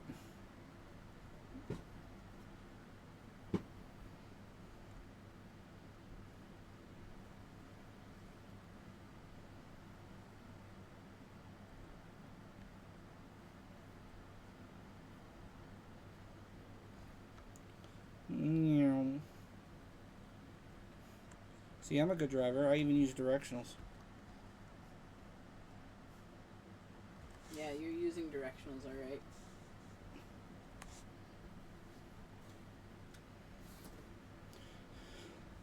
Got an hour and 52 minutes left to go.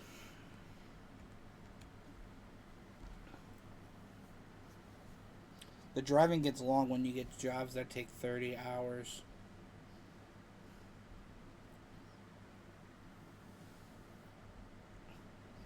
I used my mirrors. Whoa. See, watch. I used my mirrors. He's driving in Smokey and the Bandit. Yeah, but he didn't use mirrors. I used my mirrors. See, look. You have one or two trailers. He has one trailer right now, but it's containing pressurized gas. It's just a pressure tank. See, I checked my mirrors. The mirrors are up above. Oh, yeah, about that. I have them up on the top of the screen. Oh, yeah. Would you look at that? Oh, boy. I almost missed the exit. You're going too fast. No, I'm not.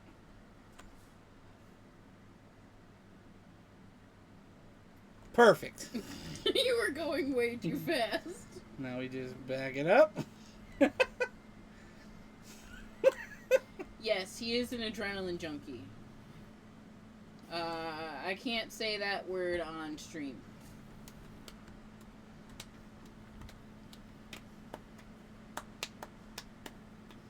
That truck just cut me off. You just cut off everybody in Nevada.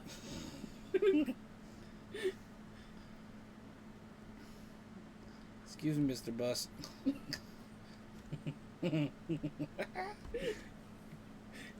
You can't say crazy. I can say crazy. I can't say the other word that came up.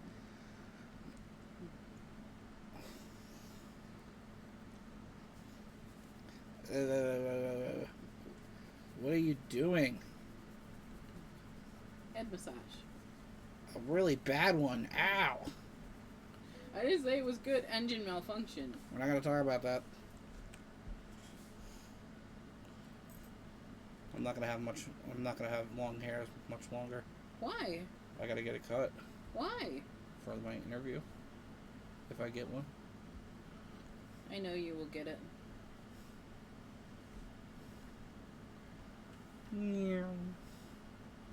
Ow.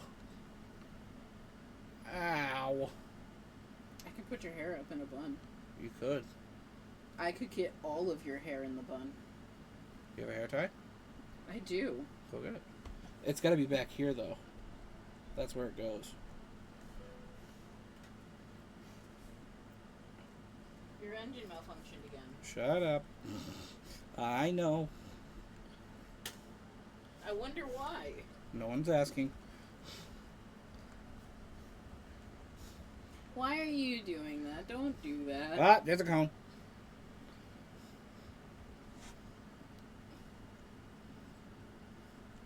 I like driving on the other side of the road.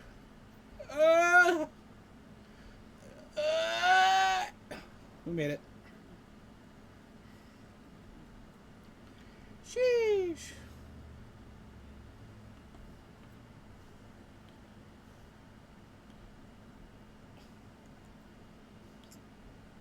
Not long enough to go back more? No. Damn. I could try. No, it's okay.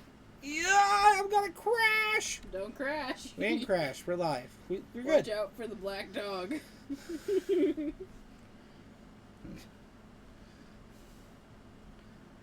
Ow. Ow. I gotta stop. Or slow down. Ow.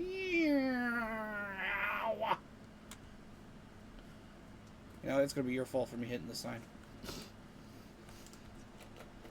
You've hit so much other stuff, I don't think that's going to affect anything anymore. Your engine's going to give out before you can deliver that trailer. That is not true. I'm 25 minutes away. Easy.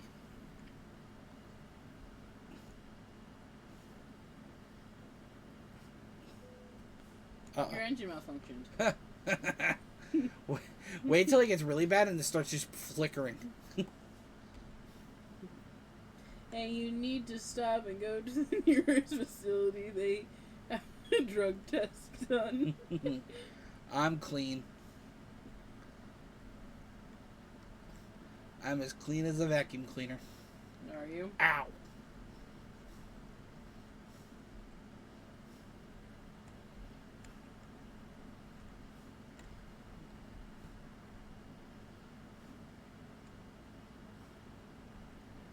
Yeah, in Chicago. I don't know all driving off of bad. Oh, there was a incident in Chicago. What? There was? I didn't hear about it. Ow.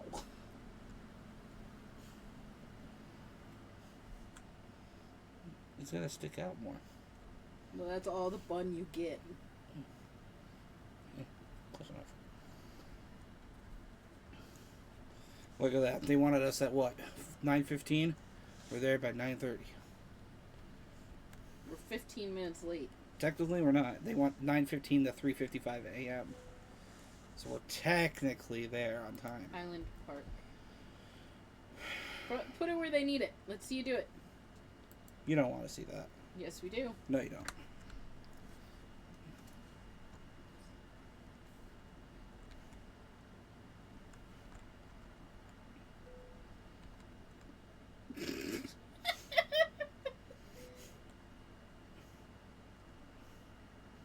Yeah, about parking it. Okay. Damn pole.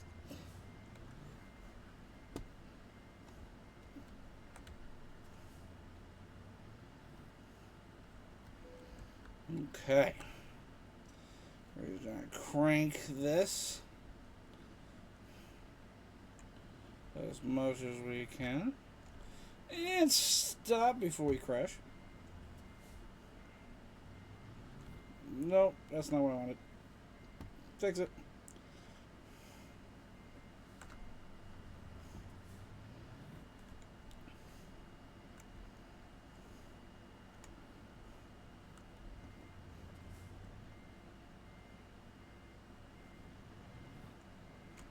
What in the hell is going on?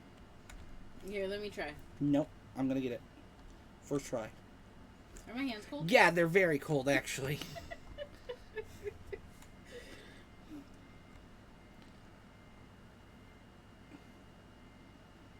My thoughts go out to the families that were affected in Chicago. Chicago? Chicago?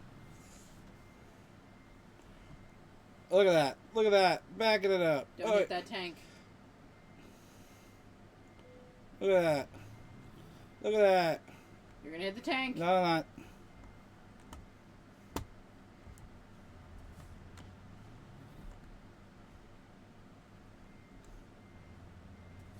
Wrong way. Ah!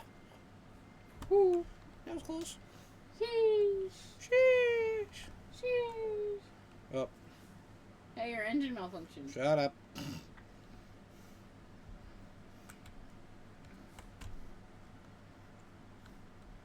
Just remember, I'm a better driver than you are.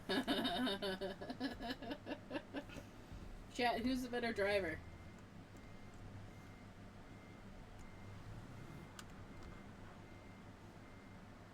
You sound like you're grinding something.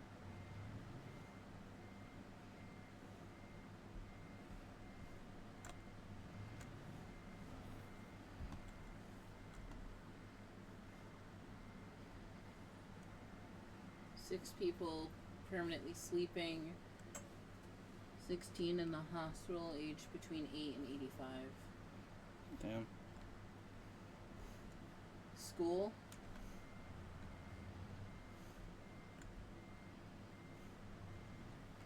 Look at that. Look at that. Look at that. Yeah. You're not straight. Shush. You're about as straight as that circle over there. Well, that circle seems pretty straight to me.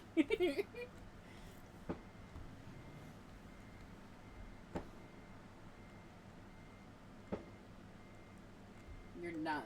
Oh, look at that. It's giving it to me. Let's go. Alright. Oh, it was reasonable.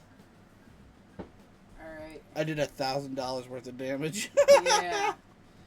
Alright. Go take a shower. You go take a shower. I'll go take a shower, but then you're not taking a shower. Oh, God.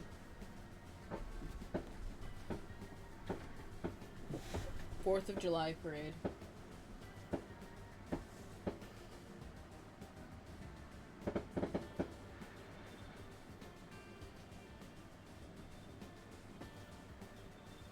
Mary, have fun. 55 drives. Hey, later. at least I parked it. That's all I gotta say.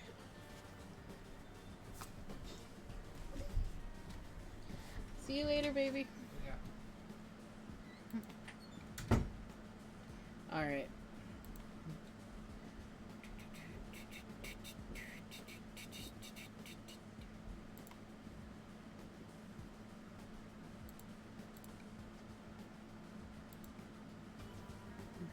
see. Driver's own equipment needed.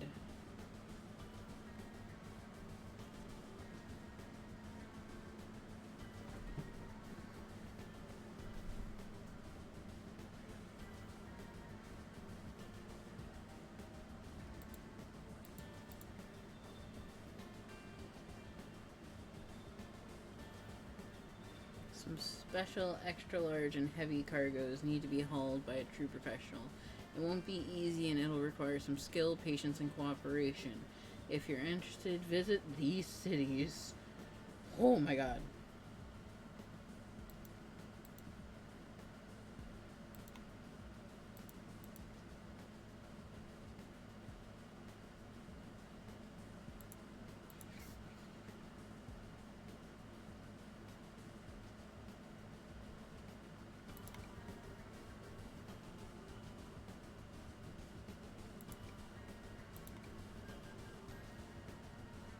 We're gonna repay that. Okay.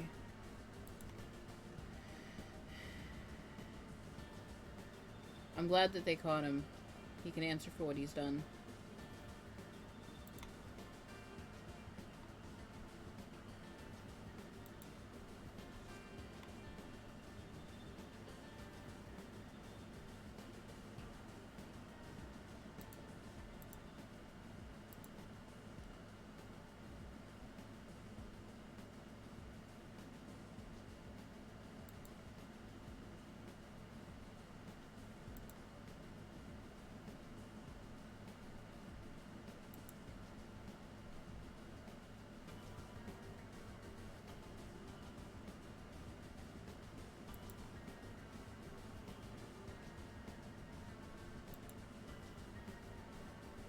Well, I'm in Arizona, and I said I was in Nevada.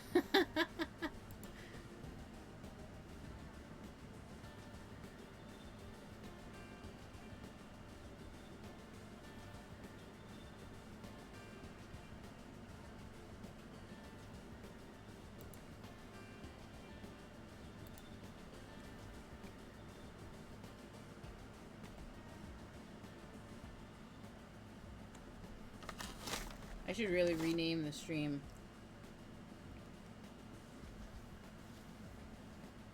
I'm glad that you were able to watch. Have a great rest of your night. Oh no, it's another double trailer.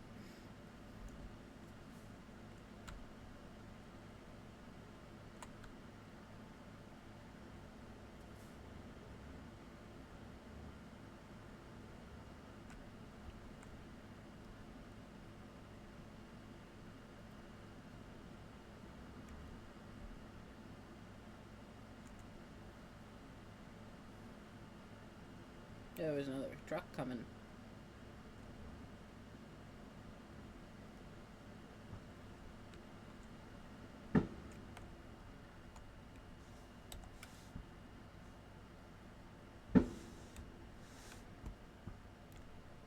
There we go, later on. Alright, have a great night.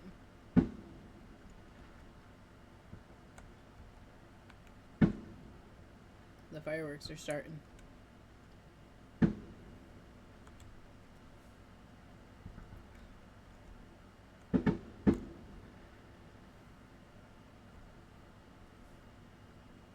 It's still light out and the fireworks are starting.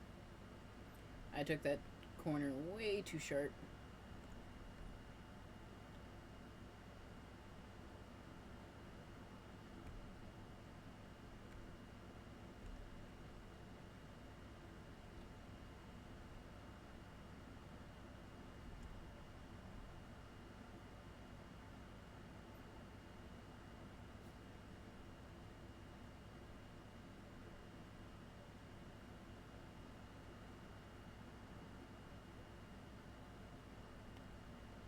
How's everyone else doing tonight, though?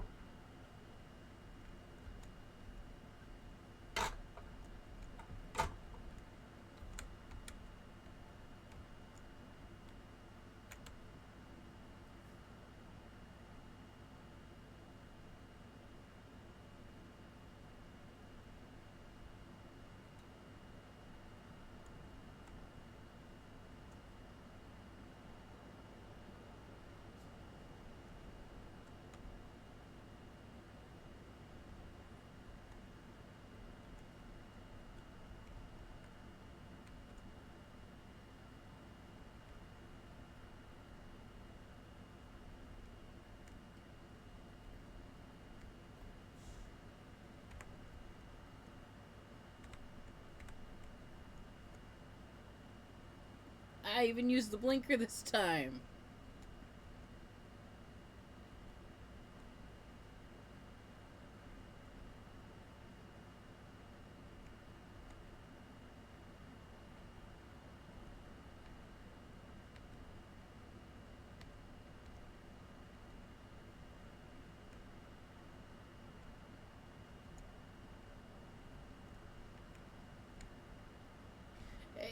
It's a struggle.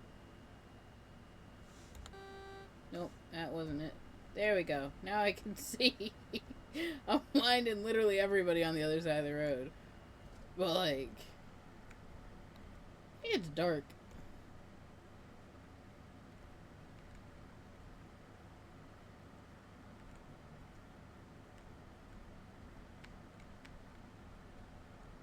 Uh-oh.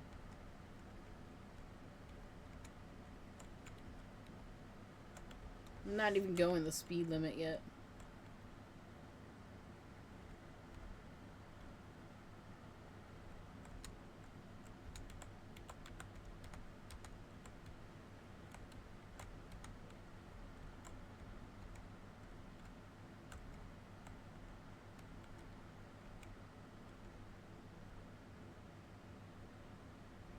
I'm gonna need to get gas this time, I think.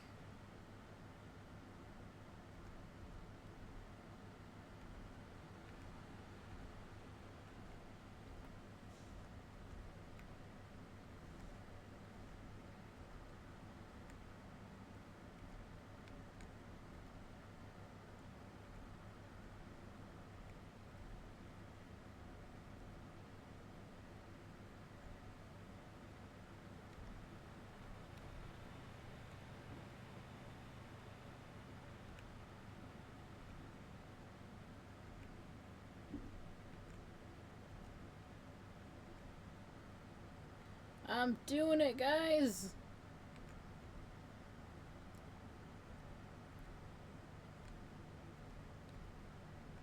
Kinda.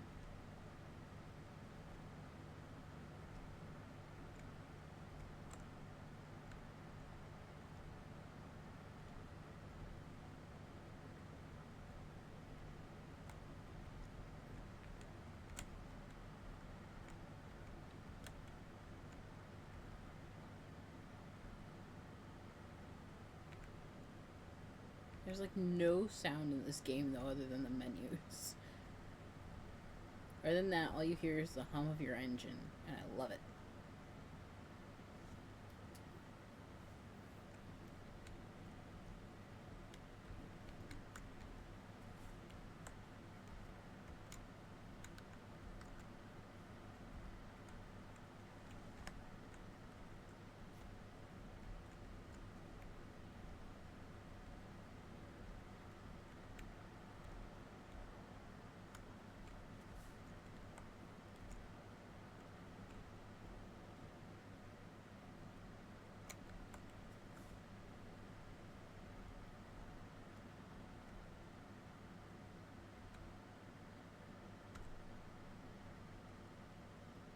Guys can see it, the flashing of my directionals.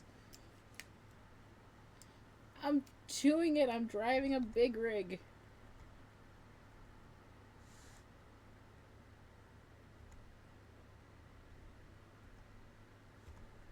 Day. Night.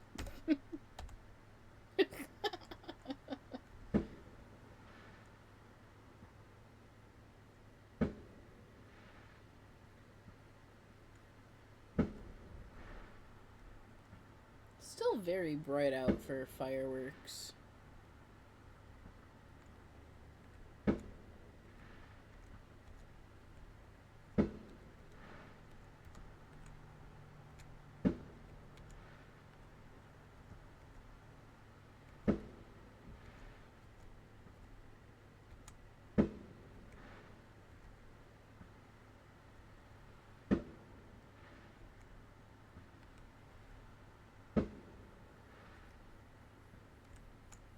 Yep, I'm in more than one lane.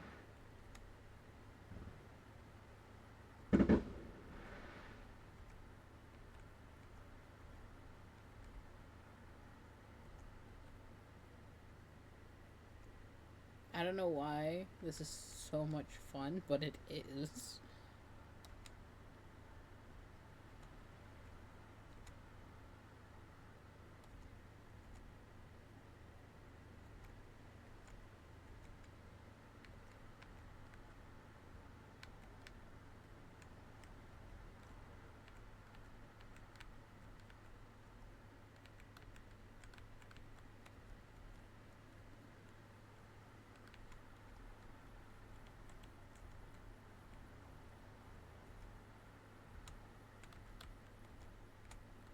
The most cost-effective speed for any vehicle is 55 miles an hour. That's where you meet the perfect amount of gas usage to speed and distance gained.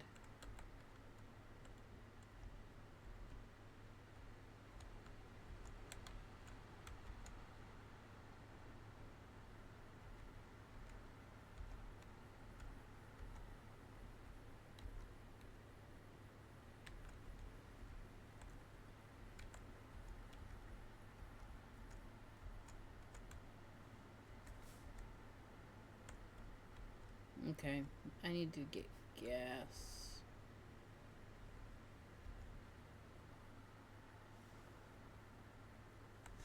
Let's see.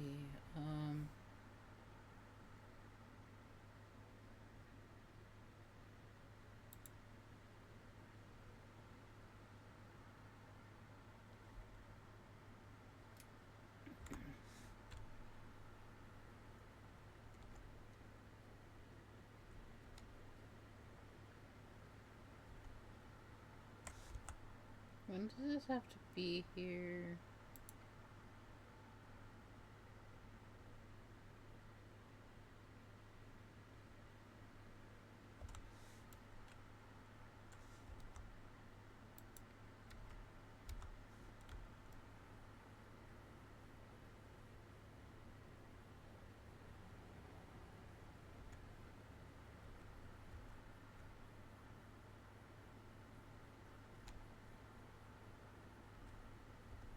I don't know if I'm gonna make it.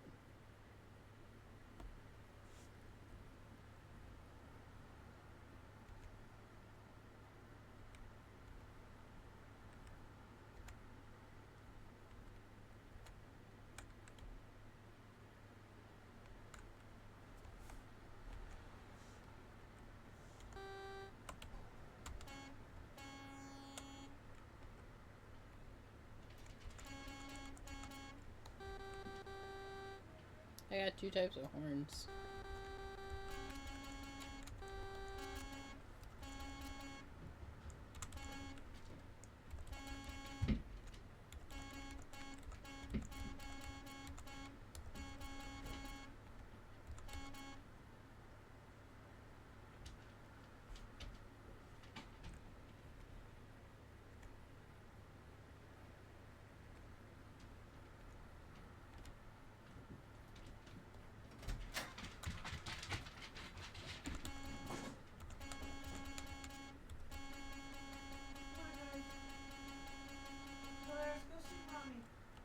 Polaris!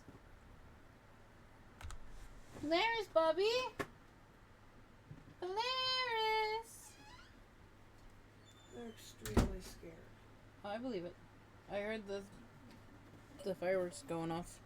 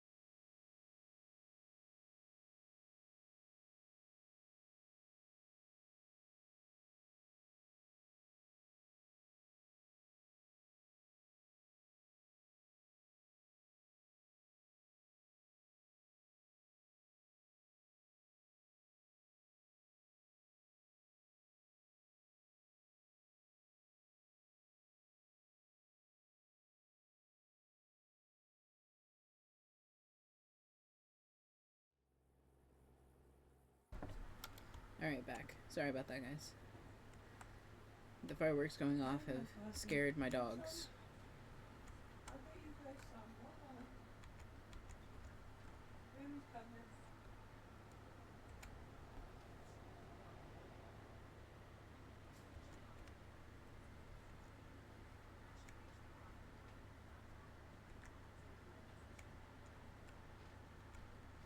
Guys ready? Let's go. Come on. Josh, are you okay, buddy? Come on, baby.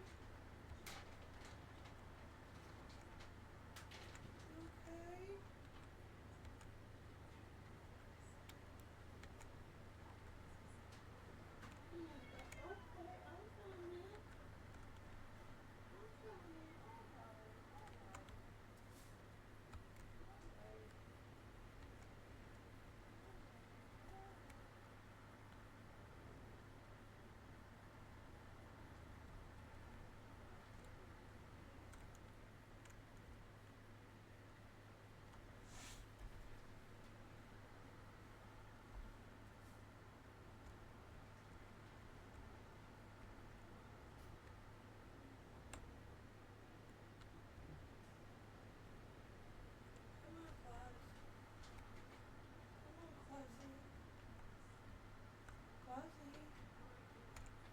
Come on, Claus, Claus. Come on. Come on. Clausy. A gas station.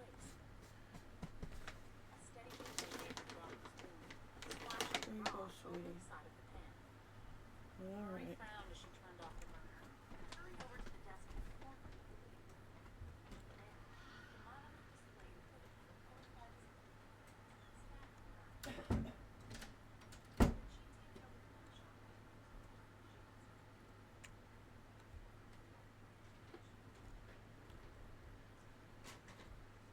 Okay, guys, it's all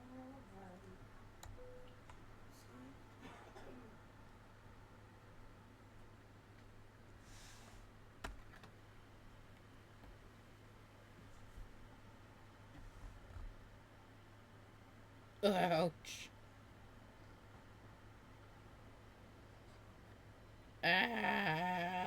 The price.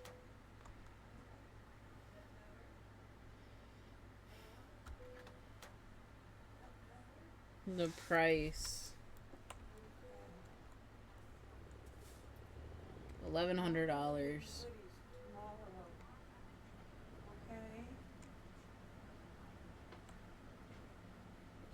How are you feeling? A little better?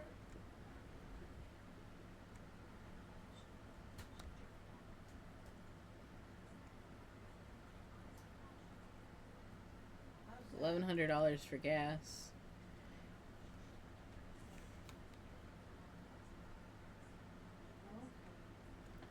Alright, yeah, Trucker, you have a good night. Enjoy the rest of your evening and try not to let the fireworks keep you up.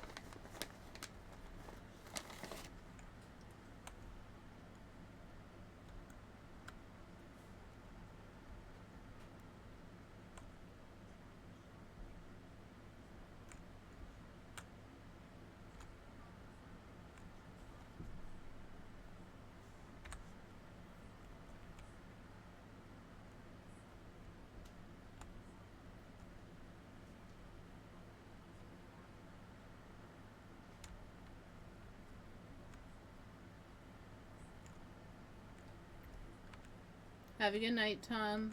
Good to see you again.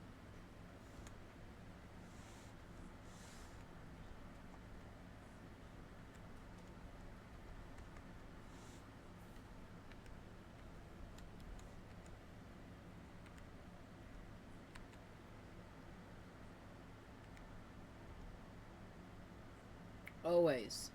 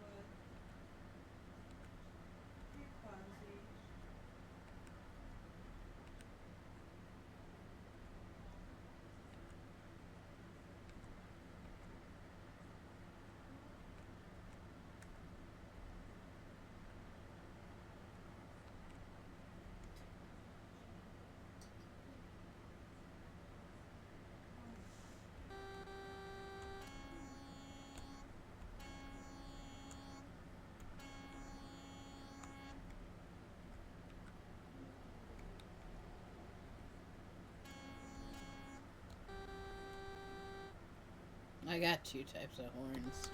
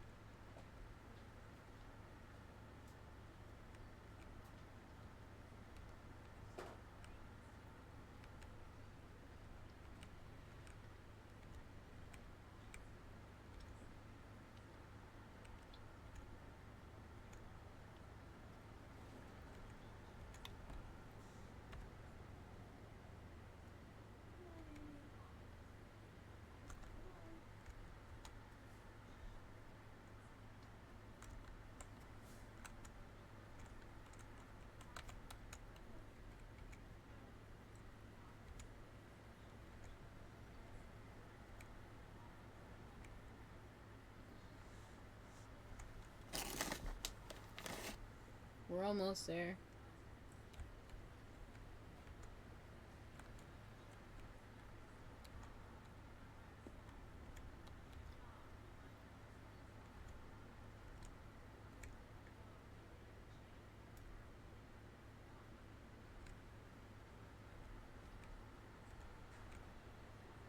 Once we finish this job, we'll call it for today, for the stream.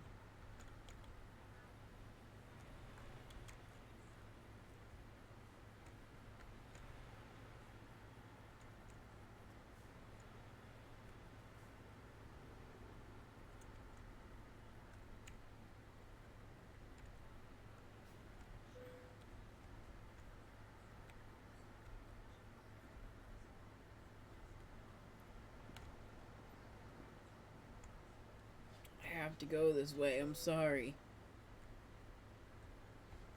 The game is telling me I have to go this way.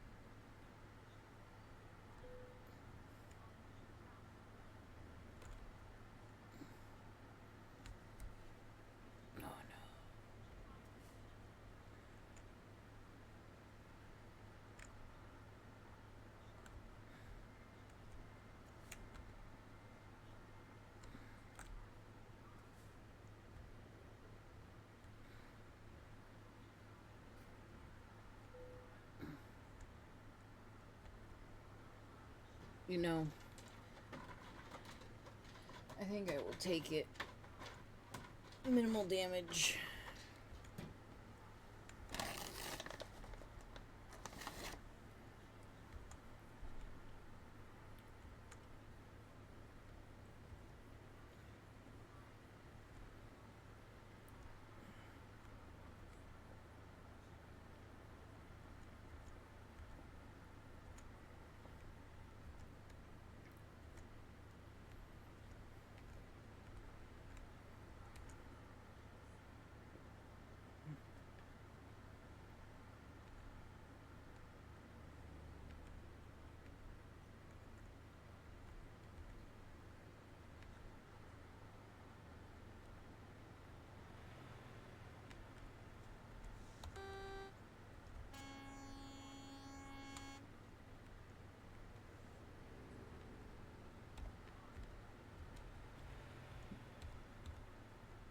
all this time I've had my high beams on.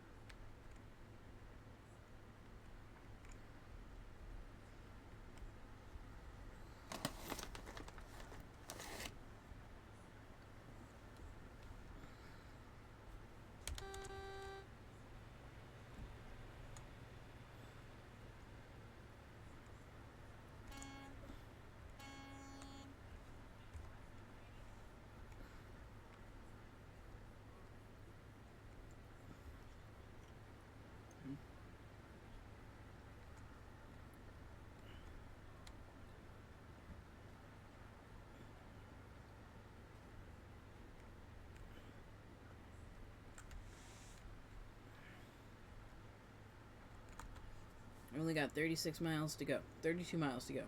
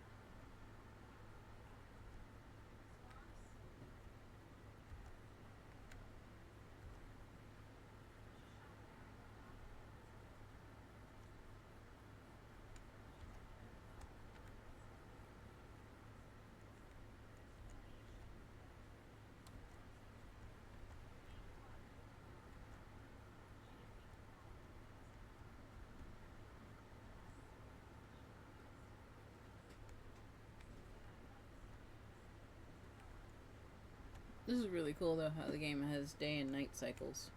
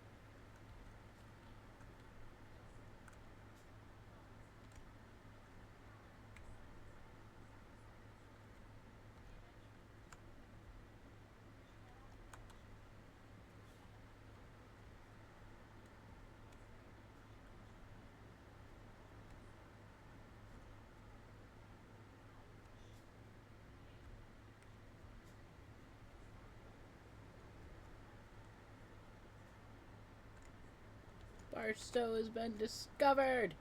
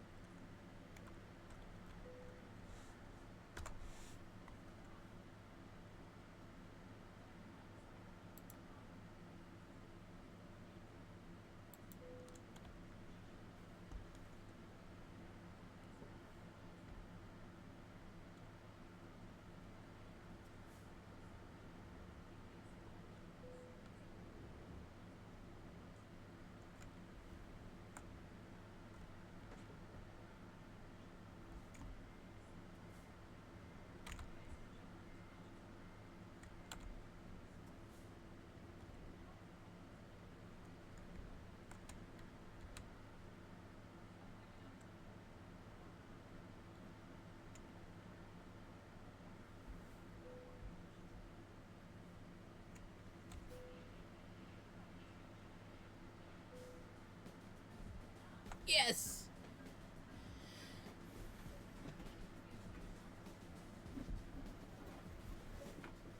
Alright.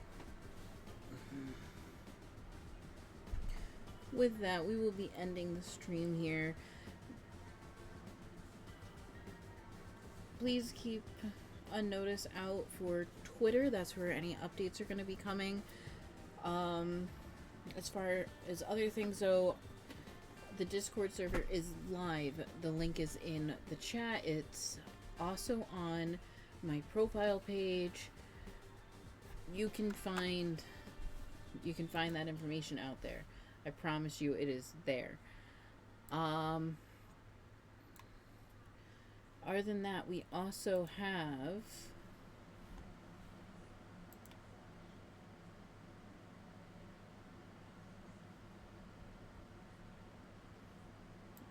the YouTube, which is where you will find anything that has been no. Shh.